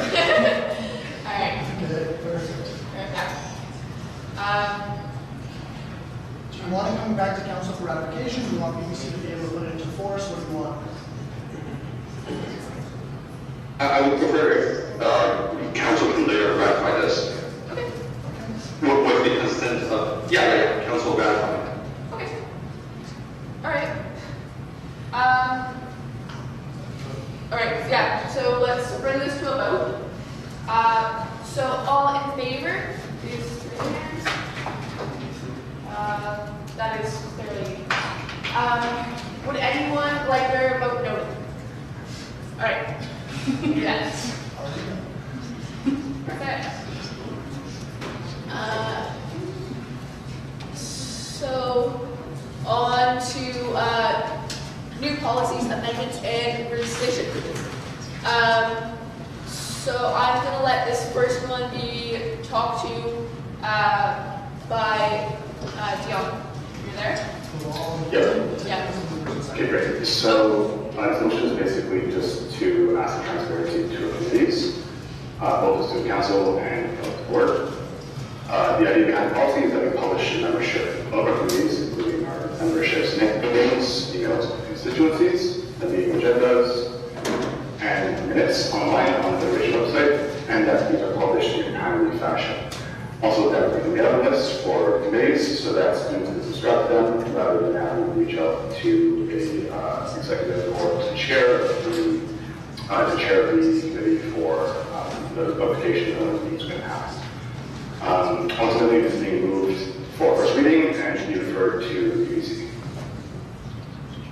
Okay. And sorry, before we start, I'm going to say let's give us about 7 minutes of conversation. It's more of a point of clarification, if that's okay. When you say committees, Lenny, do you mean council committees or council as a body and board as a body? I just wasn't sure of the language used.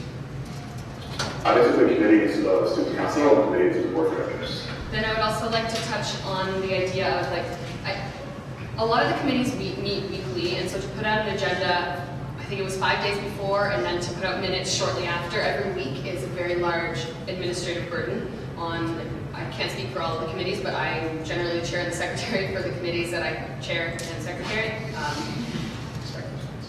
Yeah, sure. And so that is something that would definitely change what I'm able to accomplish in the role, and so I think that's something that needs to be considered. I don't have any problem with the transparency of meetings, but maybe there's something that can be changed in the timeline. Like maybe it's in my report, which is something I do right now, we can add sections about the committee meetings, which is something that we actively try to do now to make sure that everyone's kept up to date. So that's just my thought. Matt. Seneca go first. Okay. So yeah, no, I tend to lean towards what Seneca was saying on this. It is a big administrative burden to try to put this together. I can speak on behalf of the council minutes. It is rough to type all this and format it and everything. I would say though, some of the stuff in this resolution this policy is really good.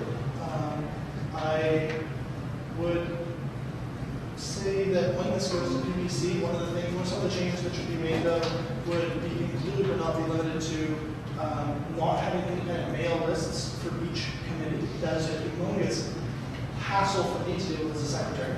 And just to use the council mail list. Every committee can send something to the council mail list. I would also propose that instead of maybe strict agendas and starting committee, for some committees that makes sense and they don't meet super frequently or deal with very important things that people see. But I think generally the chairs of the committees or the vice chairs of the committees can submit stuff to council by the mail list in a digest form. If that would be amenable, I'd like to recommend that to PPC when they're making changes to this resolution. All right, so Matt and Richard and Josh. It sounds as though this will be going to PPC, but before we send it to PPC, I would like to amend it to strike out the be it further resolved attendance of the attendance of the committee being put on the Federation website. I have some concerns about what legal liability that might open us up to if people say that they're being defamed because my grandmother died, that should be considered. I think that's something I'd like to strike. Okay, sorry, just really quickly guide this. It's the bottom be it further resolved section. There's a couple sections of whereases. It's the attendance of each committee should be published on the Federation website on one page, especially with weekly meetings too. Just thinking about how much our work specialists feels. Any consolation, if Dion accepts that, I'd second that amendment, and I'd also say that the current procedure is that if the chair notices continued absences, they report that to the speaker and secretary, and then that person is removed from committee by council. And Elizabeth, there's a third be it resolved there. I'm good with the second one, but it's the first and third that I have. Oh. Dion? Yeah. Okay, so this one as well? Yeah. The third one follows from the first, so. Yeah. Okay. So this is a suggestion. Wait, sorry, is this friendly, Dion, or no? If other councils have thoughts on this, I'd like to hear them, so I guess I'm going to present it. Okay, all right. So I guess we should be discussing these amendments now. So if anyone has things to say about these amendments, we'll talk about these first, and then we'll come back to discussing the main motion. So does anyone have any comments about these amendments that Matt has just suggested? Yes. Support. Okay. So in that case, Dion, are these friendly to you? Sure, okay. So no one has anything to say except for standing up who says he supports them. Sure. Okay, I have a question. JD on the chat has something to say. Okay. Yeah, very quick, so longer. Sorry, this is going to be a technical difficulty. So, why are we striking the clause, be it resolved, attendance of each committee be published on the Federation website on one page? Like, what is the reason behind this? If they are published, then doesn't that create more transparency? Lenny, there's no dispute that creates transparency. The concern is that might present legal liability for at-large committee members, because unlike councilors, at-large committee members, well, they can be removed, they're not like delegates of the Federation. The other thing, though, is just adds a large administrative hassle to the management of the website. Traditionally, if a committee member isn't showing up, that member is the chair of the committee reports to the speaker and secretary of council if there's an issue, and council removes that member. Oh, sorry. I totally misread that. What about be it further resolved? The descriptions of each committee, would that be possible? Sorry. Okay, never mind. Well, I was just going to say, so we should probably finish this one first. I was going to say we can have a possible amendment that maybe instead of adding the attendance of each committee, add the description of each committee to the Fed's page. And I think posting the names of who's on what committees is a reasonable thing too, but a lot of this I think is really good. I just think the attendance are going to this. Okay. Great. Yeah, in that case, if no one else can speak to it, I'll take it as friendly. All right, so this is a friendly amendment to the motion? Yeah. All right, perfect. Okay, so now we can get back to talking about the main motion. So I think we had Rich and then Josh, and I think we want to talk about the motion. And then I'm going to suggest that we bring it to a vote. Please, you want to accept it? So generally speaking, purely on an organizational level, you know, listen, speaking on principle, I agree with, again, transparency is important. However, we also have to realize that work needs to be done from the other side as well. In that so whoever chairs the meeting, whoever's the secretary of the meeting, should keep all of the minutes, should document everything that goes on, should document all of the attendance that has or hasn't happened, which is absolutely fair. But as Seneca said, there is a huge amount of work on the back end that web needs to, that if you pass requests to web, they need to update it, and that takes time. And from my understanding, she is already incredibly swamped with dozens and dozens of requests, even much larger than this one. I think that we're not trying to hold stuff back. If you ask me a question on the attendance, on what's happening in my committees, I will absolutely give that information to you. But I think it's also on whoever wants to request this information to come up to the relevant chairperson or the relevant committee people to be like, hey, I have a question, can you help me answer this? But just as a point of information for everyone, this is a first reading. We're not passing the policy, it's going to committee. So, like, if the concerns are with how this is structured, that it will be handed out to PPC, provided council gives guidance on the framework for this. And I just thought that I was going to say much the same that what PPC is considering this, that when it comes to updating council on membership or on committees, that's also the purpose of the executive reports, and we try to do our best there on any important issues. So whether that needs to be housed on the website or not, I hope that there's a nice robust discussion there. I'm not opposed to either way. Okay.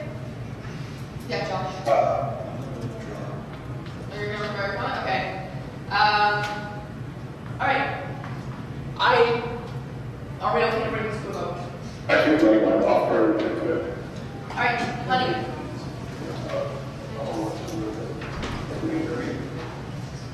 Yes. Lenny? Can you come a little closer to the mic? We can't really hear you.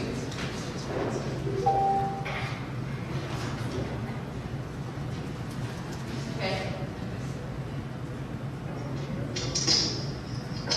Hello, sorry, we thought we had that fixed, but it wasn't. Could we have a amendment where, say, be it further resolved, the description of each committee be published on the Federation webpage?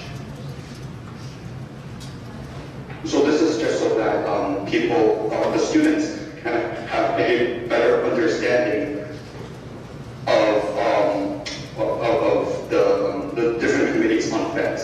Let's say somebody wanted to talk about Mr. Goose. They don't know who to go to, but by publishing this description, now they know who to contact. Okay. Dion, is that friendly? Yeah, that's right. Okay.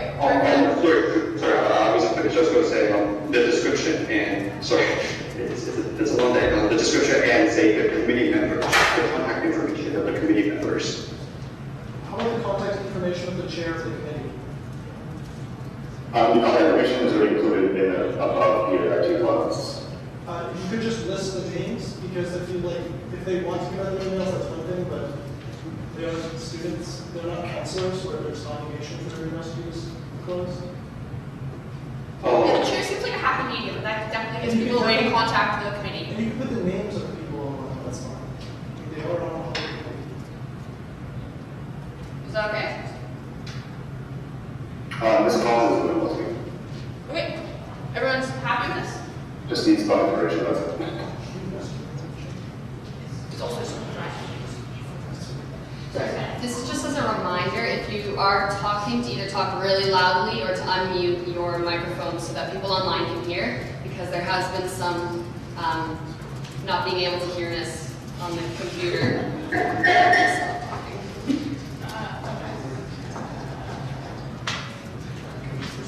Alright, yeah, so let's bring this to a vote. So all in favor of this motion as it stands? To go to PPC. It's a first reading, we're going to PPC will have that, and issue a written changes and a recommendation to council to adopt. Alright. So 1, 2,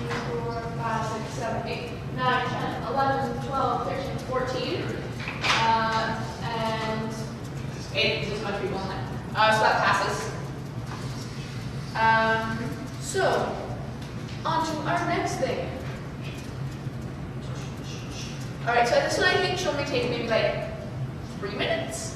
But I'll let you talk with guys.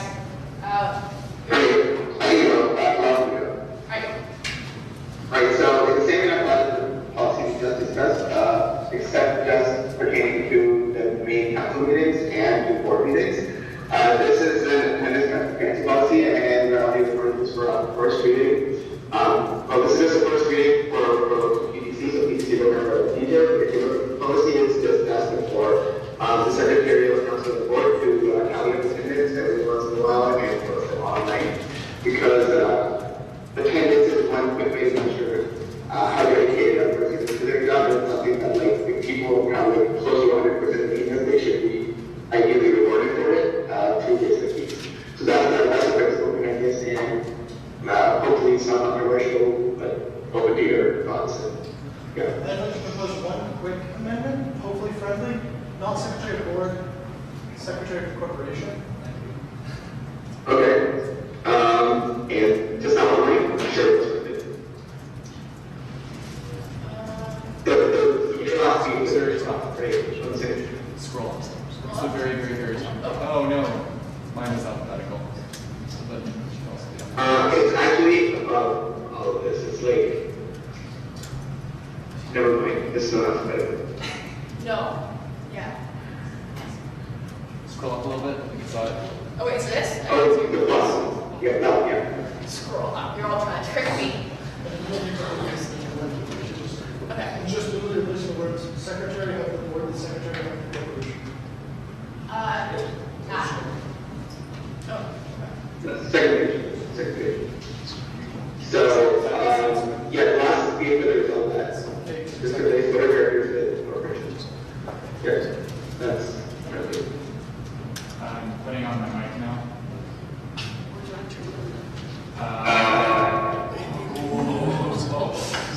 The hero. I would like to briefly speak against this policy for kind of the same reason of the administrative work that goes into it. Simultaneously, if PPC ends up going with that committee transparency policy and having some form of those minutes accessible, whether they're accessible on the website or not, council would have access to be able to go through the attendance manually that way, as opposed to having something directly on the website. So I think that the actual goals of this attendance transparency policy would be a little redundant considering the committee transparency policy. All right. My mic is on. Yeah, so I just, once Elizabeth pulls something up real quick, just in attendance. Just a new time.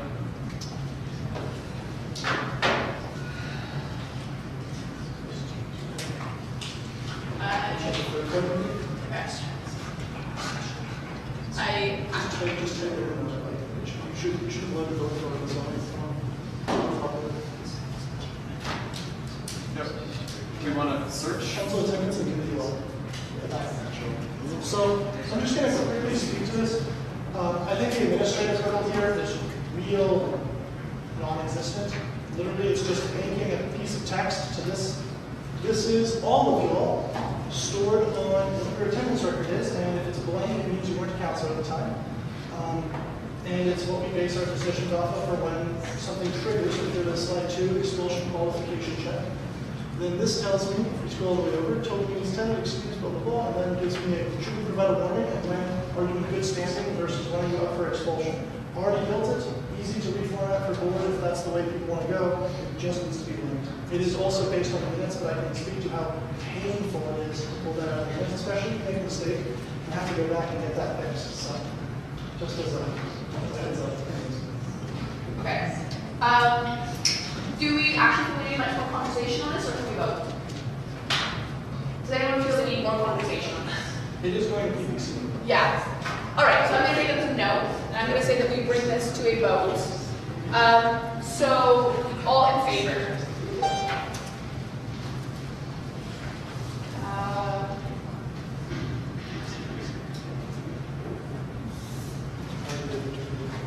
Okay.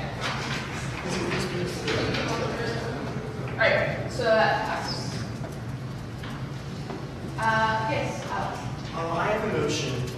We've only been here for 4.5 hours, so I move that we adjourn the meeting and we continue the rest of everything that's on the agenda on the Wednesday special meeting after we discuss the use of staff. Nice. Sorry? She said nice crack.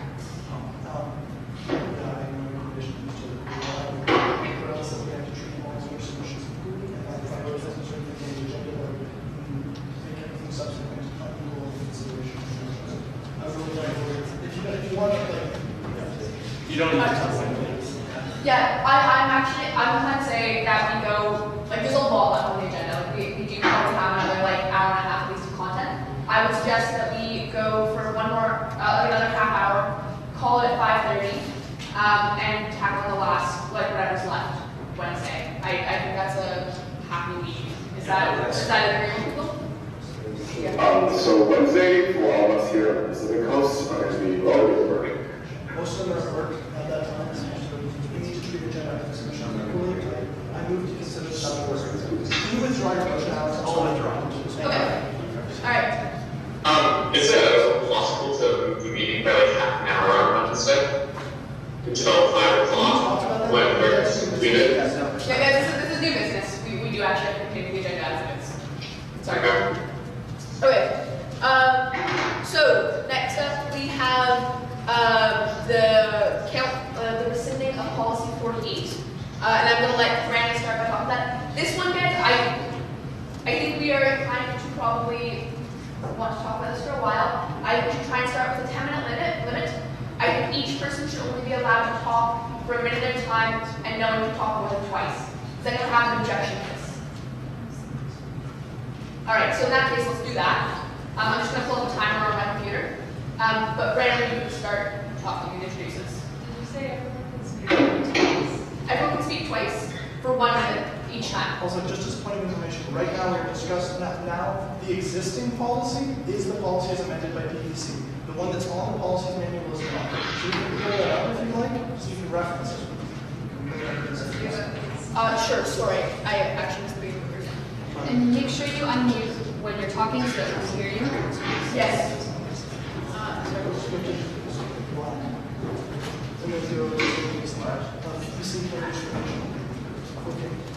So this is the policy that is being discussed here. And we just remember the weird results. There you go. So that is the new counter-discrimination policy. All right. Sorry.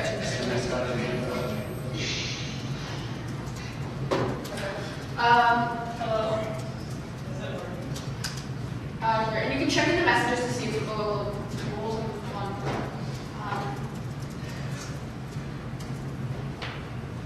Is that supposed to ask people from here? Do you want to say something about it? Yeah, is my microphone working? Yes. Yeah. Alright, perfect. So I wanted to rescind this policy. One second, we need a second on the motion. So we're gonna have a motion, do we have a second? It's for the consideration of rescission. Alright, so I want to rescind this policy because I feel that it's the freedom of expression of the students. So basically this motion says students can talk about cutting academic ties, they can discuss it among themselves, they can vote on it on a general meeting, but we as student council will not back them up because we will not be ratifying that referendum. So I thought that this is a limitation on the students' freedom of expression, and it's a limit on our academic freedom because we as a university should get to decide who we have academic ties with. I would like to yield the rest of my time to Tricia.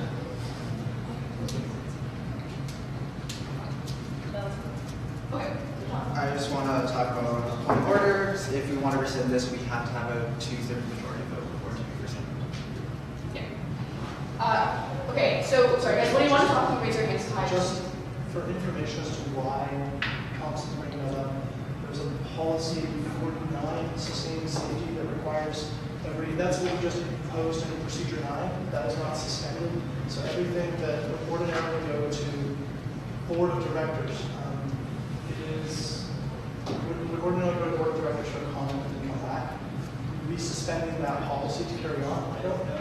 policy suspension requires you to. Sorry? Is this the same issue that I brought up earlier? No, it's different because there's a dedicated policy for reviewing it right now. However, I don't know if suspension policies is too clear to this. Okay, so we're going to come to one. All right. What motion are we talking about right now? Can you pull up the motion that we submitted? So we submitted a motion to council to repeal this policy 48. Okay. No, but just open it one time because you're going to want this. Sure.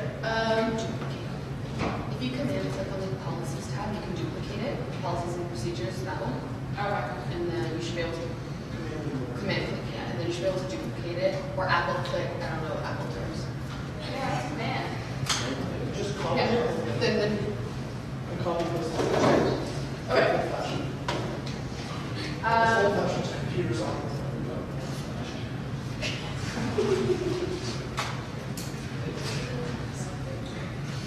Is it one of these? No, I think it would be member submitted motions. Okay.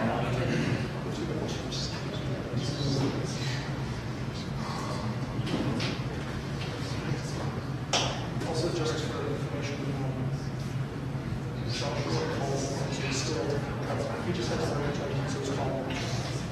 That's what you're looking for? Yes, okay.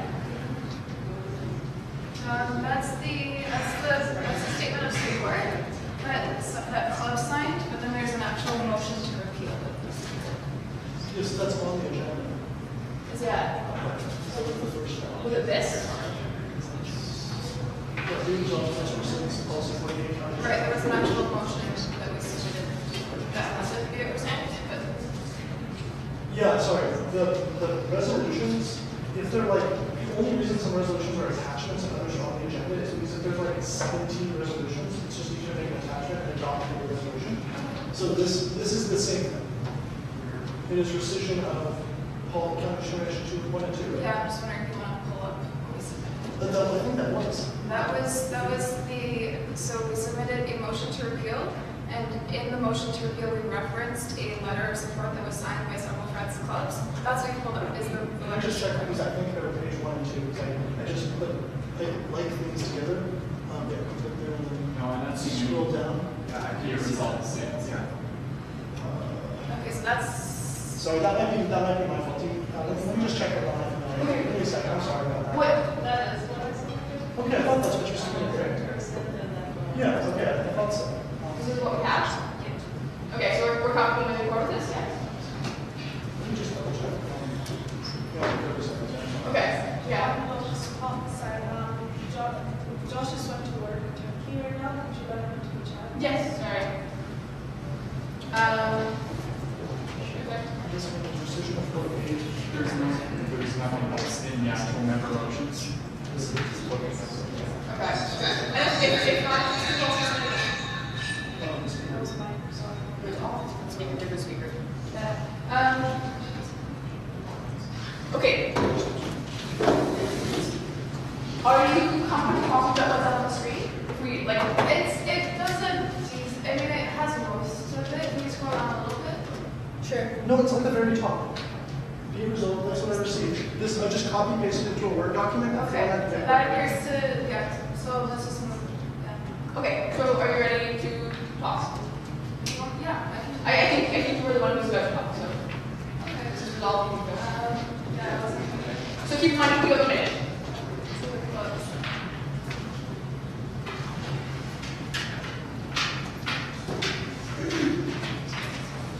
Could you scroll on a little bit? Sure. So, I'd like to begin by pointing out that you are a small group of people. You're making a decision that affects the entire student body and their rights to speech and freedom of expression. You've done zero consultation with the student body on this. What this amended policy is essentially stating is that because we had a referendum with a result in 2016, that result is now permanent. That we cannot have another referendum to speak on this issue ever again because there was a referendum in 2016. How that is democratic is beyond me. It's also important to point out not anywhere in the Fed's rules that this is the case. In fact, it's the opposite. The Fed's rules explicitly state that that you can bring up any question that was brought to referendum again as long as the appropriate length of time has passed, which it has by a long shot. Having a referendum does not hurt anyone. Dialogue helps us learn more. Academic freedom is of utmost importance. We agree on that, however, all of us are undergrads, I think, at the University of Waterloo. Any research course will teach you that academic freedom is curbed by ethics. We agree that now, don't do it. Okay? A referendum allows students a voice regarding whether ethics should ever curb institutional ties. A voice. That's all that a referendum allows, nothing more. Why would feds oppose that? If you pass a policy, how are you going to let students get heard? Okay. Anyone else? Alright, so Jack, then Austin, then Rana. Okay. Alright, perfect. And then come back to Matt, so it's Jack. You know, I think it's just not our place. You know, we have people in the audience that are for a referendum. We have people in the audience that are more on the other side of the issue. Maybe in a world where People can't hear. Alex, you might be speaking? I haven't connected to. Can you? I should probably do that. Yeah.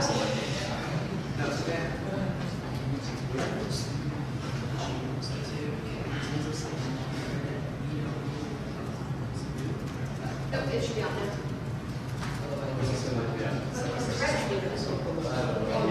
Can you guys hear?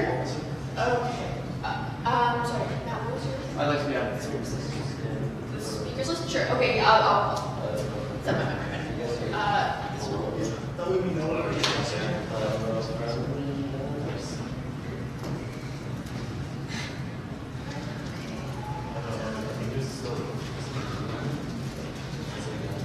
Yeah, so it should be on now.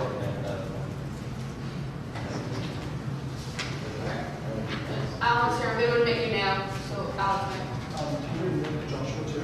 I already did. Okay. Can you guys hear me, Savannah, speaking right now? Would they be able to respond? Yes. Over There's a chat. Messenger. Yeah. Can you please, if you hear, respond over Messenger?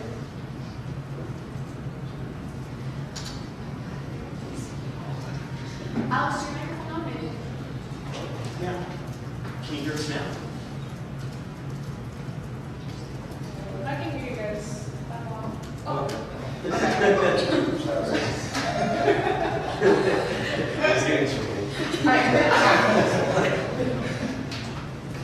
know, maybe in a perfect world where every single student supported this motion or didn't support this motion, we can make a decision as a council. But our job is to make life for students better. That's through policies, through the legal funding we heard about. As you can see, we have people that are very on one side of the issue. We have other people who are on the other side of the issue. I know my roommate is against the referendum. So, like, you know, I just don't think that it's a very contentious issue. We shouldn't be focusing on it. You know, this is for, you know, guest speakers to come and talk about it, for people to talk about outside of the university. And I just don't think that the feds should be even diving into this at all. And so it's a point of clarification. Like, we're not calling a referendum, we're just talking about a policy that would prohibit a referendum. Exactly. Prohibit ratification. So you are. It would prohibit ratification of the referendum. It wouldn't prohibit that referendum from occurring. The referendum could still be sent to a GM for ratification. It would just prohibit this body from doing so. And in fact, this body here, under the clause, the footnote there, you can still, under parliamentary order, overrule the speaker with 50% plus one majority from enforcing the policy to initiate a referendum. So there are still avenues, just for. Well, my position is that we shouldn't be focusing on a referendum at this point. We should be focusing on other issues.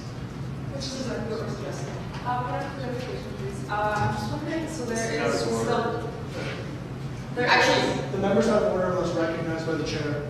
yeah, So, I'm not trying to be harsh, I'm just trying to keep the debate moving. Yeah, I'm just wondering, there was a Fed's policy that penalized clubs by suspending their membership for 6 months if they want to participate or suggest this debate. Is that still true? Is that what we're doing? This is the new policy. We amended the policy to remove that entire piece. No punishment of clubs will occur at all. They can have their opinions. Free expression of clubs is essential, same with societies, and that was the opinion of Policies and Procedures Committee too. The only change here is that council as a body will not ratify a referendum on this matter because it doesn't explicitly relate to post-secondary education. And so if the corporation wishes to, it should do so through a general meeting. All right, I think Austin is next. I have another question, but that's still. But you have to be recognized by me. Oh, sorry. So Austin is next. I would just like to, I guess, speak against the precision policy. I think that the policy entails about student freedom of expression as well, and B, that given the allowances of power between the student council and the GM, if we come to this very, very far extreme, which means very much want this to happen, it is still possible, as Seneca has pointed out many times. As it stands, I think that it's appropriate for student council not to entertain.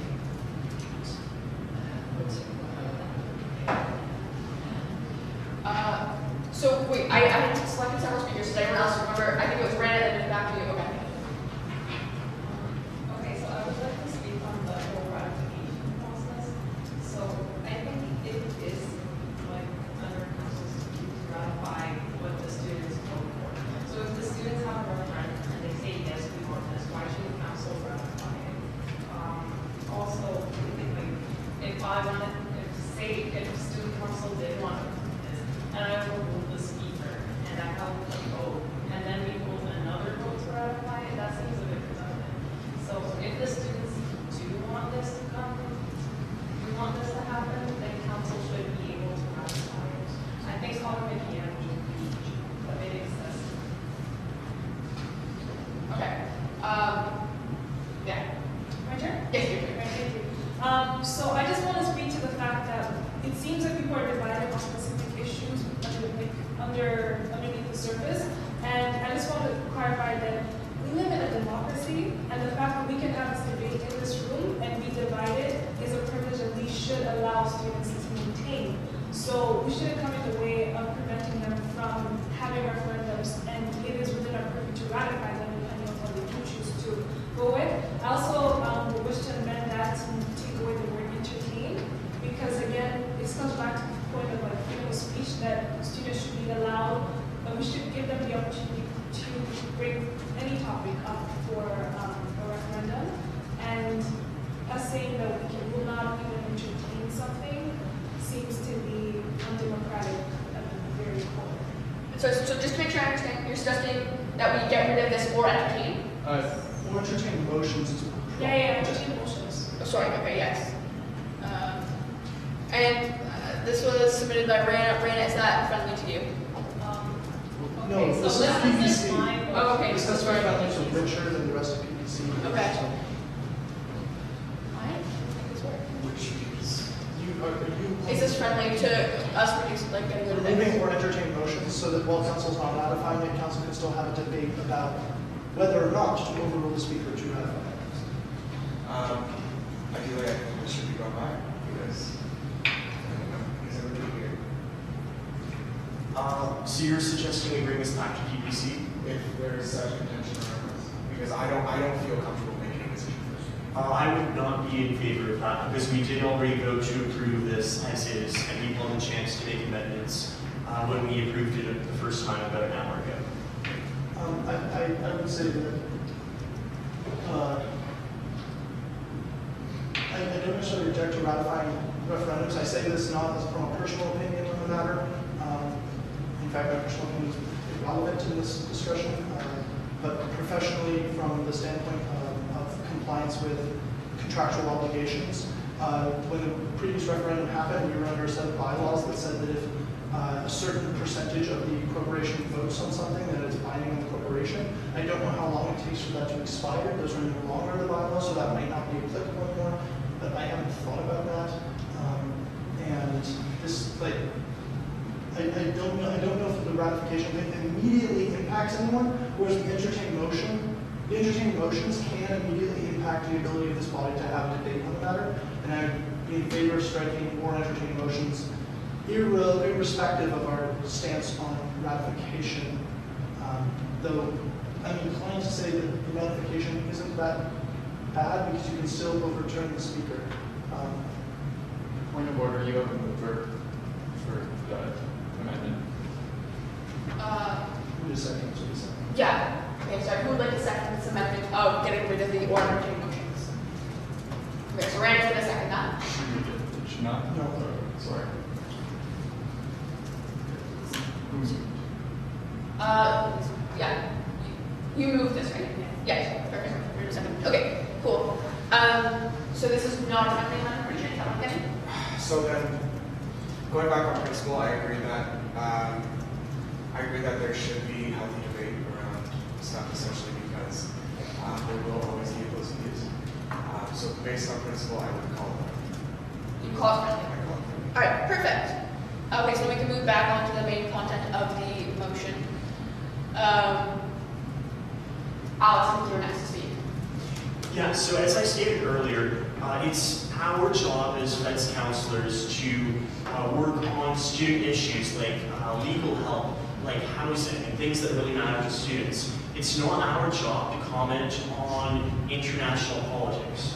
And I've spent the majority of my time as a Feds counselor working on freedom of speech issues, particularly last year when I helped write the freedom of speech and expression policy. And I agree with you. Pardon me? Okay. And I agree that the previous policy that we just amended was a bad policy. It did limit freedom of speech. But we changed that, we held a vote, and now all clubs can talk about issues that matter to them. So I implore everyone to vote no to rescission of this counter-discrimination policy. Okay, so I have Josh on the line asking to speak in favor of it. So Matt, I'm going to say we have 2 more speakers, and then are we comfortable bringing this to a vote? Okay. All right, so Josh, I'm just going to trump the speaker. Feel free to start talking. Hey, can everybody hear me? Yeah. Okay, the only reason I'm speaking to one line now is because I'm living at work at Turkey, and I'm trying to like juggle both these things as best as I can. The one point that I really want to make is the university has a lot of international students, and Feds is supposed to represent all students of the university who are undergrads. I think it's important that we understand that international students, they want to address international concerns. And I think if we limit Feds' ability to Fed's ability to raise issues about international affairs, then it limits international students' ability to discuss things that may be going on, whether in their home country or in another part of the world. I think at the end of the day, the fact that our university has a large international students presence, and the fact that our university purports to be in favor of freedom of speech, and the fact that the Federation of Students purports to be in favor of speech, we ought to ensure that this solution to freedom of speech does not happen, and that's why I would urge everybody to vote this way. I'm going to be speaking against this motion very briefly. This is coming from myself. I was on council 2 years ago when we originally brought in some discussions surrounding BDS. I think it's really tough to square the circle when we had the referendum that rejected BDS. And our policies expire after 3 years. I think that's a reasonable time frame. And that was done with a lot of consultation. I consulted, I voted against it, but I think it's probably best to just let it run its course and let PPC do its job when the time comes up and see if it's something that still feels necessary. Okay. It was to reflect the will of what students voted in the last referendum regarding BDS. All right. I actually think we've heard a strong mixture of things from both sides, and I think this is getting a bit circular. I would like to move us to a vote. Can Shauna speak? She hasn't had a chance. Just one more person. Like, she hasn't had a chance. No, I would need to bring it to a vote. So we're going to Please. All right, sure. So then you guys vote, I guess. So, Chair, we decided that we would vote after 2 people spoke and we had 2 people speak. I understand. Look, I understand that, and I'm totally fine with that. I don't want to start a vote. Okay, perfect. I think we have a lot to get through, and I think we have heard a strong mixture of arguments from both sides. By all means, hold the referendum and bring this up here, and I think the debate will go differently if the results of the referendum are strongly different. Okay, so we are now bringing to a vote that council rescinding policy 48. So all in favor of rescinding policy 48, please raise your hands. Okay, so that's 1, 2, and we have 3 online. 1, 2. Right, yeah, so the main 3 votes online, so that doesn't pass. Okay, so now we can move on to various motions pertaining to budget and appropriations. So first up, we have the resolution to return information, IT, etc. By Dion. Dion, could you speak to that? Oh, sorry, sorry, I want to ask. Would anyone like to vote noted? Would anyone like to vote noted on the motion? Okay, so sorry, if you want your vote noted for voting yes to rescind the policy, please raise the placard. Okay, so Rana. There's a few online. Yeah, so Josh wanted his vote noted, and it was yes. Oliver wanted his vote noted, and it was no. And Ethan wanted his vote noted, and it was yes. 3 yeses. All right. Who's noted in favor? Who's noted in opposition? Oliver, Alex, Chris, Jack. Perfect. I'm noted abstention as a member of the EPC. Yeah, any notice? Okay. Sorry. Okay, perfect. So Dion, now if you can talk about the resolution to return information technology and marketing and communication budget product of the public general operation budget. Yeah?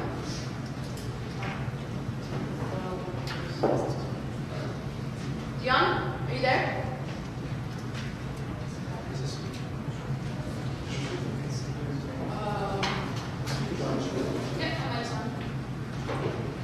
No, Dion, we can't hear you. Sorry, there you go. Yeah, We're good? Okay, great, wonderful.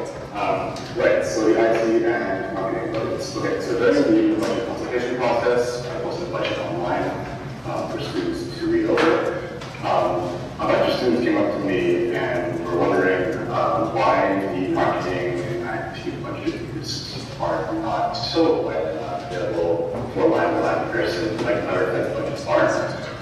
So I asked some questions during the budget process and received some answers through emails that were sent to the council.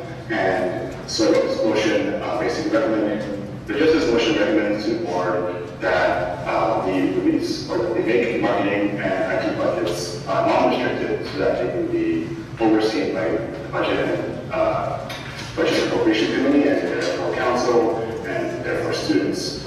There are a couple of recommendations that the budget committee presented in the questions, and I have included that as the last be resolved clause, which is that budget committee, if this is approved by the board, can draft amendments with respect to and in spirit of the recommendations. Yep, that's it. Okay. Does anyone have anything like to say this? Yes. Let me just. Sure. Can you turn the speaker off, please? Yes. Sorry. No, that's okay. Yes. Yeah. These are not all languages, but Also, a reform on lower than certain Yeah. True. Okay. So yeah, I see you guys' concerns, and like I said before, it's just let's board make the decision to have them confidential. This can be brought back to the board to discuss having it publicized.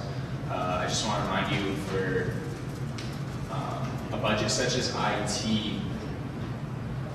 This isn't I don't know. TJ. I think it's we're doing our best because you're more competent. Okay, let me double check.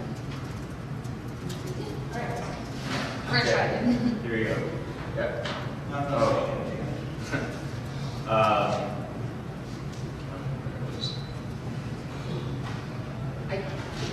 I think that it's a board decision for this to be the case, and so this is something that board has to decide, and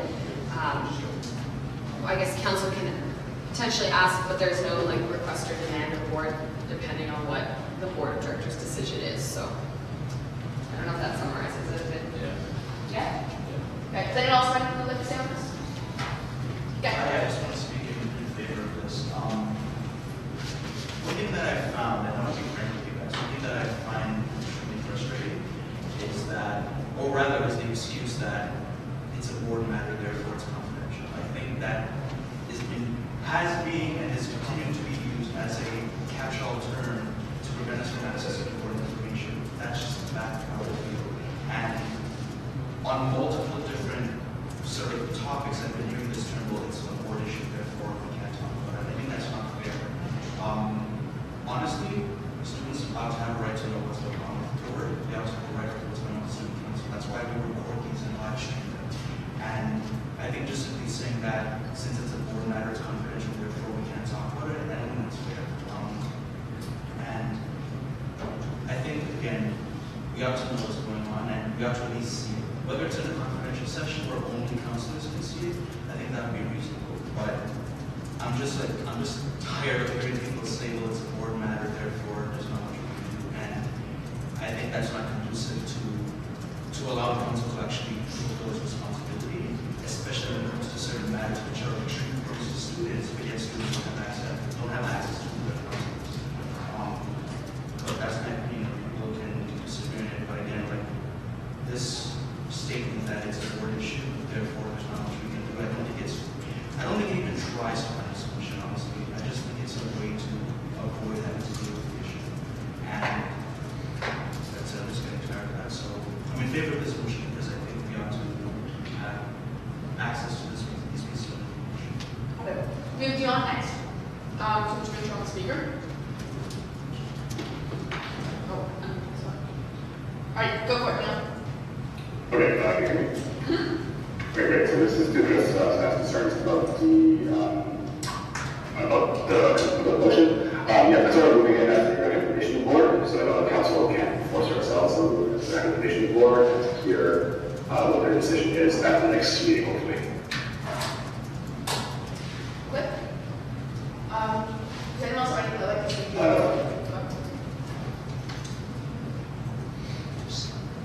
Okay, I'm saying nothing, so let's vote on this. So all in favor of this motion? Please raise your hands. Should we recommend, it would be a motion to recommend it? Well, it says a motion to adopt a resolution. The resolution is a recommendation. Sorry guys. So all in favor of the motion to recommend this, please vote. Alright, so 1, 2, 3, 4, 5, 6, 7, 8. There was no, like, we didn't hear the vote being called, so what happened right before the vote was called? Like, No. people online. I just asked if anyone had anything else to say, and no one did. Okay, so no one here had anything to say about it. No. Okay. So we have 1, 2, 3, 4, 5 votes for yes online. 6. Oh. So the motion passes, the resolution for recommendation to the board is carries. Just carries. Okay. So next up, we have a resolution on the budget process. Dion, have you, do you still want to bring this forward after the conversation we had about the online voting? This is Josh Olsen, I'm just co-leading here. Oh, sure. Okay. Whatever, Josh.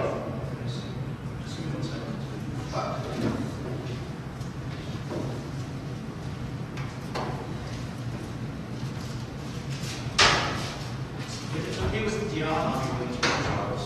I think most of what we talked about was already covered in the previous discussion, so I'm okay to withdraw this as of now. And the spirit of it was just that we got to have a better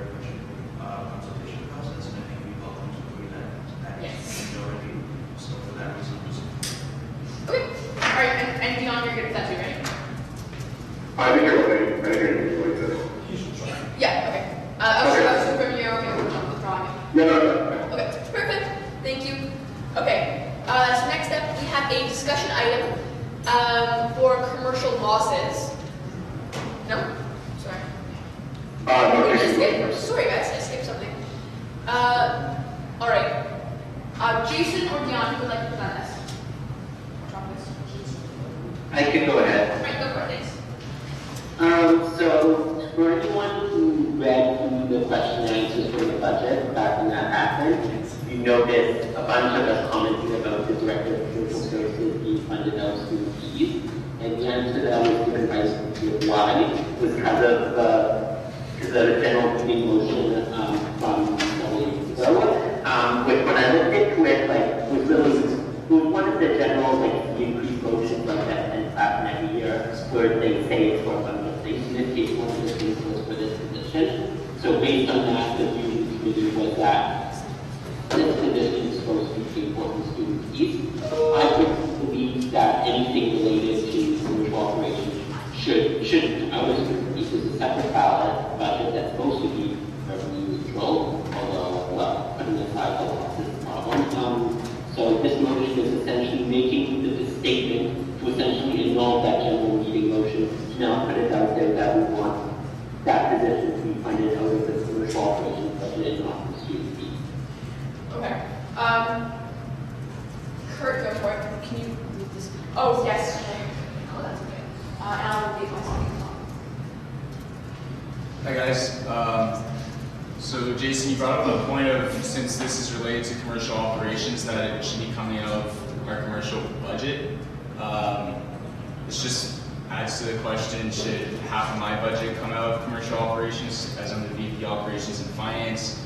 Where are we going to be, how are we going to be allocating the money for that, for the director's budget from the 5 commercial operations?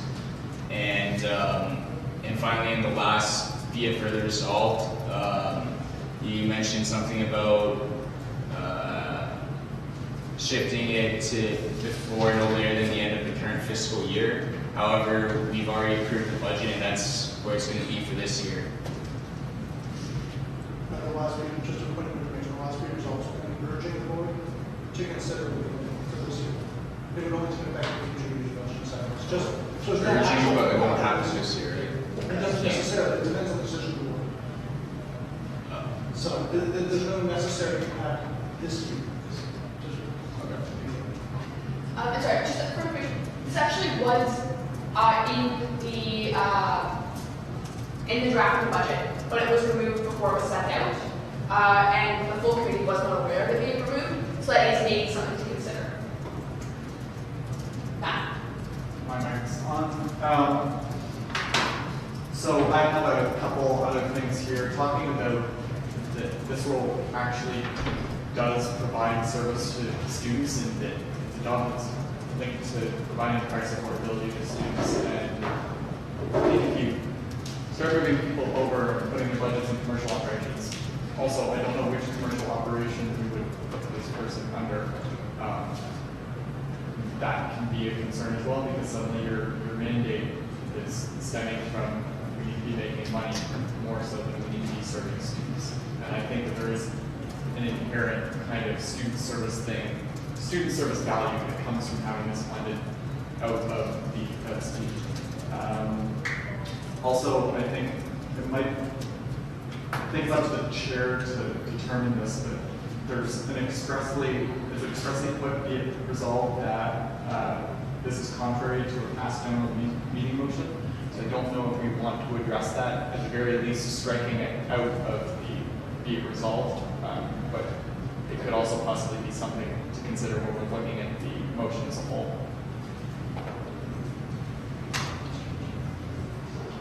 Okay. Okay. I don't think that's going to be a problem because the bylaws changed since this was added. This was added in 2014, 2013, 2015, but the bylaws were adopted in fall of 2017. The new bylaws give the council the authority to decide how revenues are expensed in relation to give power to council to decide how money is expensed. So this is a weird thing. They can't hear you. Oh, sorry, I'm muted, it's why they can't hear you. My bad.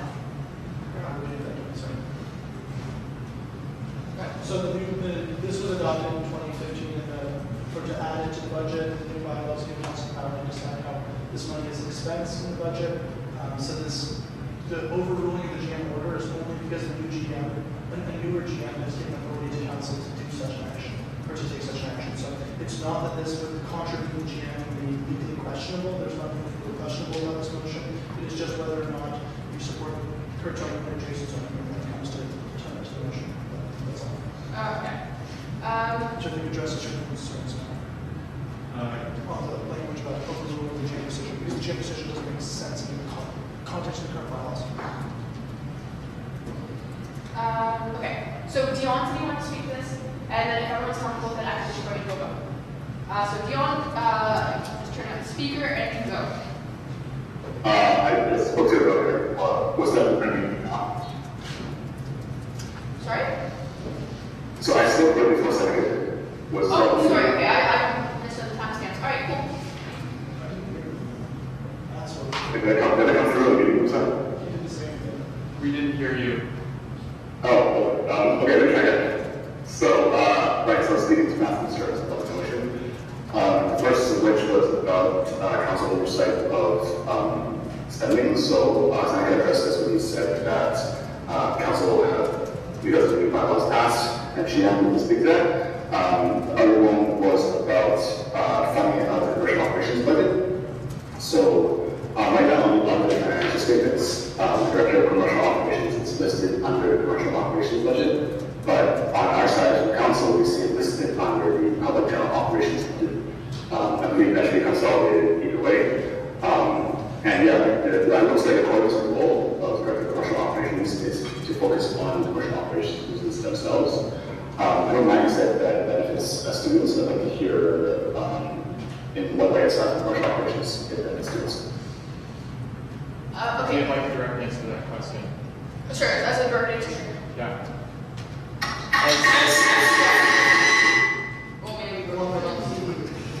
As a direct answer to that question, for example, was the Director of Commercial Operations who essentially brought in some guidelines around affordability in our commercial ops. I won't go into depth into what they are because I'm not sure what they are, but he's driving force behind that. So I am going to say Josh and Seneca, then can we just vote?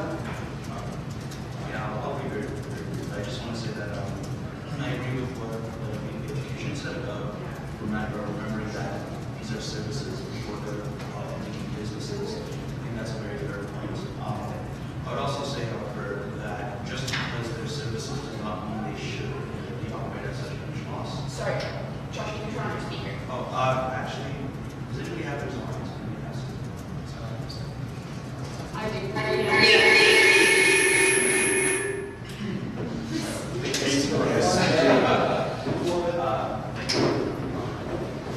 All right, you guys can hear me, right?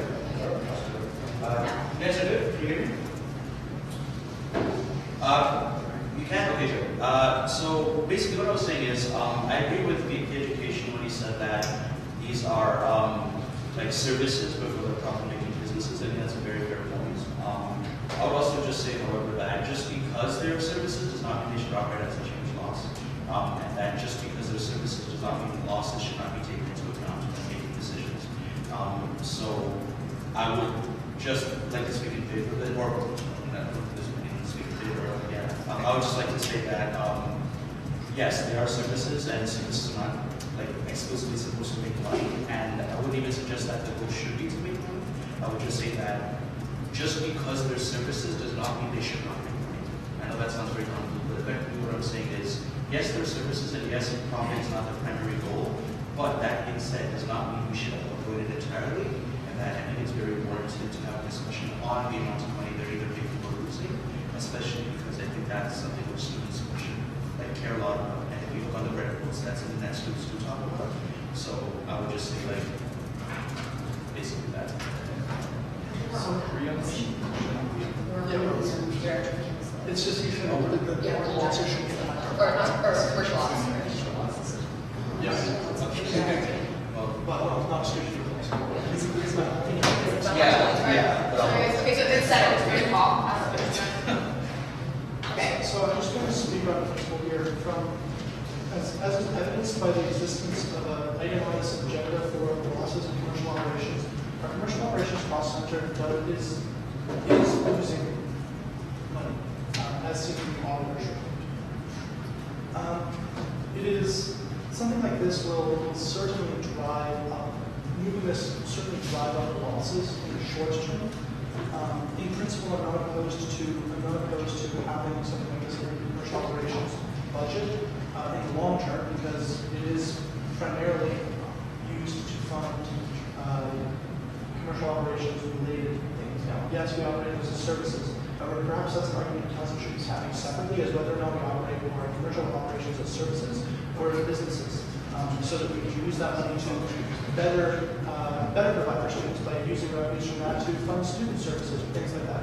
At any rate, I would definitely say this was a recommendation of the Budget and Appropriations Committee that this be moved away from the student fees budget. And as long as council is aware that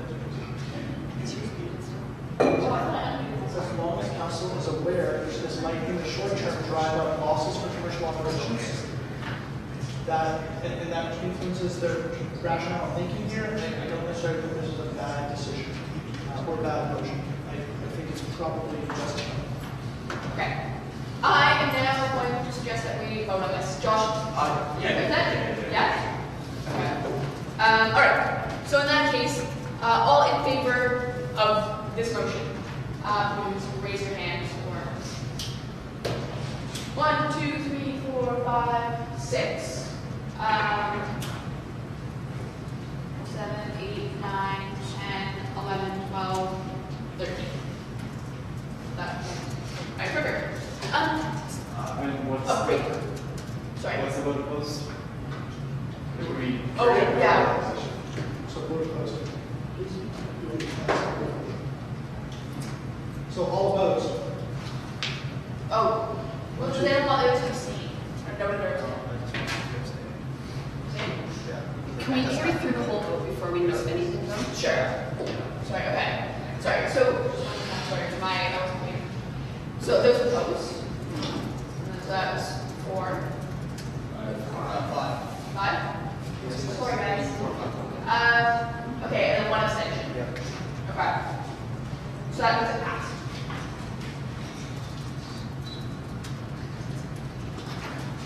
Okay. Do people like a 5-minute break to start your lights? Can we push through this? Yeah. I'm not sure the correct terminology. Did we not agree to that? No, it was withdrawn. That was withdrawn. Can I re-vote?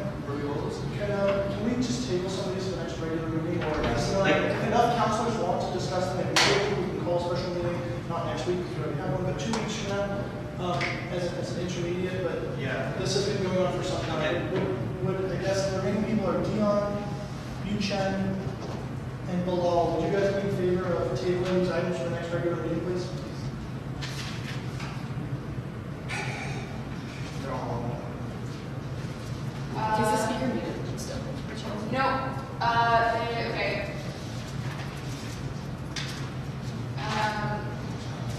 Yeah, I didn't know. Guys, do you want to respond to those messages? It's an off Barely. Yes. Yeah, I think that's if the actual speaker is muted. If I leave, alright, no, 2. No, I think the speaker itself, not the microphone. Can you speak now? Okay, hello, Senator, can you hear us? Yes, we can hear you. Sorry about that. Okay, so I'm saying there's a lot, like what I was saying was I'm kind of feeling everything that I moved here, except for the very last one, which is kind of expensive. It's like about leases and people getting into that kind of stuff around this time of the year. And it should be pretty quick to pass. So other than that, yes, the losses one can probably be paid. Okay, so then I move that we we table the resolution regarding full financial audit, the resolution regarding commercial, or the discussion regarding commercial operations losses, the pro tem plaque membership, services cost sharing, and yeah, and also subsidiary motions to those items. To the next regular meeting. Just type that one. Yes, And including the resolution to request the services manager, et cetera, that one as well. everything, just the headings, the name stuff in the Oh, sorry about that, I misunderstood. What's that? Do you want to do? Well, I was, is it anything we ought to discuss it now since we're on the topic, but I also understand if we would include myself wants to go home. Well, okay, well then let's do one by one because maybe like if there's something we can discuss, let's discuss it. Yeah. Let's do our jobs. All right, so are you okay to table the commercial operations losses discussion for the next regular meeting? Yes. Okay. Are we just doing Yes. I'm going to assume that carries by consensus. Sure. Okay, I'm going to skip the honor audit for now and go to pro tem plaque membership. Jack, are you okay with that? I would like to discuss it quickly. I don't think it's too controversial, but Okay, let's keep it on the agenda. Services cost sharing resolutions, both of them, are you guys, are you guys okay to have those tabled till next meeting? Please?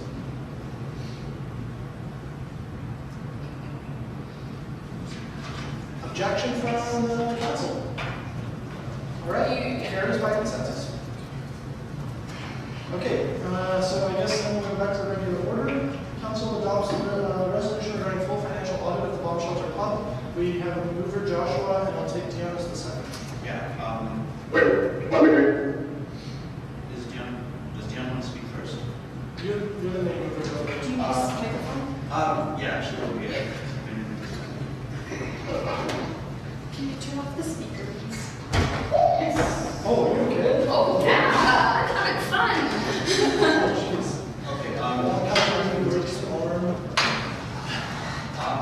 so I think it's important that we understand that Dion presented or made a presentation which provides extremely important context to this discussion right here. Inside the tool doc, there is a commercial operations and financial or profit/loss analysis document. But I'll send it to the council email right now because I think it might be asked last week for the search it out really just really.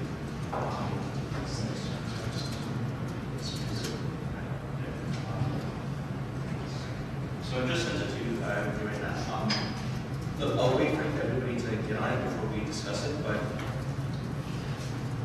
I'll wait for it to go off as well and see it first. sure. So yeah, I think that provides a lot of important context to it. So look, before Dion actually gets into the presentation, I've written in my motion and then for Dion's motion as well a brief summary of it. Let me just start by saying, look, I know we all want to go home and I'm going to go through this as fast as possible. I like Bomber, and I care a lot about Bomber as a sort of service to students. And like, I mean, I work at a turntable all the time to get through. Like, I know the value of having a club on campus. My concern, however, is that its losses are going to present a long-term, like, if not threat, then a long-term sort of burden on students. And I think it's important that we sort of look into ways to ensure that Bomber is not losing as much money as it currently is. I mean, over the past 5 years, it's lost a total of $900,000. That's an obscene amount of money, to be honest with you guys. And I think we ought to find a way to try to ensure that this does not happen in the future, and wherever necessary changes need to be put in place to try to prevent this from happening is really important.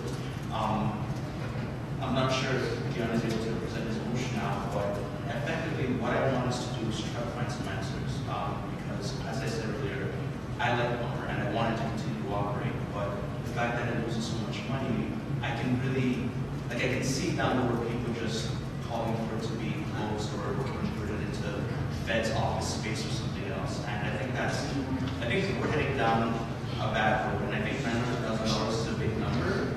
I mean, look, to give you guys some context, whenever Feds offers to raise fees by a couple of dollars, people freak out for good reason, because that's the raising money, and people don't want to have to pay unnecessary fees if they feel like they don't have to.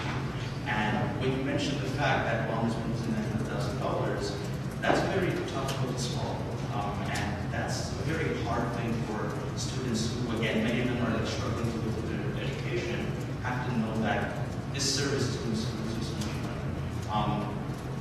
Now, look, I understand that this motion as it currently stands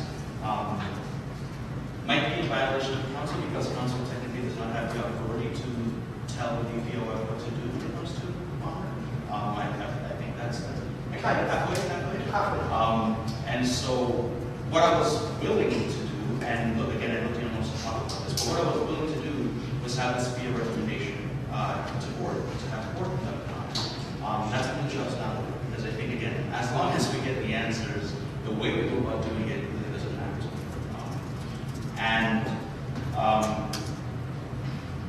I just don't want to see this thing get out of hand, and I just don't want to see students continue to lose their money. I just want to see feds continue to waste these kinds of money. I think there's a solution here. I mean, I had a meeting with some of my fellow councilors, and we were talking about various ways Palmer can be improved. And we saw a lot of potential for growth and a lot of potential for improvements down the road. And I don't think this is a topic we should avoid talking about. I think it's something we ought to talk about. So that's why I'm in favor of this. I just want to get some answers, honestly. And if there are already answers somewhere, if there's already an audit which has been produced, I think we have to see it. So, look, that's all I've got to say about that. We need to continue talking, but that's basically it. So something that Matt? So I'd just like to say that this is definitely something we've given a lot of space in the board of directors. Specifically pursuant to board procedure number 2, section II, clause 3B. I can speak to what was discussed on the confidential agenda as long as the contents of discussion were not disclosed. I can assure you that Palmer's budgets were discussed, that items pertaining to how we intend to fix Palmer were discussed, and that this is something that the board has expressed care for and will continue to be expressing care for. It's something that we're very diligently looking at and have passed resolutions to try to address and working with the executive to fix. So I'd like to begin with that. I'd also like to just clarify for council that if this motion were to pass, it would be considered ultra vires beyond the powers of this institution, because it's directly related to issuing financial audit, which is within the powers of the board of directors, not council.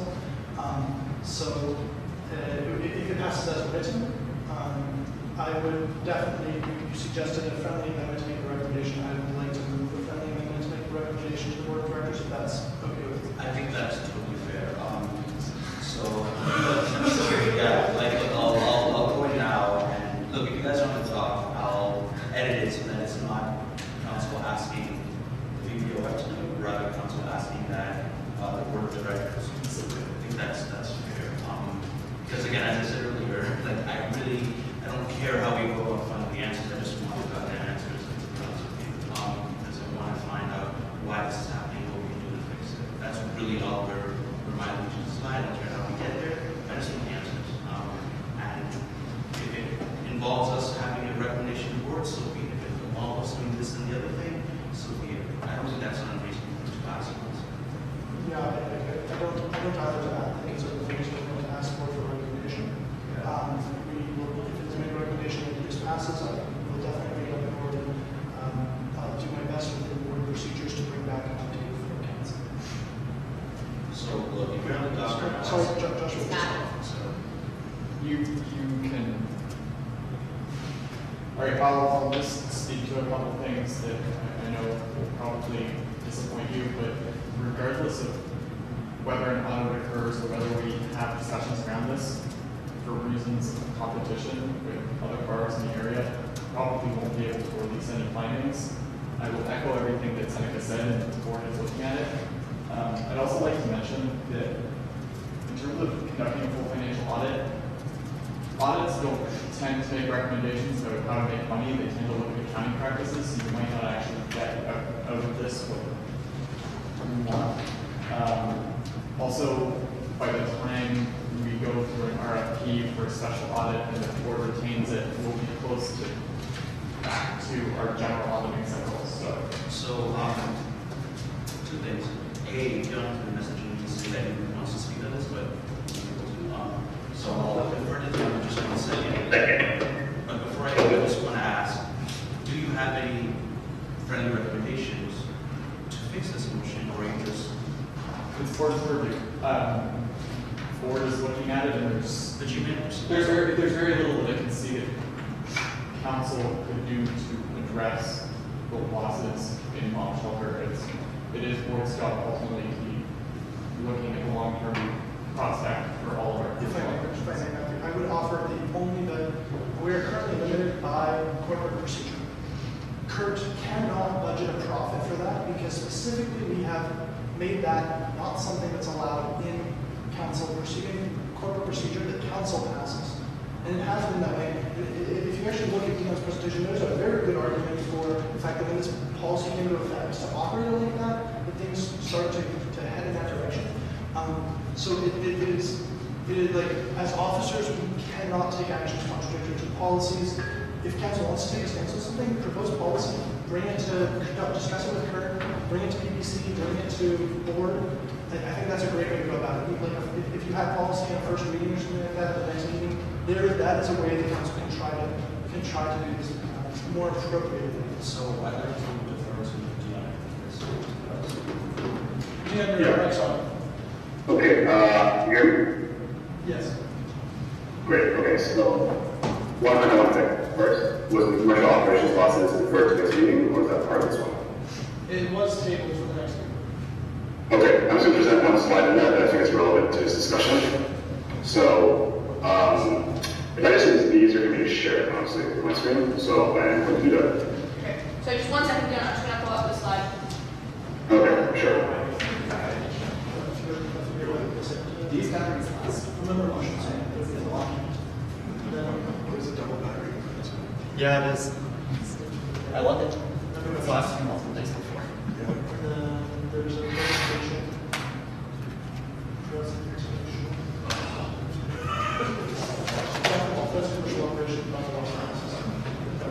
Which slide, Dion? Scroll down until you see the bottom row.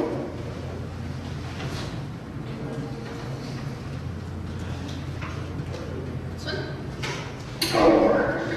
Yes, cool. So, yeah, so these numbers are pulled off right above on the slide, right above here.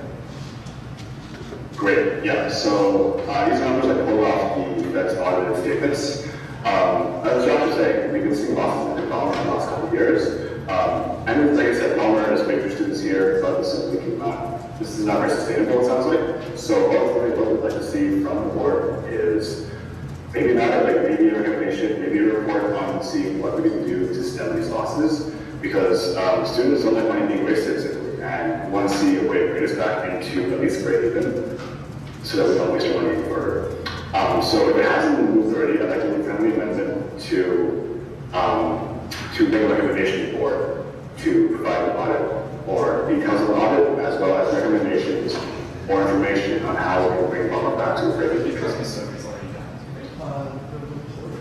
So, Dion, do you mean, like, the audit is already in there, a motion for recommending audit is in there. Do you want a motion for a report to be drafted for council on this, or for the membership on this, or something? I'm not sure, like. I believe that's what it's well, because I did not hear the amendment from my side. Oh, what is it? What is the motion as it is amended? It is the exact same thing, just as a recommendation for the board of directors, as opposed to a requirement. For the DPOF, a recommendation of the board as opposed to a requirement for the DPOF. Okay, wait, and is that with the first PFRT saying a report of the to the council? One second, no, it's the one that's the comments.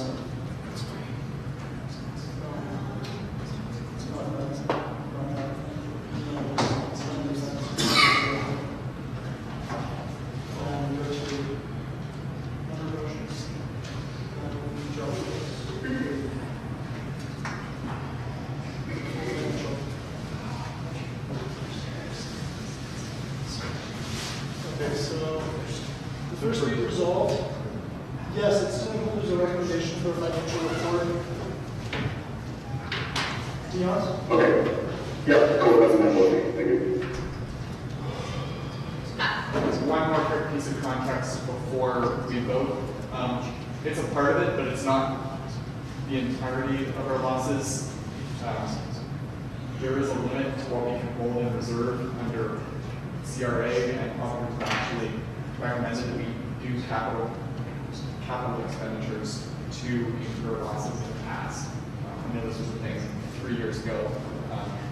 I'm not sure if that was something that was in the most recent audit, so know that that's also been a discussion in your organization in the past.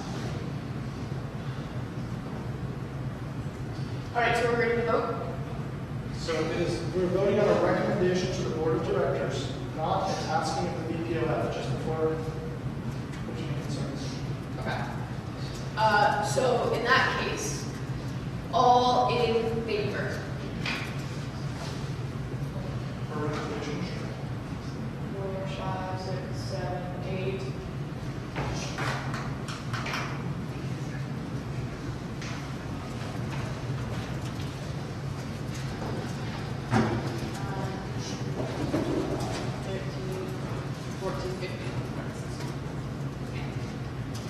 Okay. Motion carries. Anyone who voted in favor of opposition, so the motion carried with no vote.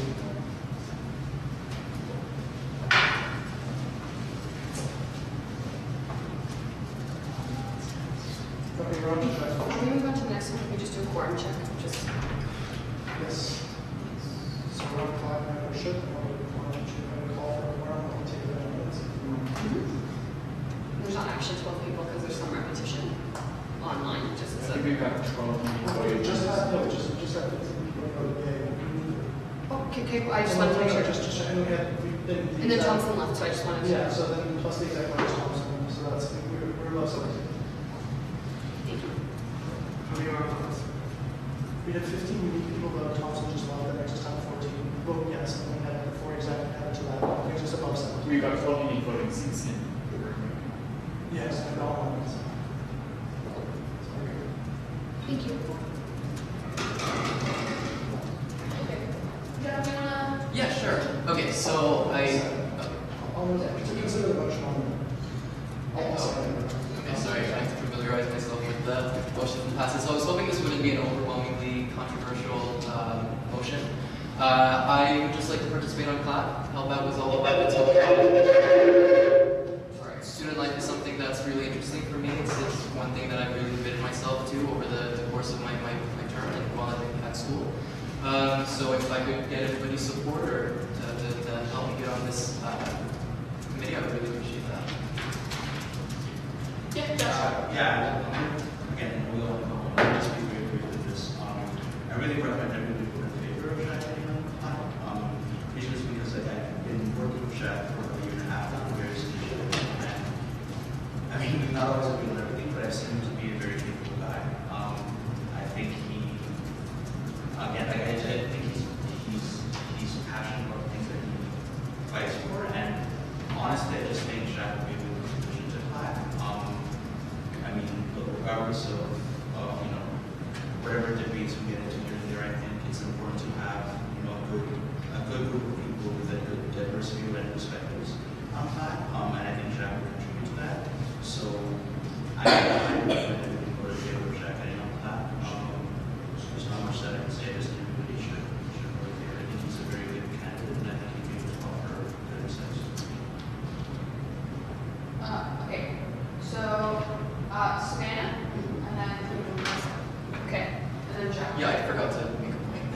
Okay, so we come back at the end? Yeah, sure. Yeah, okay, all right, Savannah. So I'd just like to say that I welcome as many members as possible. I think it's helpful. Well, okay, maybe not the whole council because then we have another council meeting. Anyway, I really want to have as many voices in the room as possible because camps like this, there's a lot of valuable thoughts and insights. However, I also want to note that we did expand the membership this year on CLAC, and at-large students, and there was a lot of at-large students and counselors who put their name forward to be on the CLAC membership and were not voted in. And so if we do want to expand the membership to add another seat, I think we need to go through another nomination period or like a election period, or whatever we want to call it, to fill that seat. Listen, could I mention something quickly? Sure. So we have it that any member can attend meetings. I'm in agreement with Savannah's comment on equality to the other people who may have been interested or who may not have been,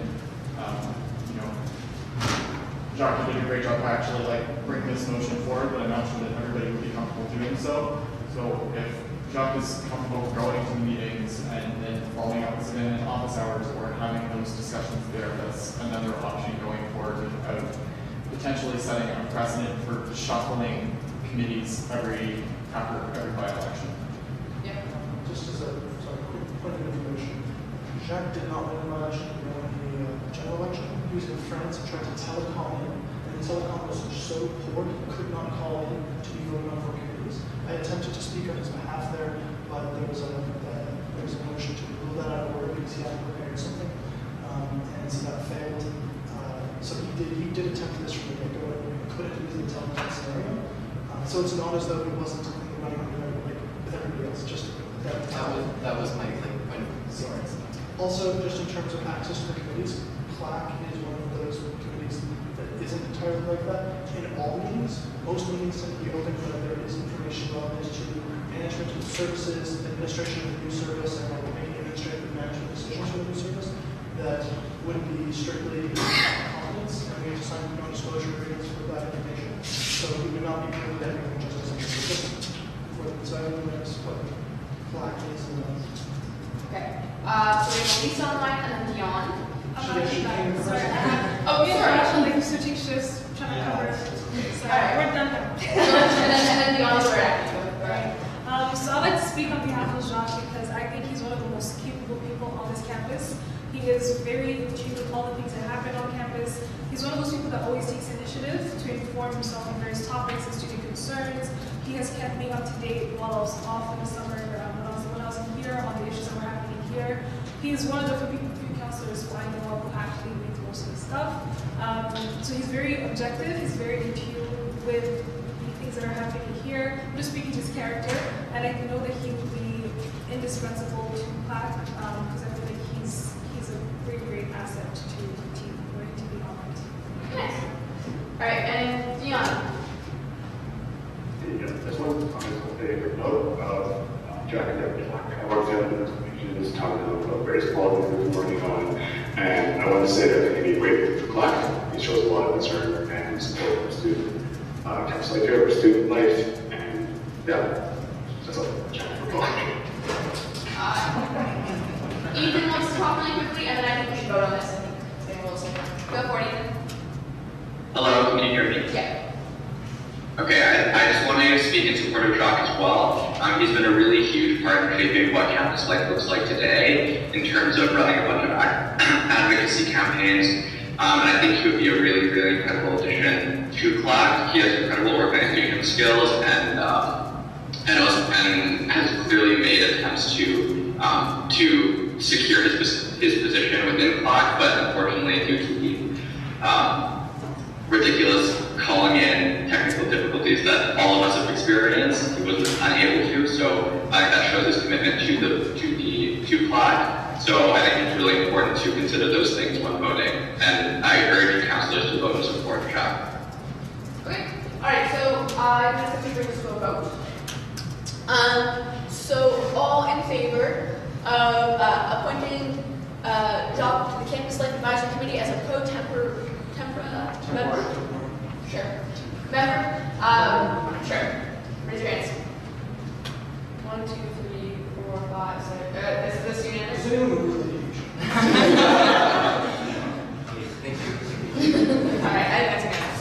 Can I have my abstention noted, please? Sure. Jason, do you want anything noted with that abstention? That was really comic time. No. Does anyone else vote they want to? Can I have my notes voted? Yes. Yes, in favor? Oh, let's stop. Alrighty.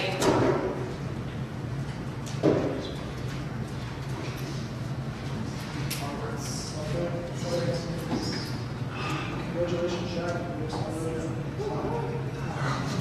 So we have moved cost sharing, and we're on to communication with the standardized lease. So Bilal or Dion, do you wish to speak to this motion? Alright, so we know this will be very quick. Wait, you can hear, right? Yep. Okay, perfect. So there's quite a bit of discussion around this on Reddit and all.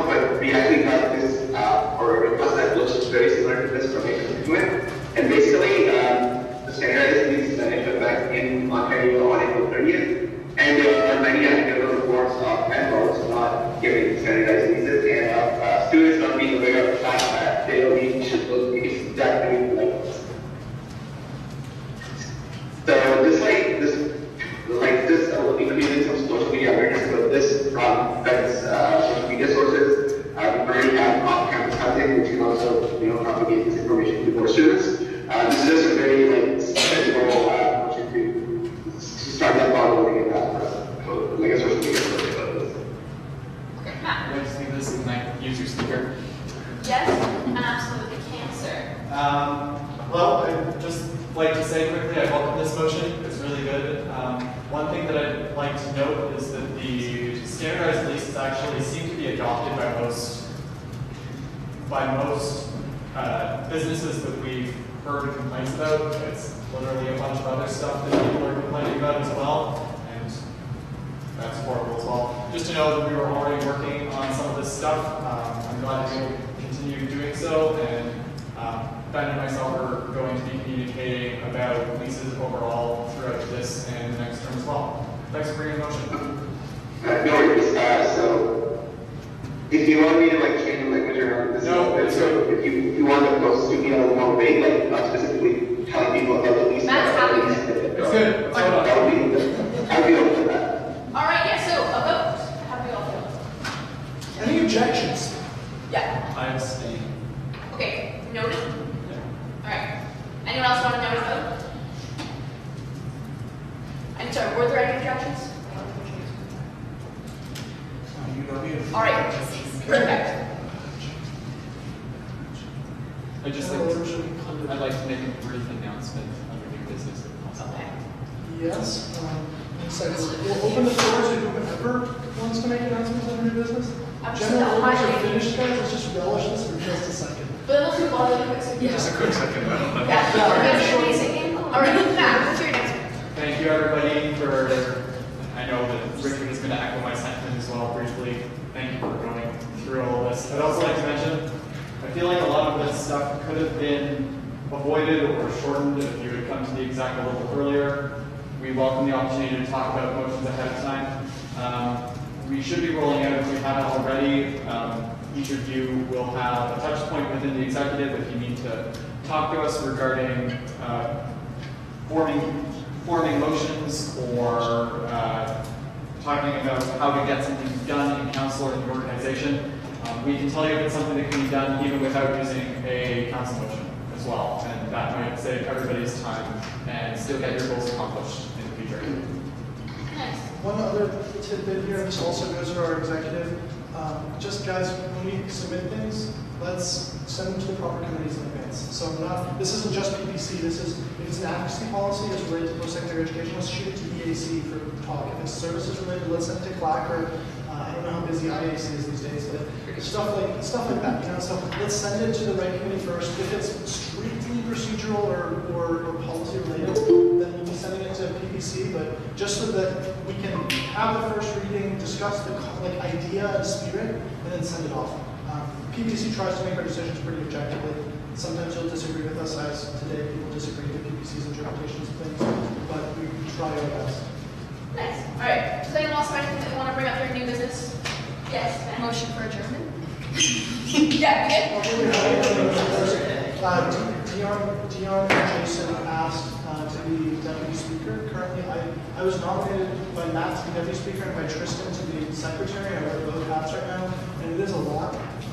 Both of them are interested in the position, if I recall. Is Jason still on the line?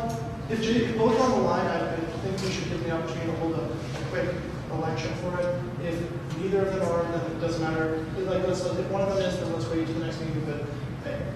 Can we put it in special orders for the next meeting? Yeah, we put it at the beginning of the next meeting. As a special meeting? No, for the next regular. Yeah. Okay. The next meeting won't have any motions, so. Okay, sure. The special meeting won't have any motions. So is there new business there? It's a presentation. Okay, sure. Presentation and discussions. Okay, then we'll wait until the next meeting. Anyways, that's just as a heads up. That's it. Please sign up for the strategic planning session that's happening after the special meeting Wednesday if you can. It's a great way to be able to actually do some on the ground advocacy from the university. Try to schedule everything in that day, who's availability and that, so that we can get student councilors out. I talked to the president and the person who's leading the planning process. They're both really keen to hear what the students have to offer. Awesome. They really want to know your ideas, like a lot. They really do. That's why we keep emailing you. We're really sorry for the spam. Oh, also, there's free pizza at an event that Savannah Housing is doing. Yes. And breakfast. Yes. I tried to email the council list, but they kept bouncing. So. Oh. What email should